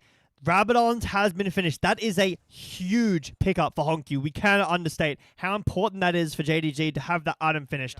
This build, the rower build, it really requires items past the rower, and like 4 items in is when you're really strong. So Victor, most likely now, I would assume, has all his abilities upgraded, has that Leandries and the Rabadons as well, with the Seeker's Arm Guard. So Victor, very strong. Gala, I mean, how much does the Hex Drinker upgraded to the Maw really give you, right? I would argue that it's not a massive increase. It's obviously AD, but the shield is what you want, the magic resist is what you want, and Gala will have that item to finish, but that's kind of it in terms of strength. He's upgraded his boots already, but we've got 1.5 minutes on both objectives, Yanni. The timers are so synchronized up. Junjia constantly on the flank, sweeping out this vision. I'm surprised he doesn't have the Umbral Glaive. That's been something that we've seen a lot of our Kianas be playing. JDG contesting this mid wave, but the super minion is going to make it hard. This is almost a carbon copy replay of the last game we saw between EDG and NiP. This game had gone incredibly late, and the winning team took the Baron and was able to convert a victory off of it. Well, the loser opted into the Soul. We'll see what happens this time around with just a 4-5 second difference between these two objectives. As you pointed out, looks like Weibo is going to corral themselves near the bottom part of the map. Erha wants to get a lot of this vision in. Perhaps try to clear out some wards. A couple of control wards put down by JDG. A little bit of extra breathing room as JJ is walking forward. No Orianna ball on him. But once there is, watch out. Yeah, Weibo aware that they don't care if JDG get Baron, because if Weibo gets Soul, they can sustain through JDG's Baron. JDG approaching through the bot lane here, getting some vision. Gala moves forward onto Zika. Zika's forced to flash away. Does not get tagged by the Braum by that Orate Rush, but now Xiaoshu's completely alone, and Elk flies in. Oh, that's attack huge. The lone member of JDG, and they are looking to push and end the game. Zika is not going to be able to cancel anybody's backs here, and here we go. Honkyu trying to hold the line, clear out the wave. Gala pushing forward, slowing up Xiaoshu. JJ is here. No shockwave available, but you still have the ultimate out of JJ. Junjia hanging around the dragon while Zika is the one who started it up. He's down to about half HP as the rest of JDG is on the way. They're going to have to fight down a man. They've been on the back foot all game. Can they find a way to the front foot? Junjia looking to find a way in as Vampire getting tagged up by the Void Seeker out of Kaisa. 6,000 HP and dropping. They've got vision on it. Arrow coming from the backside. It's taken by Weibo, secured by Elk, and now they're going to fall like dominoes. Junjia dies. It's Honkyu. It's Gala, cut off by Erha, and Honkyu, despite the flash, will not be able to survive. He gets one on the backside. He goes golden himself. Doesn't find Elk, almost does. Xiaoshu is now spawned, but I fear it is too little too late, Jay Beto. Weibo looking to push to end. The inhibitors break open. It's incredible macro from Weibo. They know JDG can walk in bot side, so they go for the end. Make JDG base. Now they've got Hex Tech Soul 4 versus 2.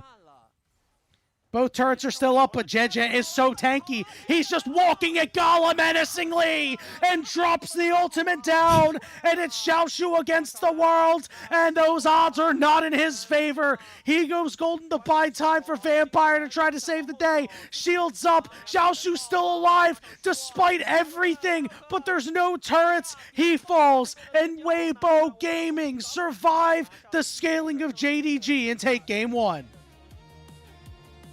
Just a macro from Weibo, so strong at the end there. The game is really close. But JDG approach through the bot side of the map. They try to look onto Zika. As soon as Weibo see that, they immediately start barreling down the mid lane. They know that Weibo can't answer them.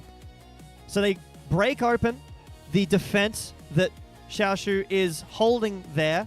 And then everyone from JDG has to base. Then Weibo go back to the Drake. It's clinical gameplay from Weibo here. Yeah, very well done. There's moments where the game might have slipped away. The early game wasn't exactly the way we wanted to see it. You know, their Herald usage, which we thought was going to be very important, instead was used by Zika to just kind of get out of dodge. You take a look at the damage spread here. A very even game for all sides. Jay Beto, I'm really not sure who I would vote for as an MVP in this game. I think that Xiaohu and Elk both had really strong games. No, it's for me, it's JJ. He played so well. The fights are incredible. It's one of those things, I guess I've been kind of favoring the not damaged champions. I think Elk had a good game. I think Xiaohu had some mistakes, but JJ was everywhere that game. He was. And the ults are impactful. The massive synergy ult with Erha was awesome too. This one right here, beautiful. The shockwave misses and Gala has to flash away, but that's the go symbol for Erha. Look at this flash stun wombo combo. That was. Yeah, it was so good. Yeah, you know what? There were a lot of times where JJ was able to make a lot of plays happen. I remember the pick at the Krugs of Junjia as one of the memorable plays to be made. No, this is where it feels like JDG this is where it feels like they lost the game, right? I thought that they were going to make this play super clean, but everybody shows up, and then Randy Orton slithering, coming through and finishing that one off, and then taking out Xiaoshu as well. Not a great game for the JDG top laner. This is a great fight from Junjia, and a not great fight from Xie. One of the ones where it's just kind of this jungle fight between each other. Xie has to ult out. They've gone too far. They don't have Baron. But in a series, or sorry, in a game like this, it's a rare mistake. This is, again, from JDG, a good, like, there's a lot of good things JDG did. They pick off Zika and go for this, you know, after the Baron is finished, but they're not able to wrap around. The Shockwave combo is just incredible. It's so fast, and then Elk, unfortunately, goes a little bit too far there. It was a very back-and-forth game, but this is what won the game, in my opinion, is JDG entering through bot side, and Weibo see that immediately collapse onto Xiaoshu there, and they get the dragon. It is a flip, but once that's done, look at what Xie does to Junjia. Wow. And you know what? You know why he deserves the MVP? Because he was dancing in front of Onkyu at that siege on the top side. That's so much aura for a guy who, you know, had a 2025 that was, I'm sure, disappointing by his standards. Shout out Xiaohu for building that Crypt Bloom. 5-1 in 12. You are absolutely right, Jay Beto. This was the well-deserved MVP for the Weibo Gaming jungler, and this team looked really solid in the first game. But there are multiple games to play in the series, Jay Beto, and I'm hoping that JDG will come back with a little bit less scaling and a little bit more early aggressiveness. We're going to go ahead and take a break, and when we return, Weibo Gaming looking to clean up the upstarts JDG 2-0, while JDG looking to even up the series and force a game 3.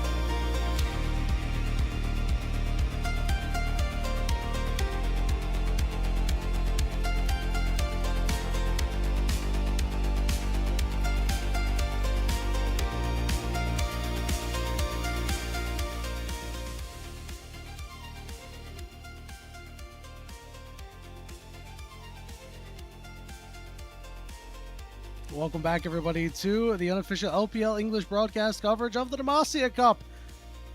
Stage 2 has been a bit of a banger so far. We'll see if JDG is able to force the second Game 3 of the night, or if Weibo Gaming are going to take this one 2-0. And, you know, the Redeem team looking quite good in the first game against these JDG players that, you know, everything is so new except for Xiaoshu. The scaling was not on their side that time around. It was, but they just couldn't get there. And now they're going to have to try something else to even up this series, Jay Beto. And the series so far has been very close. We've only entered one game deep, but the game was pretty back and forth, right? I think Weibo, though, have shown some incredible team fighting. I think that JDG on the Malphite. I mean, to be fair, what else do you do on Malphite? Nothing.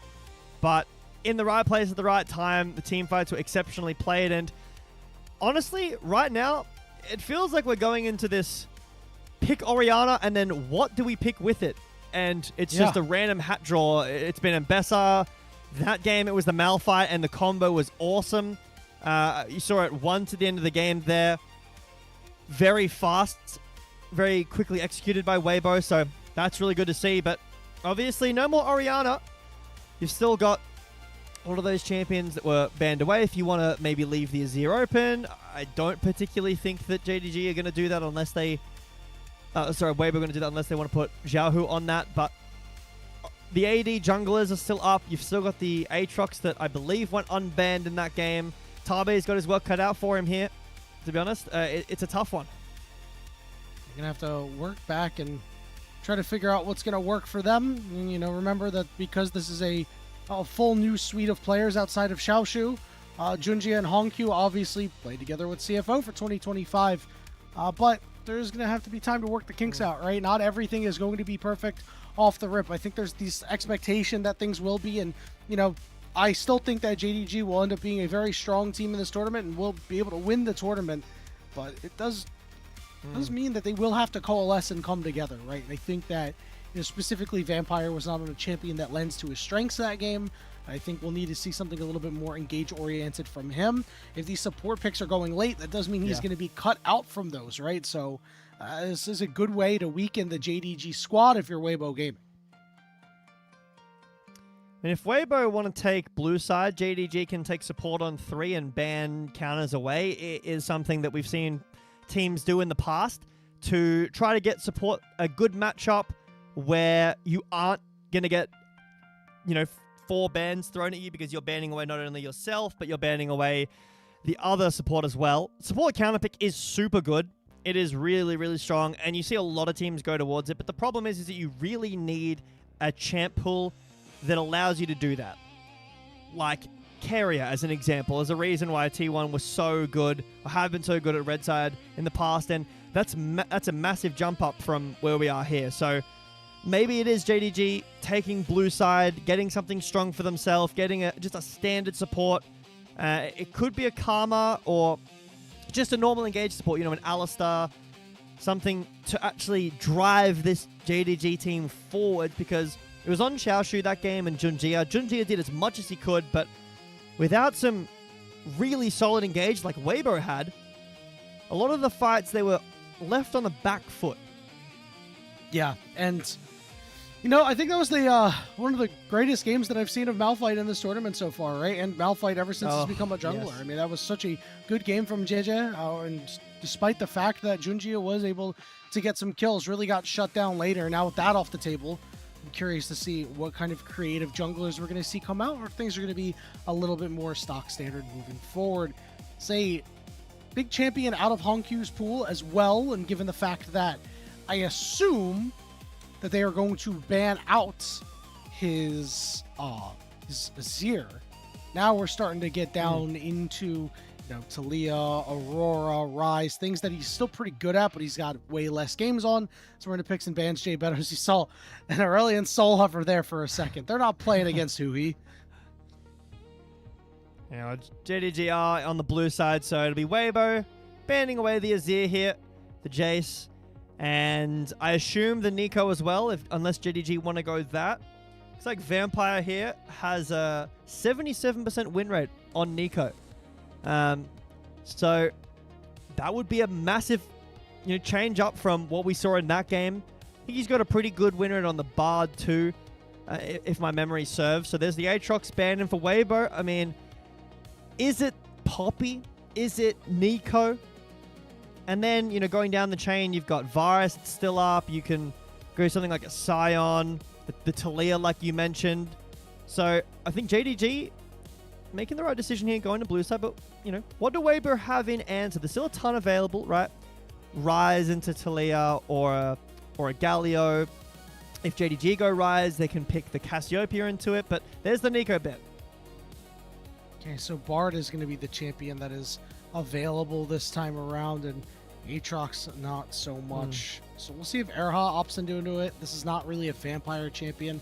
We are seeing an immediate lock-in of the Taliyah, so the Junjia is going to have some good options out of the jungle here to potentially get fed, right? The Pantheon is the most obvious one to think about. We also saw a Nocturne earlier for the full double globals later on. We'll see what the move is going to be once Weibo are done with their initial picks. Varus makes sense to me. Into that. Oh, yes. Finally. There's the Poppy Prior I've been waiting for. I still think you can go Varus if you want to. And it probably will be the Varus here. Great into a lot of the AD carries. It's a very solid laner. It's been mostly lethality Varus of recent. So Sivir has been an option into the past. I'm not the biggest fan of it because the lane is really hard. The spell shield is why you play this, and you kind of can match the wave clip, but you're so outranged in team fights.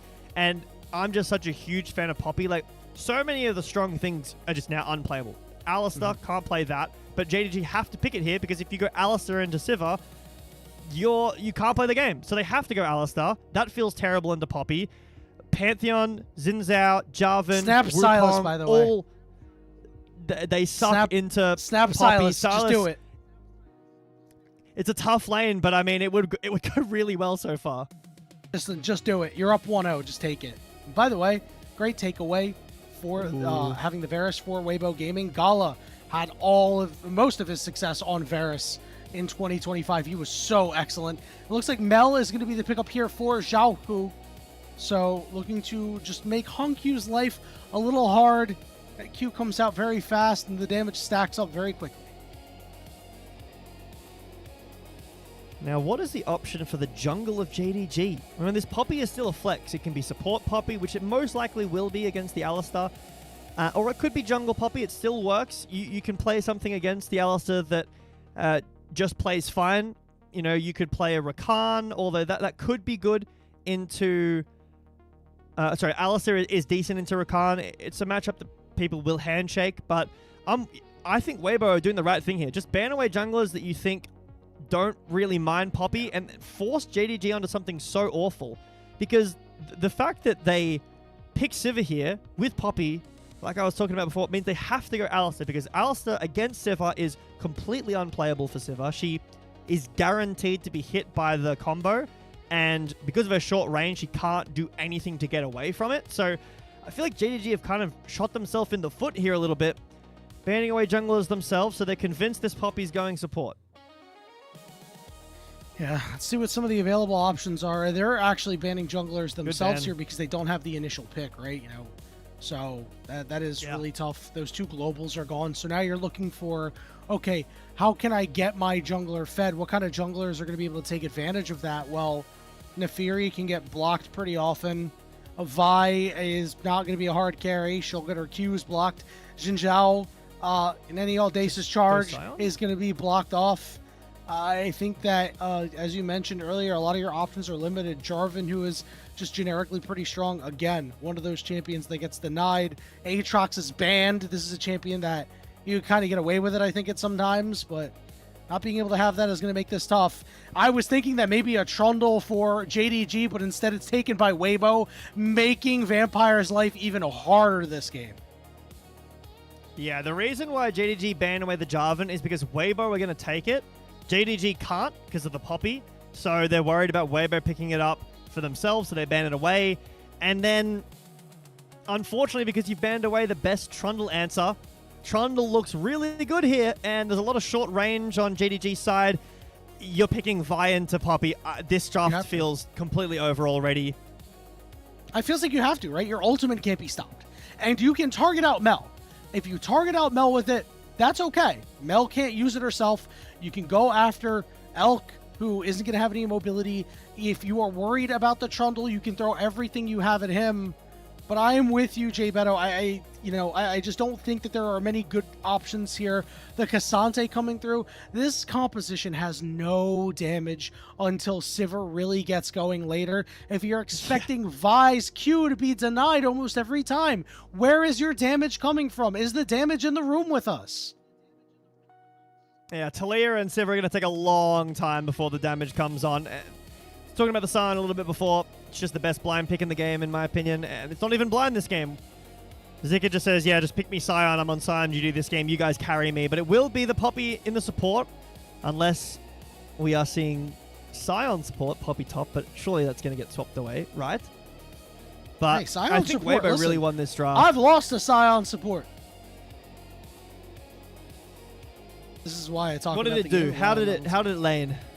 Dude, it was so brutal, man. I got yelled at, and the minion hit me, and I was slow, and I got attacked by the other AD carry. It was just a bad time, dude. The only acceptable Sion lane is the Senna Sion. That matchup, or that combo is sick. That one's super respectable. I played it multiple times. Oh, really? It was very, very fun. Oh, yeah, I love playing Senna. So anytime it was like, oh, I'll play Senna, I was like, you know what? I'll play the Sion.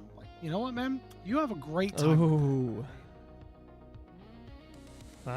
Talking about the drafts in this game, I think Weibo have cooked really well. I don't think they've overcooked at all. The Trundle, Vi cannot play against Trundle. You can block Pillar really well, pardon me. You can block Pillar really easily. You win 1v1 against Vi super easily. And where's the damage for Sion for the majority of the game?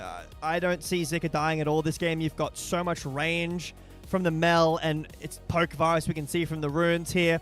And honestly, Varus is one of those champions that prefers, or really benefits, from the triple tonic cashback, because Cosmic Insight or Boots and Biscuits on a poke Varus, it's not really in your face. It doesn't particularly matter a whole lot, but triple tonic and the cashback feels pretty good.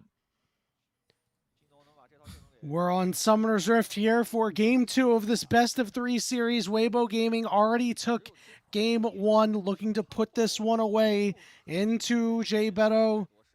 As, you and I have bemoaned the JDG composition. Okay, so what's the pathway for them to play? How do they win this game and get themselves in a good enough position to not just have a Sion that is unkillable on the other side? Okay, so the problem is here, level 1 is completely unplayable. You can see Weibo know this. Talia level 1, awful. Alistair level 1, awful. And Vi level 1 is also really bad for a jungler. On the other side, we've got great level 1s, right? Mel, Varus, Trundle. So you're going to get invaded a lot here. The problem is you don't really have any prior lanes either.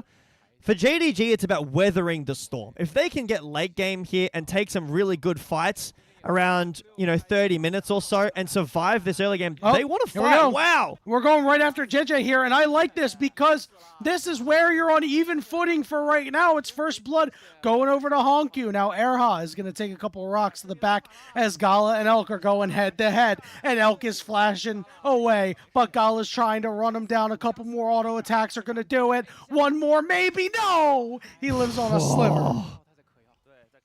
I mean, the game is just so unplayable for Weibo right now because of this base cancel, but it seems like I'm just eating my words there, but Xiaohu is just in mid pushing the wave when Honkyu is with the fight, and Erha is fighting Junjia by himself. What is Weibo doing? They're not on the same page at all. If you're going to invade together and steal away the red buff, you need to invade together and steal away the red buff, not invade, put a ward down, then everyone walk away. Zhezhe loses flash, Elk loses flash and TP. It's disaster for Weibo. One of the few moments that Vampire is going to be able to headbutt Pulverize without getting stopped. And he said, you know what, I have to make it count. That was the one way that JDG were going to be able to do anything against this Poppy early in the game. And it was a very heads-up play.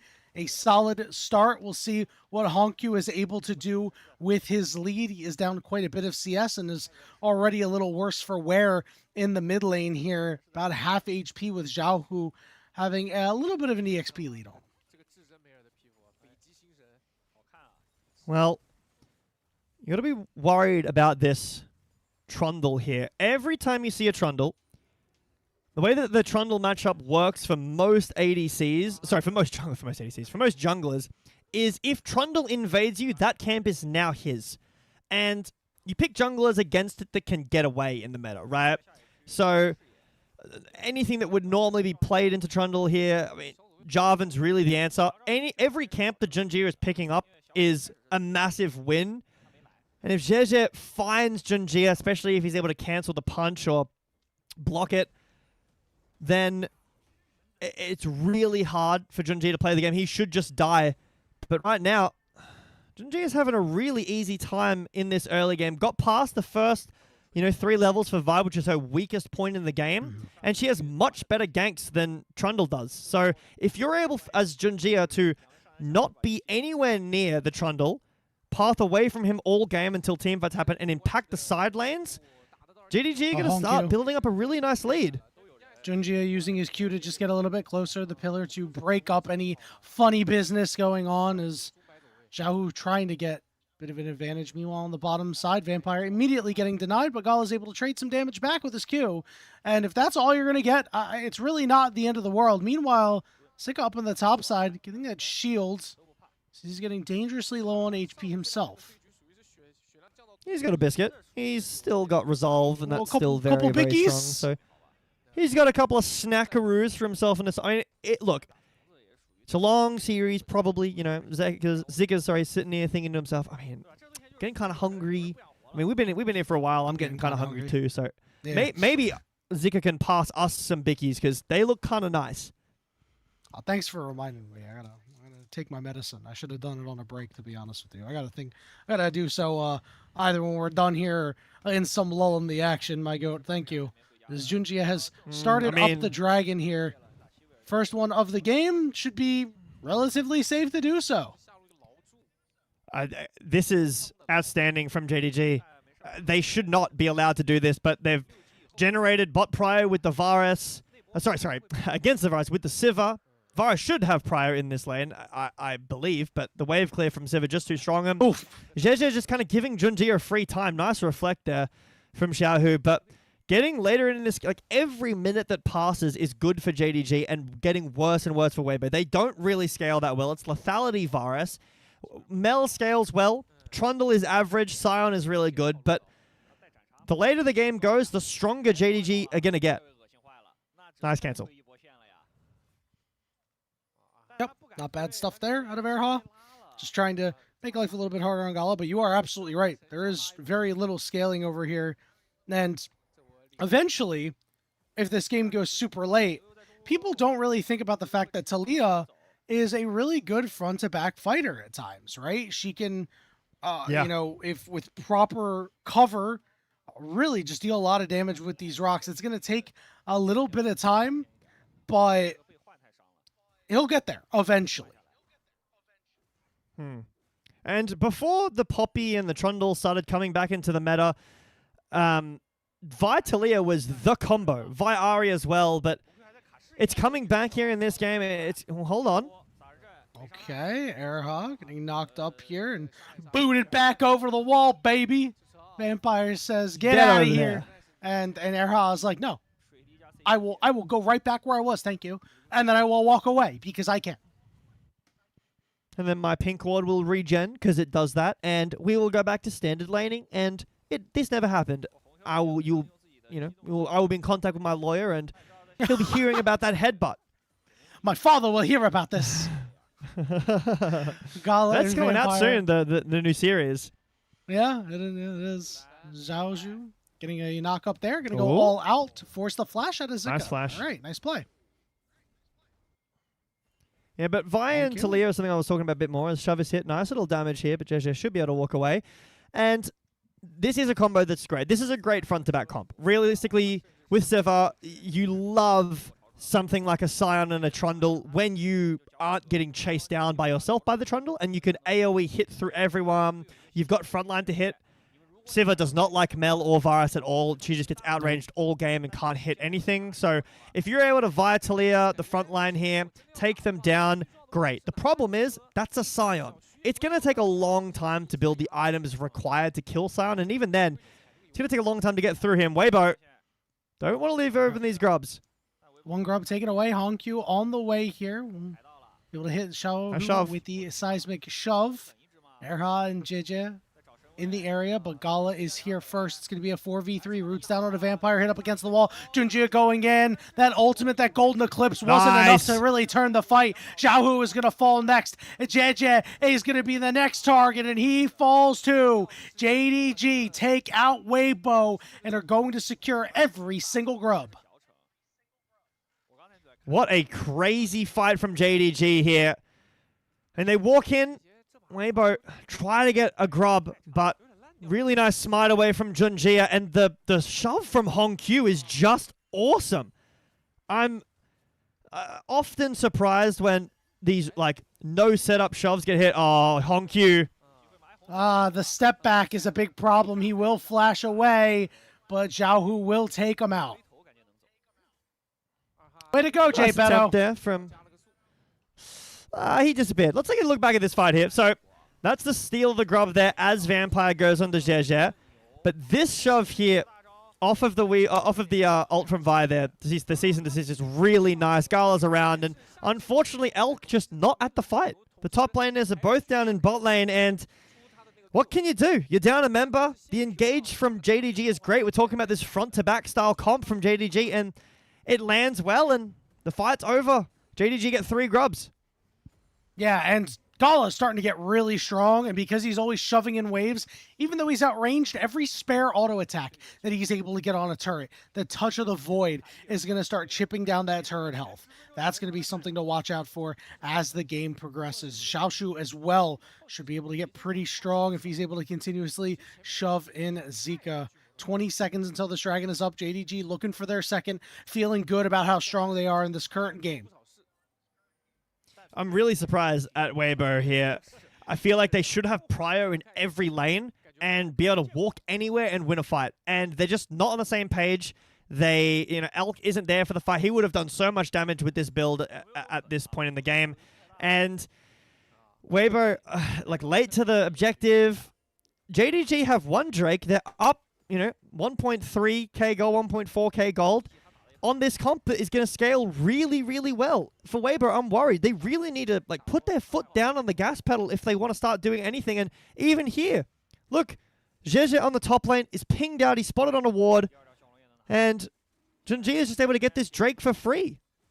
I don't know if they have a way to put their foot down, Jay Beto.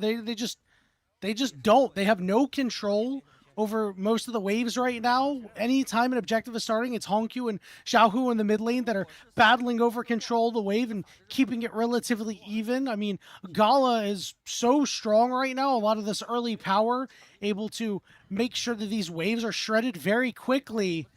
It's just all of the objectives going over to JDG. They've got feats.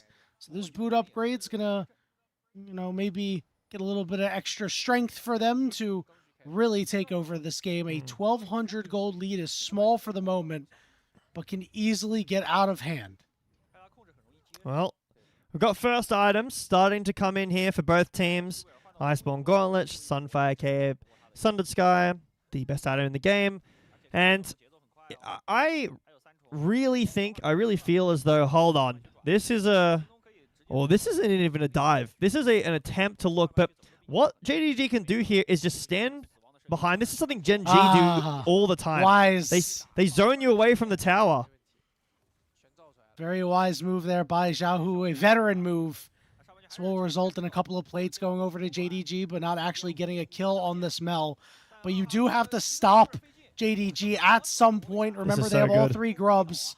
So this turret is just going to continuously get chipped down lower and lower. And all you're getting on the other side for JJ is he is getting in the jungle, taking away camps from Junjia, but JDG got what they wanted. Pressure, plates, very good stuff. Yeah, that's a play that Gen G did quite a lot at Worlds, is hold on, JDG might be caught, but no, we'll be able to walk away here even with the movement speed from Gala. And they would get the grubs early, and then they would rotate 4 people up with global ults to either dive or zone away members of the top tower and just get the full tower in your face, and you can't do anything against it other than try to cross map. And Weibo can't do that this game. JDG don't get the full tower, but they've built quite a big lead for themselves, up 2 Drakes as well. And again, this is a scaling comp. This comp gets so much better the longer the game goes on. Well, you know, Vi damage numbers don't scale. She does scale in the sense that she's guaranteed confirmed engage. So it's very difficult for Weibo to get away from that. And JDG will have a ton of damage come late game. Remember that we saw the scaling comp in game 1 take the first 2 dragons and lose the game, Jay Beto. So it doesn't necessarily guarantee that JDG will win, but they are certainly in a good spot. And when it comes to actual kills and gold, they are on the right members. The strength is there. I do feel that it could be very different than the last game. Well, JDG still feeling confident, walking in, getting some deep vision. At least trying to contest these Raptors. Vampire looks like he wants to go in, but if he does, Erha is going to say, yeah, no here's way. my call from my lawyer. You're not allowed to do that. But Honkyu just the whole time chipping away at this tower will get the first tower for himself. That's first brick as well. So, well, JDG have all 3 feats? Oh, yeah. Yeah, they cleaned them all up. This wasn't really a debate. You know, once they got those grubs, it felt like it was going to be pretty bad. That is, you know, very tough for Weibo Gaming to try to fight out of this early. Rift Herald up in 15 seconds. A lot of recalls coming through for the side of JDG, but they are a little bit late. So a lot of this vision going to be cleared out by Weibo. A lot of these control wards going to hit the ground, and we'll see what the move is for Weibo Gaming. Down 2,500 gold. It's another big objective. It feels like if you lose this one, this game may have passed you by. Remember that JJ does have that subjugation. So we're going to go in, try to get stuns off to throw in everything they can at Junjia. He's alive. But he lives through it. And Erha's in trouble, but Honkyu got caught on the wrong side of the fight. Erha flashes away, but he will fall. It's a 1-for-1 for now. Look at the flash situation, though, for Weibo. All their flashes outside of Zika were used there. And Weibo is still technically stronger on paper, even though they're down gold, just because of... This is a great time for Trundle, for Sion, for Varus. You want 1 item, 2 items, really strong. So a little bit too far forward here for JDG, but the fact that that's a 1-for-1 as well, yes, Weibo will get the Herald, but they're losing this bot tower. You're never getting anything for free in this game. Yeah, this is a good response by JDG and something that we saw top A teams do last year. AL was very, very good at this sort of thing. So Zhaozhu taking that turret, getting that extra gold. Gala is way up in the face of Zika right now. A little too over-aggressive. This dragon is up. Junjia did not take a recall. Vampire got blasted on the wrong side with that blast cone. We'll be able to walk away. Honkyu, great job. Elk can't escape Junjia. Honkyu and Junjia linking up, but Junjia falls. Knockup is there. JJ's in trouble, and he's going down next. Zika in the thick of things, but he's got to flash out. Zhao will be able to walk away after getting good damage onto JDG. It's a man advantage for JDG. Oh, neither team has a jungler here. What an exceptional fight from JDG. It's not easy to play Talia fights like that. Honkyu finds a really nice shove. And even though Junjia dies after using his ult, they immediately turn and engage onto JJ, so there's no jungle on the other side. Let's take another look at this. How blind is this? Now he sees him on the minion. Very nice shove. And then, obviously... Junjia goes too far, gets the kill, and dies. But the shove here, just after this, after the headbutt pulverize, very nice play from JDG. And, I mean, this is why you pick Alistar. Like, to be honest, I'm still concerned for JDG, but they're finding these picks, Yanni. This is this pick-style front-to-back comp, and if they can keep finding picks like that, yes, they give up the Drake. They don't care. We're up 4,000 gold in a game that we scale way better than Weibo does. We'll give 1 Drake over. We don't even really want Chemtech. They might not. It's not that great on this comp anyway. Hongkyu is here, and he does Oh, have boy. that Weaver's Wall to break things up. Junjia in the pit right now, just hanging out. Gala taking a little bit of damage. Weaver's Wall puts him on the wrong side. No, it's reflected by Xiaohu. This is a big, big deal. Vampire is very low, in trouble. Xiaoshu all out on the backside, completely alone, but this dragon is not getting low enough. Vampire's already gone, but Weibo Gaming dropped the Drake. It's JDG who are on Soul Point. I mean, Weibo just feel on completely different pages than where they should be on, because that was so easy from JDG. I mean, they wall, it gets reflected by Xiaohu. Sure, it's a bit of a whatever reflect, but then Xiaoshu just ults JDG away from the Drake, and Weibo forget about it, it seems. They're so busy dealing with the Cassandra that doesn't even die. They'll get the bot tower, they'll do some damage here. Oh, no. Immediately stuffs JDG. Was it really worth the crash?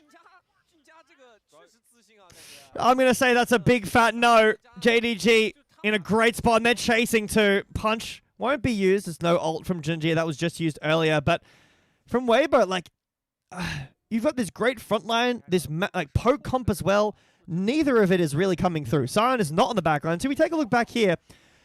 The keeper's verdict hits no one. The wall is reflected. It's whatever, because it's still separating the backline away from Weibo. And then Xiaoshu goes in the back onto JDG and ults him away, and then all of Weibo have to peel back to try to kill this Cassandra. They take Vampire out, sure, but they've forgotten about the Drake. It's going. It's gone. Rough position here for Weibo Gaming, down nearly 4,000 gold, staring a Dragon Soul in the face. This Chemtech Soul as well, in a game where there's not a ton of damage coming out. I mean, Weibo Gaming are the team that has more damage, sure, but they're still going to have to try to top down Xiaoshu, Vampire, Junjia later on, especially with the sustain that he's going to get. You're going to get a lot of value out of this Soul if you are JDG. 20 minutes into the game, Otacon is up. Will be an opportunity for Weibo Gaming to try and find their way back in. We've seen a lot of breakout fights over Otacon tonight. JDG will be able to break open this mid tower. And actually has to flash away. Whoa. Okay, wait, Hongkyu. Weaver's Wall, put the... Oh! It's the triangle. The Bermuda Triangle, because JDG's about to go missing. Hongkyu is dead. Vampire very, very low. The headbutt to just stop Erha, but Vampire still trying to walk away, trying desperately to escape, but he cannot dodge Elk's arrow. Xiaoshu, very healthy, but still taking a bit of damage on the way out. Could be an opportunity for Weibo Gaming to take this Otacon. With 2 dead here for JDG, Weibo definitely an option. They could go towards this mid lane tier 1. They've got TPs up too. The pillar will scare Xiaoshu, but do nothing more. It should be TPs back in if Weibo want to go towards this Otacon, but instead they're just happy with just that small win. They just want to keep farming, but I love this interaction. Gala way too far forward. The spell shield goes down, so he has to flash away from the chains of corruption, but the Weaver's all comes in and gets reflected in a V formation. Hongkyu gets rooted up, and that's the go button here for Erha. Onto the pillar, and finally we see some gameplay from Zika, but hold on, back at live, JDG. Yeah, Otacon getting rushed down here by JDG, and it looks like there are no Weibo gamers in sight for this one. Erha's the first one to show up, but with 2,000 HP, it's all JDG. JDG just better on the map. It's as simple as that. They just walk up. Weibo have no vision. It's not the biggest flower lead ever. It's only 10. But, I mean, for JDG, again, this comp is going to scale. It's going to get to a point in the next 10 minutes or so, maybe 15, where Weibo are really outscaled. They can't really fight. The engages are hard to go for. JDG have great engage, amazing engage. They don't have a lot of range, but they've got tons of damage and tools to chew through this front line. They're 1 Drake away from Soul, and sure, Chemtech Soul's not the best this game for JDG. They don't really care about it on Talia, on Siva. I mean, Cassandra likes it, Alistair likes it, sure, but it's still a really good takeaway from Weibo, who haven't really connected to this game, Yanni. They've been around. They just feel like they haven't been themselves from game 1. Xiaohu and Elk having pretty solid games, but Elk with that positioning gaff earlier made this game a lot harder. Carries have no flash for 3,000 gold JDG. lead. Teleport coming in here from Zika as he's finished his boots. All right, JDG hovering around this mid lane here. Weibo Gaming does not want to give up the positioning that they've worked so hard to get. Elk just trying to do what he can, firing arrows over the wall. Dragon is now spawned as Weibo Gaming are continuing to hold the line over on this bottom brush here in the mid lane. Xiaoshu has to dash away as the pillar was put down. Junjia looking for an angle. The Vault Breaker over the wall. The Dragon's been started up by JJ. Redemption going to go down. Healing up Vampire, topping off Junjia. JDG are going to look to walk back in. Vampire chunked out again, but he still has his ultimate. He's got a flash as well to be able to try to make an impact play. Seismic Shove onto Zika. They're just whittling down the Scion for right now. Not too much return damage here as Junjia is now caught in the back of the pit. There's that Poppy ultimate. Keeper's Verdict. Not going to land. Look at the back. It's Xiaoshu on top of Elk. Elk's all alone. He's going to need somebody to help him out real soon as the Alistar goes down to the rest of Weibo Game and trying to help. The pillar is there, and it means Elk can escape out the back door. But this Dragon Look at the Drake. is secured by JDG. JJ will fall. Xiaoshu on Xiaohu violence, and Elk is surrounded in the blink of an eye. JDG, a 4-for-1. And Soul on the back as well. Xiaoshu nearly goes down, but I'm pretty sure the Soul passive kept him alive. He was 1 HP. He barely lived, and the shield as well getting enhanced. That is ridiculous timing for JDG as, I mean, Weibo are doing what their comp does. They're poking, but they just can't get through this Cassante. They can't find the poke onto crucial members. Gala is full health. And then we enter this fight. Look, Honkyu Gala, full health against this poke comp. And yes, the Keeper's Verdict does miss onto Junjia. I want to watch this from Xiaoshu as we go in here. Vampire goes in, he dies. But yeah, Zika, not the best Scion game. Look at this health here. Does he live because of Chemtech Soul? It's so close. Chemtech Soul goes, and look how low he goes. I feel like he would have died there. I think he might have too. And one of the big issues in that fight, Elk kind of zoned himself off while his team was fading toward the Dragon. He was in that banana brush and decided, I'm going to try to go around, and Xiaoshu wasn't going to let him get away with that one. Now a 6,000 gold lead for JDG as they took that bottom tier 2. Baron is now up on the map. This team has hit a critical point. Gala on 3 items as a Sivir, dispensing damage right now. Has crucial items too. The Navori for the uptime on W Infinity Edge and building into the LDR now. That'll be a devastating item to finish for JDG here, as there are 6,000 up. Baron is available if they want to go for it, but I really think I'd love to know how much gold that Gala is sitting on. He's got to be fairly close now. Noon Quiver is, what was it, 950 I think it is, so he's still got a decent way to go before LDR's finished, but should be relatively soon. But I mean, Weibo just have no business being anywhere on the map right now. Erha has had not the best game on Poppy, but here we go. They have to try. Junjia is able to get over the wall. Vampire, though, stands tall, and JJ will fall. Zika going to be the next target as the Weaver's wall cuts him off from everybody else on his team. It's a double kill for Gala, and it's merely a formality that the Baron will be started by JDG. Yeah, it exactly feels like that. It feels like par for the course at this point, Yanni. JDG will start the Baron up. Jeje's dead. Weibo feel like they have some business being here, but I think JDG would like a word with you, as Weibo will walk away, but that'll be Baron on 5. And the door is basically closed in this game, Yanni. You're getting outscaled. You have no engage on this comp, basically. Out to Erha, who has not had a good game on the Poppy, and making it look like it, isn't a S-tier first pick champion, even though it is super strong, just a bit of a rough game. And it is tough, right? You're against a Talia, that's fine, but JDG with Baron, they don't even need to base, they're just moving forward.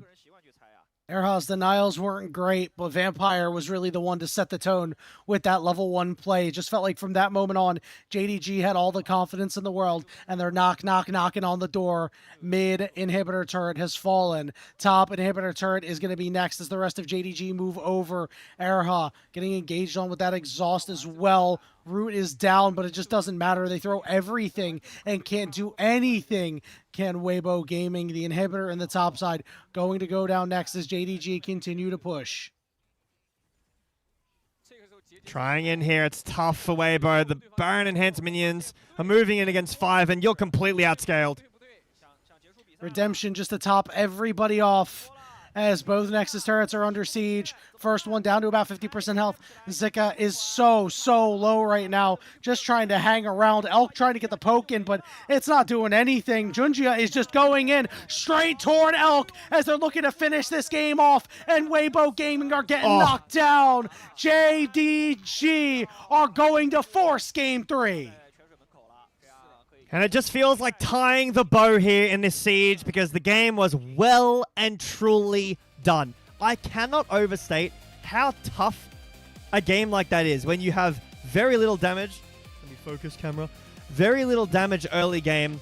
And really, you shouldn't have prio, but Junjia put so much of that on his back. He's everywhere. He avoids Zhezhe. The early game for Weibo with that invade was a disaster for them. They force Elk's flash and TP early. They don't have prio anywhere. And JDG just stack up the Drakes. They just play it simple. We're scaling, guys. We're going to do our objectives. We're going to take the team fights we want to take. And Weibo, if you want to do something, come do it. And they never do. And it was the one point in the game, Jay Beto, where Weibo Gaming should not have poked the bear of JDG, right? Because they were like, okay, listen, you know, if things go very smoothly, they're going to be stronger than JDG for a majority of the game until you go very late. And they just went in when everybody's at level 1. Like, sure, there are some champions that are better than others at level 1. You know, namely Vi, not the greatest at level 1 because you're typically going to be starting your W. But the problem with that is the other champions are on more even footing with you. Sivir can do a lot of damage because these level 1 fights can get drug out a long time, and Gala certainly did so. There's a large reason why JDG took the game. It was Vampire getting it done, and from then on, I mean, the engagements were just so good. Junjia had a fantastic game.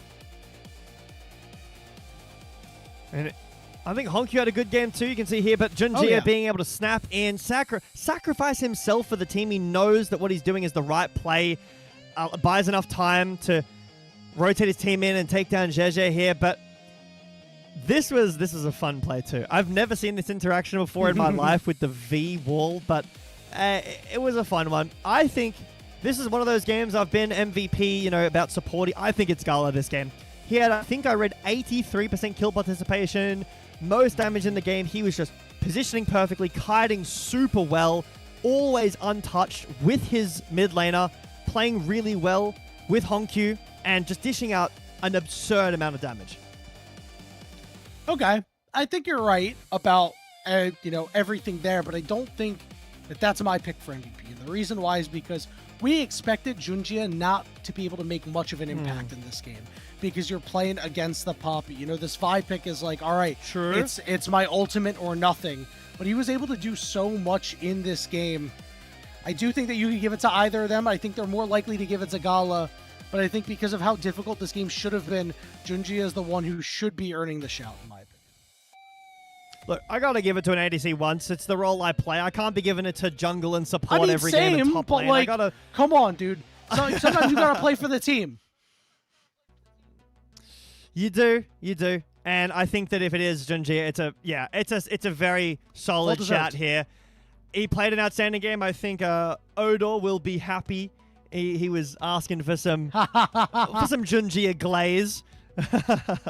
And hey, listen, it's not glaze if he performs well. It's just speaking the truth, Jay Beto. Well, luckily we only had 2 series today because we have gone the distance. The 6th and final game of the day will be coming at you after this break.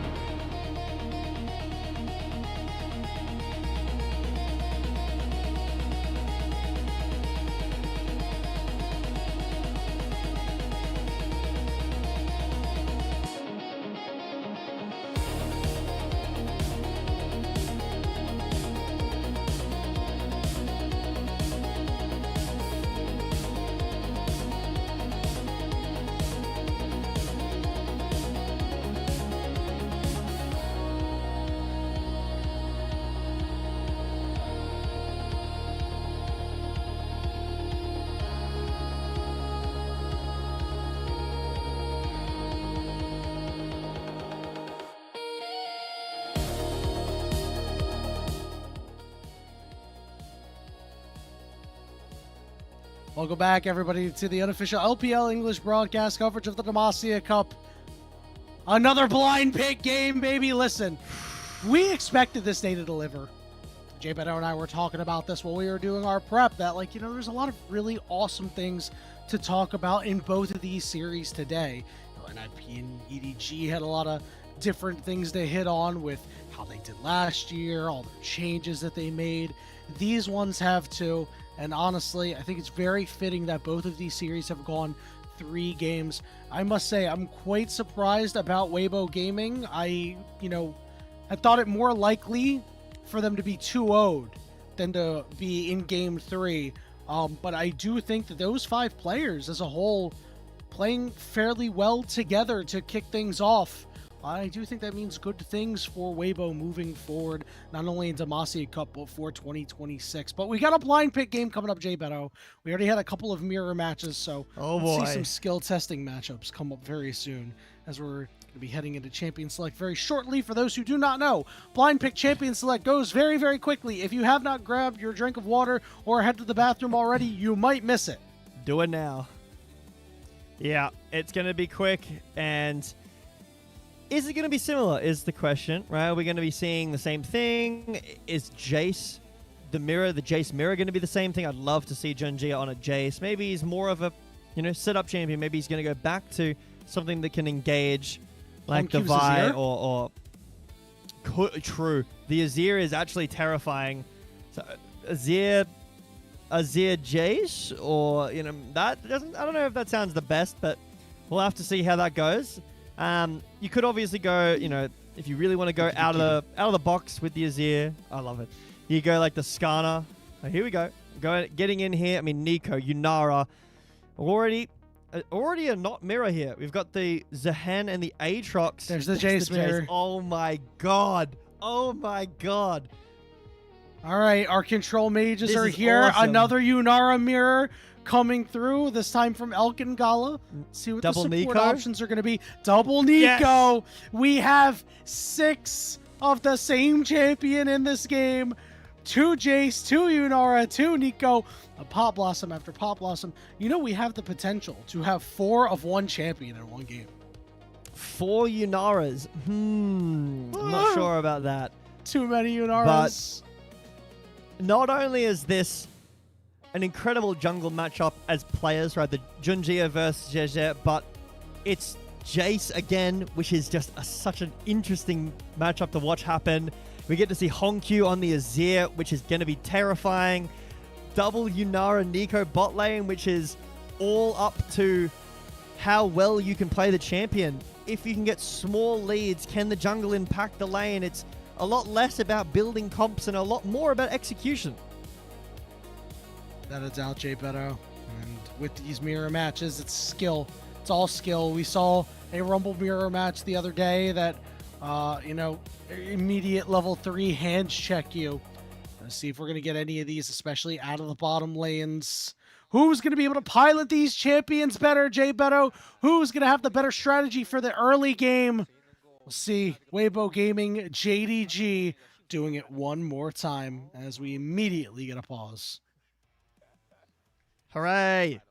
We get to talk a bit more about these comps. I'm worried for Weibo about this Azir. I think I am too. Azir is really strong. It's very difficult to play, but when you can play it, there's a reason why it's banned every game in Tier 1 regions. It's really good. There is nothing you can play against it. Sometimes people will try to play Orianna or Talia. Talia is not picked this game. It's the Orianna, I believe. It's a hard matchup because you win the poke in the lane early game, the first 5-10 minutes, but on side lane, you can't do anything as Orianna against the Azir. It just beats you. It shuffles you. It's so easy to gank you. It's impossible to play. So I think JDG's draft is awesome. It's obviously more players, but Azir is really fun. I'm very excited to watch the Azir, but the Jace mirror is just cinema. Yeah. Here we go. We saw it earlier. I mean, the shock blast that we're whittling down both sides, a very large impact I am curious if Xiaohu is going to alter his build and go a little bit more damage slated because, as you said, the solo lane, the side lane, I'm sorry, is very difficult. Orianna into Azir. But if you go full damage, you're able to catch him with a QW and not take too much damage in return, that does set you up to be able to, shockwave combo the Azir the next time around. Maybe catch Hongq napping. We'll have to see if Xiaohu wants to opt into that or if he's just going to be a little bit safer. We already have 2 Yunaras. We have 4 Yunaras, if I'm checking my mini-map correctly. And once Nico gets her W, we could have 6 Yunaras. Welcome to the Demacia Cup 2025, where we have 4 Yunaras with the potential of more in the bot lane in Weibo Gaming against JDG. But I'm concerned for this Sehen champion. This has been something I've been saying all night. I'm calling it just like they're the champions they are. Yunara attacking Yunara. Yunara dealing some damage back to Yunara. Oh, man, this is way too That's fun. perfect. Don't say the player names. It's just Yunara. They're all Yunara. It's all the same. Yep. Honestly, it is. Except for the moment that they're not Yunara. That's You so ever say deep a and word true. multiple times, and then it just starts sounding weird? Yes. Yeah. We're there. Is that going to be Yunara this game? Yunara. Stop it. Okay, now you're just memeing, right? You're not actually saying anything. I would never. I am always the Buffalo completely sentence? serious. You know the Buffalo sentence that you could say like Buffalo like 9 times. It's an actual sentence. It is a sentence. Yes, I do know that one. Yeah. This is the exact equivalent, the League of Legends equivalent, if you will. Well, What does Yunara are mean shoving in all different contexts? Yunara and the bottom side. Junjia in the area, potentially help out Yunara and Yunara. This wave is going to get a crash off, and Gala's just going to try to scoop up all the CS that he can. Out of the champions here, who do you think in the bot lane is benefiting the most? What champion? Probably is it Yunara? Damn, that's crazy. Crazy of you to say that. I don't know. Yeah, I know. It might be It's Yunara. a hot take. I could be wrong. Yeah, it's listen, it's unpopular opinion is Junjia looking for a pretty good flank here. There are no wards. So this should be a good opportunity to make a play happen for the JDG jungler. The Shock Blast does not land, but he's on top of Elk. Elk gonna barrier up. And you're gonna go into melee range here and try to deal some damage to Erha. Not a successful gank outside of Burning Summoners, but that can be good enough sometimes. Yeah, he failed gank hit, but it is okay. Like you mentioned, you pulled out the summoners. I want to revisit the point I was making earlier. I'm worried about this Zehen because look at the range on JDG, right? Jace, Azir, Yunara. That's a ton of range. It's going to be very hard for Zika to get in. And if you were worried in previous games about, how do we kill Zehen? You have no issue killing Zehen this game. You have Yunara, Azir, Jace. That Zehen is paper this game. Shouldn't be a problem at all. This time around, JJ is trying to do the same thing that Junjia was able to do. Gala already backing off here. Vampire up a little bit far. JJ is going to elect to not go the long way around. Shock Blast did land. This Vampire might be a little cooked here.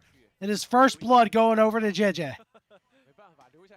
So the Jace ganked his Yunara against enemy Yunara, and that failed. But then the other Jace ganked his Yunara against enemy Yunara, and that one worked. So I'm not sure what to pull from that in terms of champ picks, but first blood over to Weibo, a Jace got a kill against a Yunara. Big. I think what this is telling me is that Jace just ganks more effectively than Jace.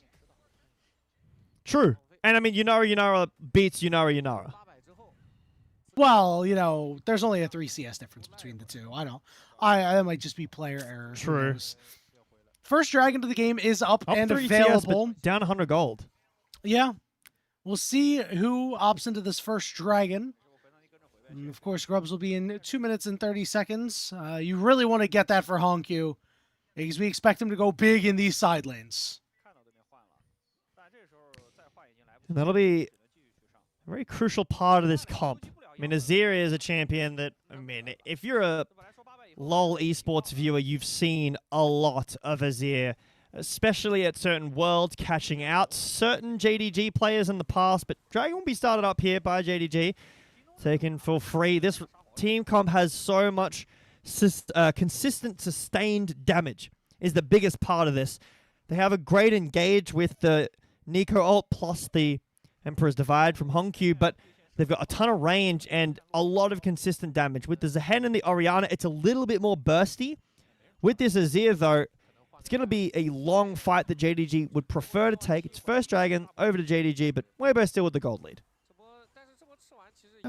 It's a solid enough gold lead at this point. Like, you know, for 6 minutes, like, this is pretty good. 700, you're more than happy with. A lot of that obviously coming out of the jungle with the kill, but small leads elsewhere over on the side of Weibo Gaming. They're going to need to really convert on those in order to kind of slow up JDG, specifically Hongq, right? We're looking for Xiaohu to make his mark in this game. One difficulty is that there aren't as many good ball delivery systems in this one. Xiaoshu caught under the turret here in a 2v1. JJ in the area, but it looks like he's taking some time to get there, so looks like Weibo Gaming is content to just grab a plate and a red buff for JJ. Oh, Junjia could opt to go for a dive here, but with the Nico changes, the cannon on both sides, actually, it's a bit risky. But Weibo brought numbers up, both junglers invading Krugs, and 4 on either side. The mid lane is just handshaking waves. Which dive is going to pay off? All right, JDG's going to kick this one off. Going for Zeka, using Grim Deliverance, trying to do what he can to survive, trying to get that bar up. Junjia ready to go back in. Shock blast to the face, but JJ is the one who gets the kill first. Both Jaces actually got a kill on the other side.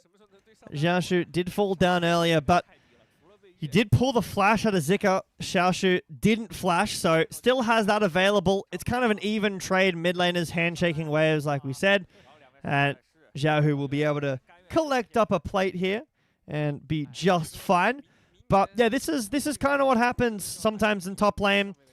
Unfortunately, you're left to the wayside on an island, and enemy team dives you. Mid lane is just happy to push these waves. JJ will start up the grubs, and Junjia will be coming out bot side. No dragon available, but they already did get the first one, so okay to give away these grubs.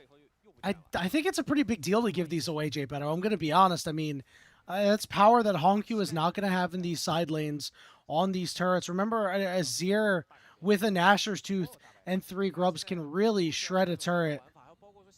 So I was a little surprised that they did elect to go for that bottom dive instead of trying to do something up top. But I'll have to see if JDG will be able to fight out of any rough scenarios without those, and how much advantage Weibo is going to get with those grubs. Next dragon in about 2 minutes, so that's still a little ways off. But right now, Xiaohu with a nice CS lead in the mid lane over the young Hongq on his best champion. That's a very stressful position to be in. I mean, it is only the Demacia Cup, you know, it's not qualification for Worlds, but you know, you have a lot to prove, right? The CFO team was a huge success. You've been brought into JDG alongside Tabe, who was on a team that beat you. Hold on. Pop Blossom up top. Vampire's only level 5. Elk is not going to be able to finish him off. The level lead by Elk and Erha. Oh my goodness! Elk getting it done. Going forward with the shock blast from downtown. Junjia gets Elk super low, and Vampire, disguised as a minion, will clean up the scraps. The Junjia shock blast over the wall does so much damage, and the game maintains even footing here. Yes, Scala did die, but I mean, Elk, you have to use flash there. That was so ridiculous. Take a look at this replay again, Jay Beto. I really like the start here coming through from Erha, throwing everything you got at Vampire, but just look at this damage. Elk, I love that he just went for this play. It's very aggressive, and it's both Jaces were there to answer. That was nearly a double kill with the shock blast, but count your minions, man. From Vampire, nice flash. Just to solidify the kill, make sure he was in time. Hold on. Here. Shockwave from Xiaohu, but he cannot escape the Emperor's Divide, and that's the first for Hongq. And the flash again, used by Xiaohu and the Shockwave. Hongq did flash, but in this matchup, that's incredibly favored towards Azir. You can't get away from that dash in ult combo from Hongq now. Xiaohu caught wandering by himself. This is one of the reasons that Orianna so strong in lane, but weak outside of the lane in terms of volatility. And now JDG evening up the gold lead ever more. The dragon has spawned, but JDG don't care. They want to zone away Zika, maybe go for a dive or just some plates. I'll do it again. Junji is coming back. All right, plate down. Zika's starting to get low, trying to stack up his passive as best he can, but he's not going to get there. It's Gala picking up this kill. Over on the top side, they're going to try to do the same thing to Xiaoshu, who's trying to be sturdy, but he will... Oh, he might not yield, actually, but JJ will flash after him. And that big turret shot, the minions will not finish him off. It is a turret for Weibo on the top side. JDG are getting the Drake. Weibo do open up that top lane tower, and they have a gold lead, but let's have a look-see here, and what is the Soul? It's Chemtech Soul. It's not the best, but pretty decent for Zahan. Good for Cassante, but there's so many squishy targets that do tons of damage. You'd love, anything that does damage. I guess that both of them were first. Cloud Soul still really good in this game, but it's going to be Chemtech Soul this game. JDG maybe feeling a little bit worse for wear after taking that trade, investing a lot in the bot side of the map, giving up that top tower, being down gold, and yeah, they do have 2 Drakes to 0, but don't know if they're happy about the Soul necessarily. Do remember that we do favor the scaling for JDG a little bit. Hongq, really the mirror breaker here, right? Obviously, these top laners are different, but the big matchup that I feel is going to turn this game is this mid lane because everything else is so even on the other sides. JDG is now looking to make another play onto Zika. They are really picking on this man. Come on. He was in Group Nirvana the entire year, man. And now you're just going to go after him and make his life hell in Demacia Cup? Hongq just better right now on this Azir. You can see why it's banned every game. He's so solid on it. Gala takes a lot of damage. Wow, but Weibo just breaking the turret. Gala can survive here a little bit, and they shouldn't be able to break open the full tower. And Hongq, like you mentioned, is really the main character of this game. Everywhere else is kind of losing, and he's just up here solo farming this tower. Goodness gracious, the amount of plates that Weibo Gaming have gotten in this game, so many. Did see Hongq pick that one up. No, we didn't see that Nash's Tooth is inventory, as we do have a slight pause. Well, when we come back to that, there is a jungler looming in the top side, looking for a Zahan there. It could have been, sometimes you risk, there's a vision bug when you pause, and you might be able to see that jungle is coming, but maybe he can just sense it, Hongq's walking up, someone's lurking in the wings there, but I think the onus is on Hongq for this game. Junjia's had a great series so far, but on the Jace, it's a lot more about the poke. The Azir really needs to be the one that carries. This board has been changing, by the way, in the background here. All of those, the red symbols, the blue symbols, have been changing. Yeah, of course. It's the Rift kit. You go and you get the Summoner's Rift map. This is things that the coaches use in order to mark down certain things that have happened in the game. Mostly for review. I think it's it might not exactly be Rift kit. Rift kit is great though. I like using Rift kit whenever I get the chance. Is it the online one where you can move the rolls around the map? Yeah, okay. I've seen that used before. It is very good. Good for explaining. It's good for casters sometimes too, if you're able to get up a little segment there. But going into a pause. Actually, never mind. We're not going into a pause. There is a gank approaching the top lane. No, there's not. There's no longer a gank approaching the top lane. We thought for a moment, but not so this time around. Shockwave catches Gala off on the side, but here comes Jace right on top of Xiaohu. Junjia almost closing out on the kill as JJ is going to back off, and they got the plate on the way out just before they fell off. So risky business there, but getting it done. 55 seconds until this Rift Herald is up. With bot lane tier 1 falling, the only thing you're really knocking down is an inner turret at this point, or that mid lane turret that will die to a gentle breeze soon enough. Yeah, a little whisper in the wind will knock over that tower, but Junjia had to flash there, or felt like he needed to flash to get in range for that kill, and nearly took down Xiaohu, but because there's no flash for Xiaohu, it wasn't invested, right? It just wasn't up. I'm sure Xiaohu would have flashed away from that. It was very close to being able to kill. Gala dashed forward with the enhanced W, nearly got the kill onto Xiaohu, but just went wide there. Weibo still in the gold lead. JDG have maintained this kind of neutral control over the map, and it feels to me as Junji is a little bit more everywhere than JJ is. Oh, higher kill participation will do that, right? 5-3 comparatively.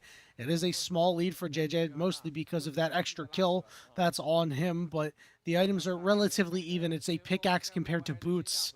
We'll see if you're able to squeeze out that extra strength. Weibo Gaming wastes no time on top of the Rift Herald. You know they want to knock down more of these structures, increase their gold lead. I think they've identified that Hongq is going to be the big difference maker in this game when it comes to the scaling. And for WE, oh sorry, not WE, Weibo. WE was earlier.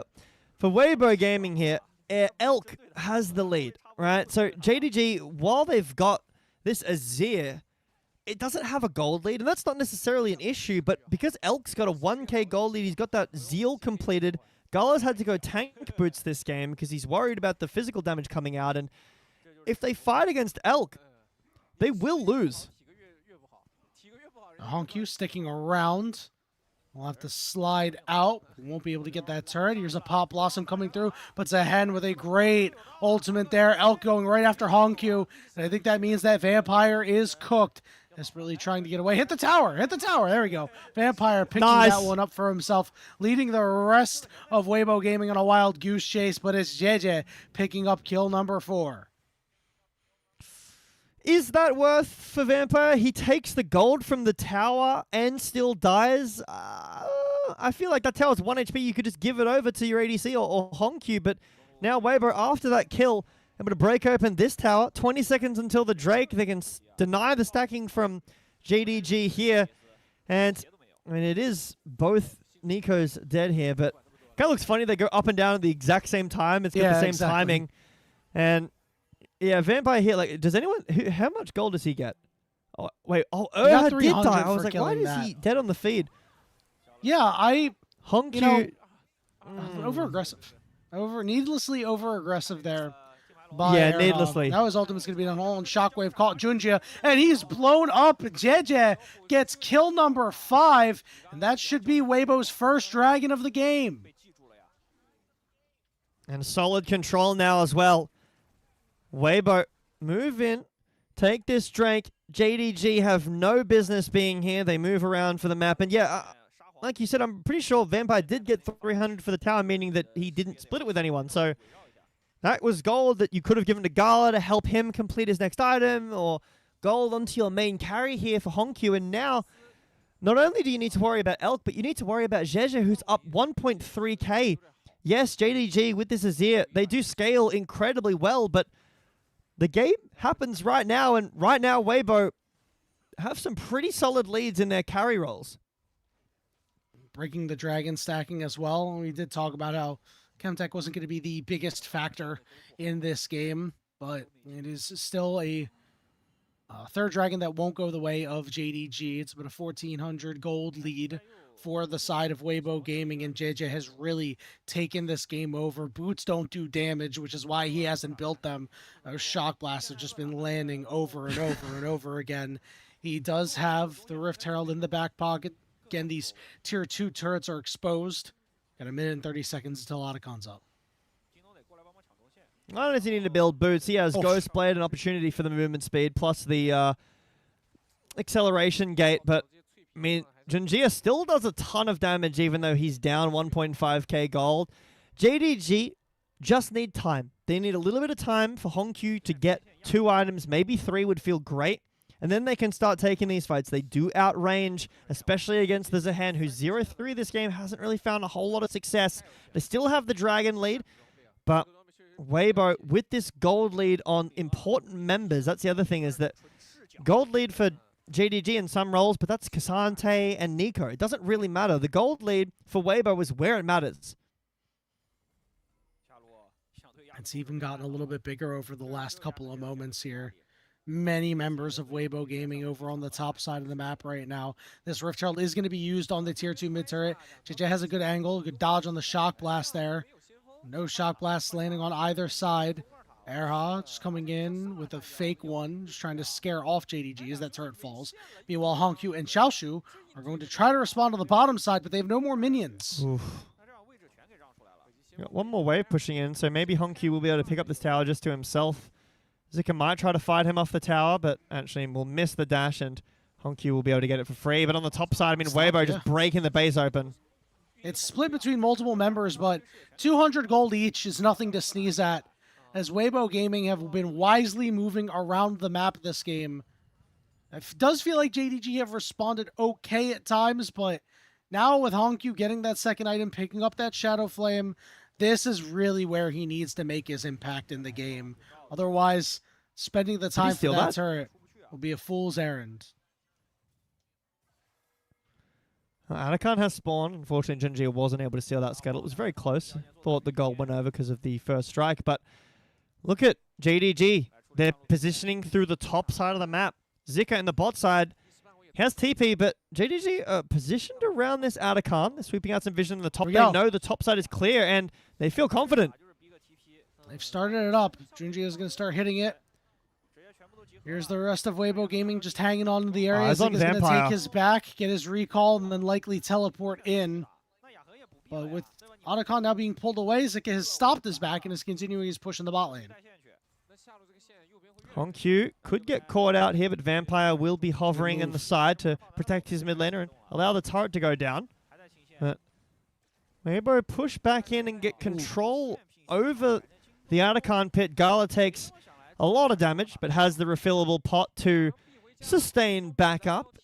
And TP in from Weibo here. Oh, wait. Junjia's nowhere close. Wait, I'm sorry. That's Vampire all the way in the back, not Junjia. Junjia at half HP, though, has been chunked out pretty big. Anakan getting very low. Xiaohu will be able to take out Junjia. Hongkyu's got to run for the hills as Weibo Gaming are starting to run over JDG. There's Yunara on Yunara violence. Xiaoshu trying to do what he can, all out to the side, but everyone's on top of him. Weibo Gaming get the Anakan and get a bunch of kills, too. The shockwave is so good from Xiaohu. You're right. Members of JDG aren't there. It's only Vampire, sure, but he has flash and ult up. He needs to be there around for his team. As we take a look back here, Junji is so low from the poke. He walks too far forward here. And the shockwave hidden in the wall. Beautiful engage follow-up from Zika, and Hongkyu just has to dash away. Look, Vampire has only joined now. He doesn't have any tools to impact this fight. And after a beautiful find from Xiaohu, Weibo will get the Anakan for themselves, get a massive team fight win here, and deny the dragon stacking even more. We're still waiting for Hongkyu to make a big impact on one of these fights, and it's 23 minutes into the game, and he has yet to do so. We get a very savvy play there by Xiaohu to keep him out. Erha's coming through on a Pop Blossom. We're going to get a return to Pop Blossom out of Vampire. The Shockwave lands, but they're not able to actually get any more of these kills. Oh, they're looking for Xiaoshu here. So close! But Elk is unable to take him down. JDG get one, but that's it. And Weibo are doing such a great job of playing together, and they're aware of Hongkyu and what he wants to do. Hongkyu's just pushing waves. Guys, I need more items. I need Rabadons. I need Crit Bloom or whatever it is that he's going here. Whether it's a Zhonya's maybe. He needs more damage. And Weibo say, okay, well, Hongkyu's not going to be here. We'll just take the fight. We'll just fight around everyone else. And these shockwaves have just found so much value every time. JDG up 1.6k, 3 completed items, working on the 4th. And Junjia struggling in this game to do as much as JDG is.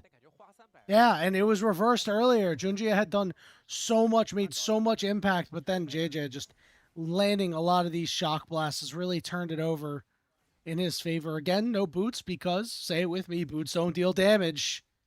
And JDG is getting a lot of value out of not having to spend that extra 300 gold, honestly, as you're pretty tight on your items. They're not overly expensive either.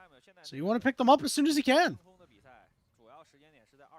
It's really funny to me as well that both Jaces go Edge of Night so that they don't get hit by each other.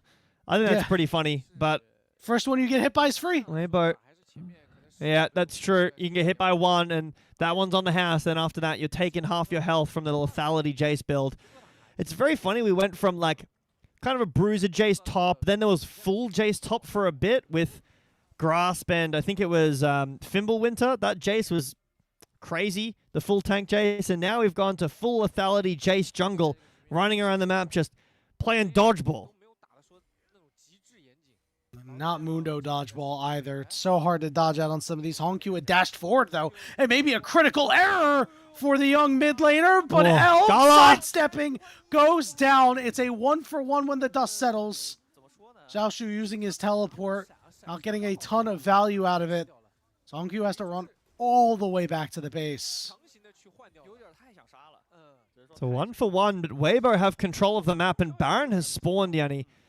JDG need to reset. They didn't have an ADC. Hongq, no flash either. It's really tough to walk in against a Nico, against the Jason, all the poke and potential engage is just landing on top of you. Weibo not opting to go towards the Baron just yet. They want to fish a little bit more. Hanging out in the area, taking the crab, making sure everything's all cleared out. 2 minutes until this next dragon is up. It'll be the 5th dragon of the game. With Hongq's flash being down, you've got to be very, very careful.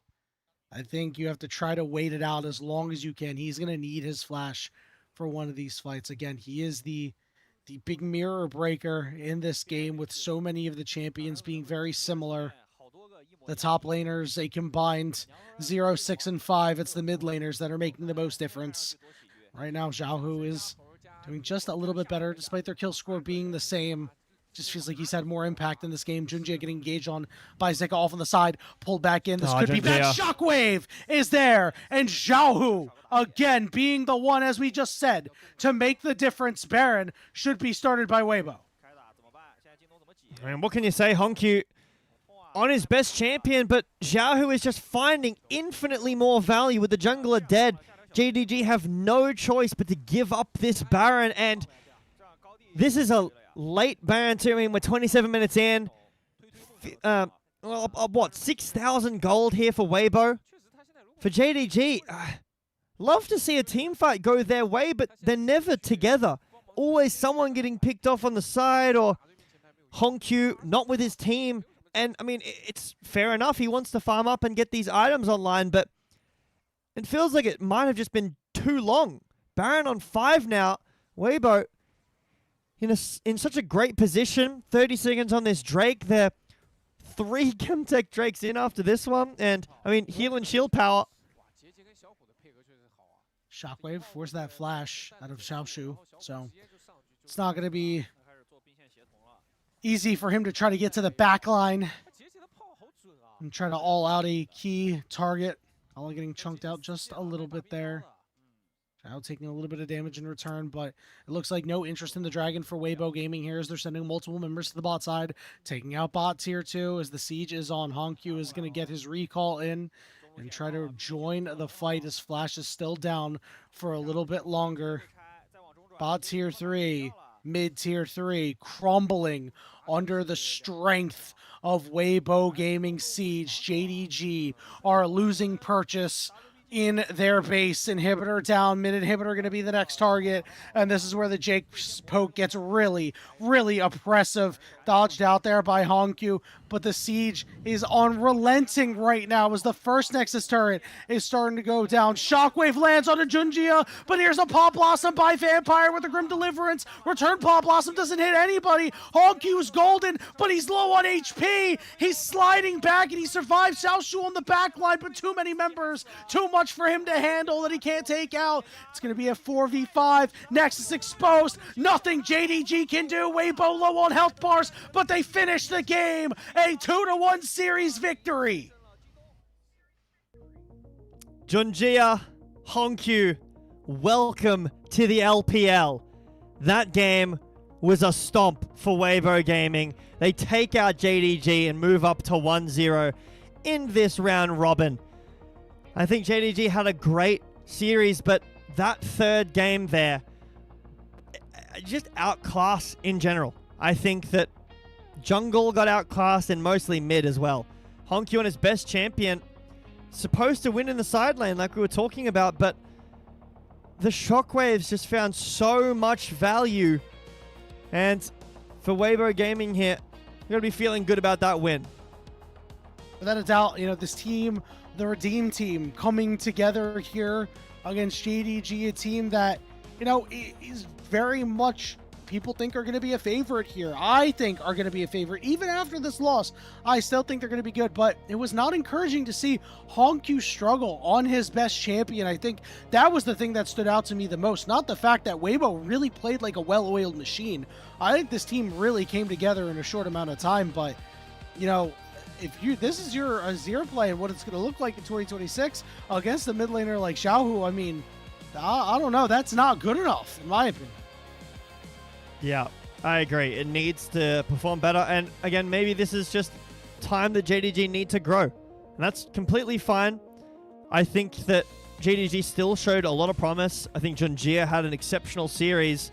I mean, for this game, who's MVP? Is it JJ or is it Xiaohu? I mean, JJ did a lot in the Jace, but I feel like it's Xiaohu. Xiaohu did so much in these team fights, bought so much space, and we didn't actually get to see this one live, but yeah, just caught out on the ward. I think this game was, for JDG, it started off so well, but this was a real nail in the coffin, this fight here. Look at the shockwave over the wall.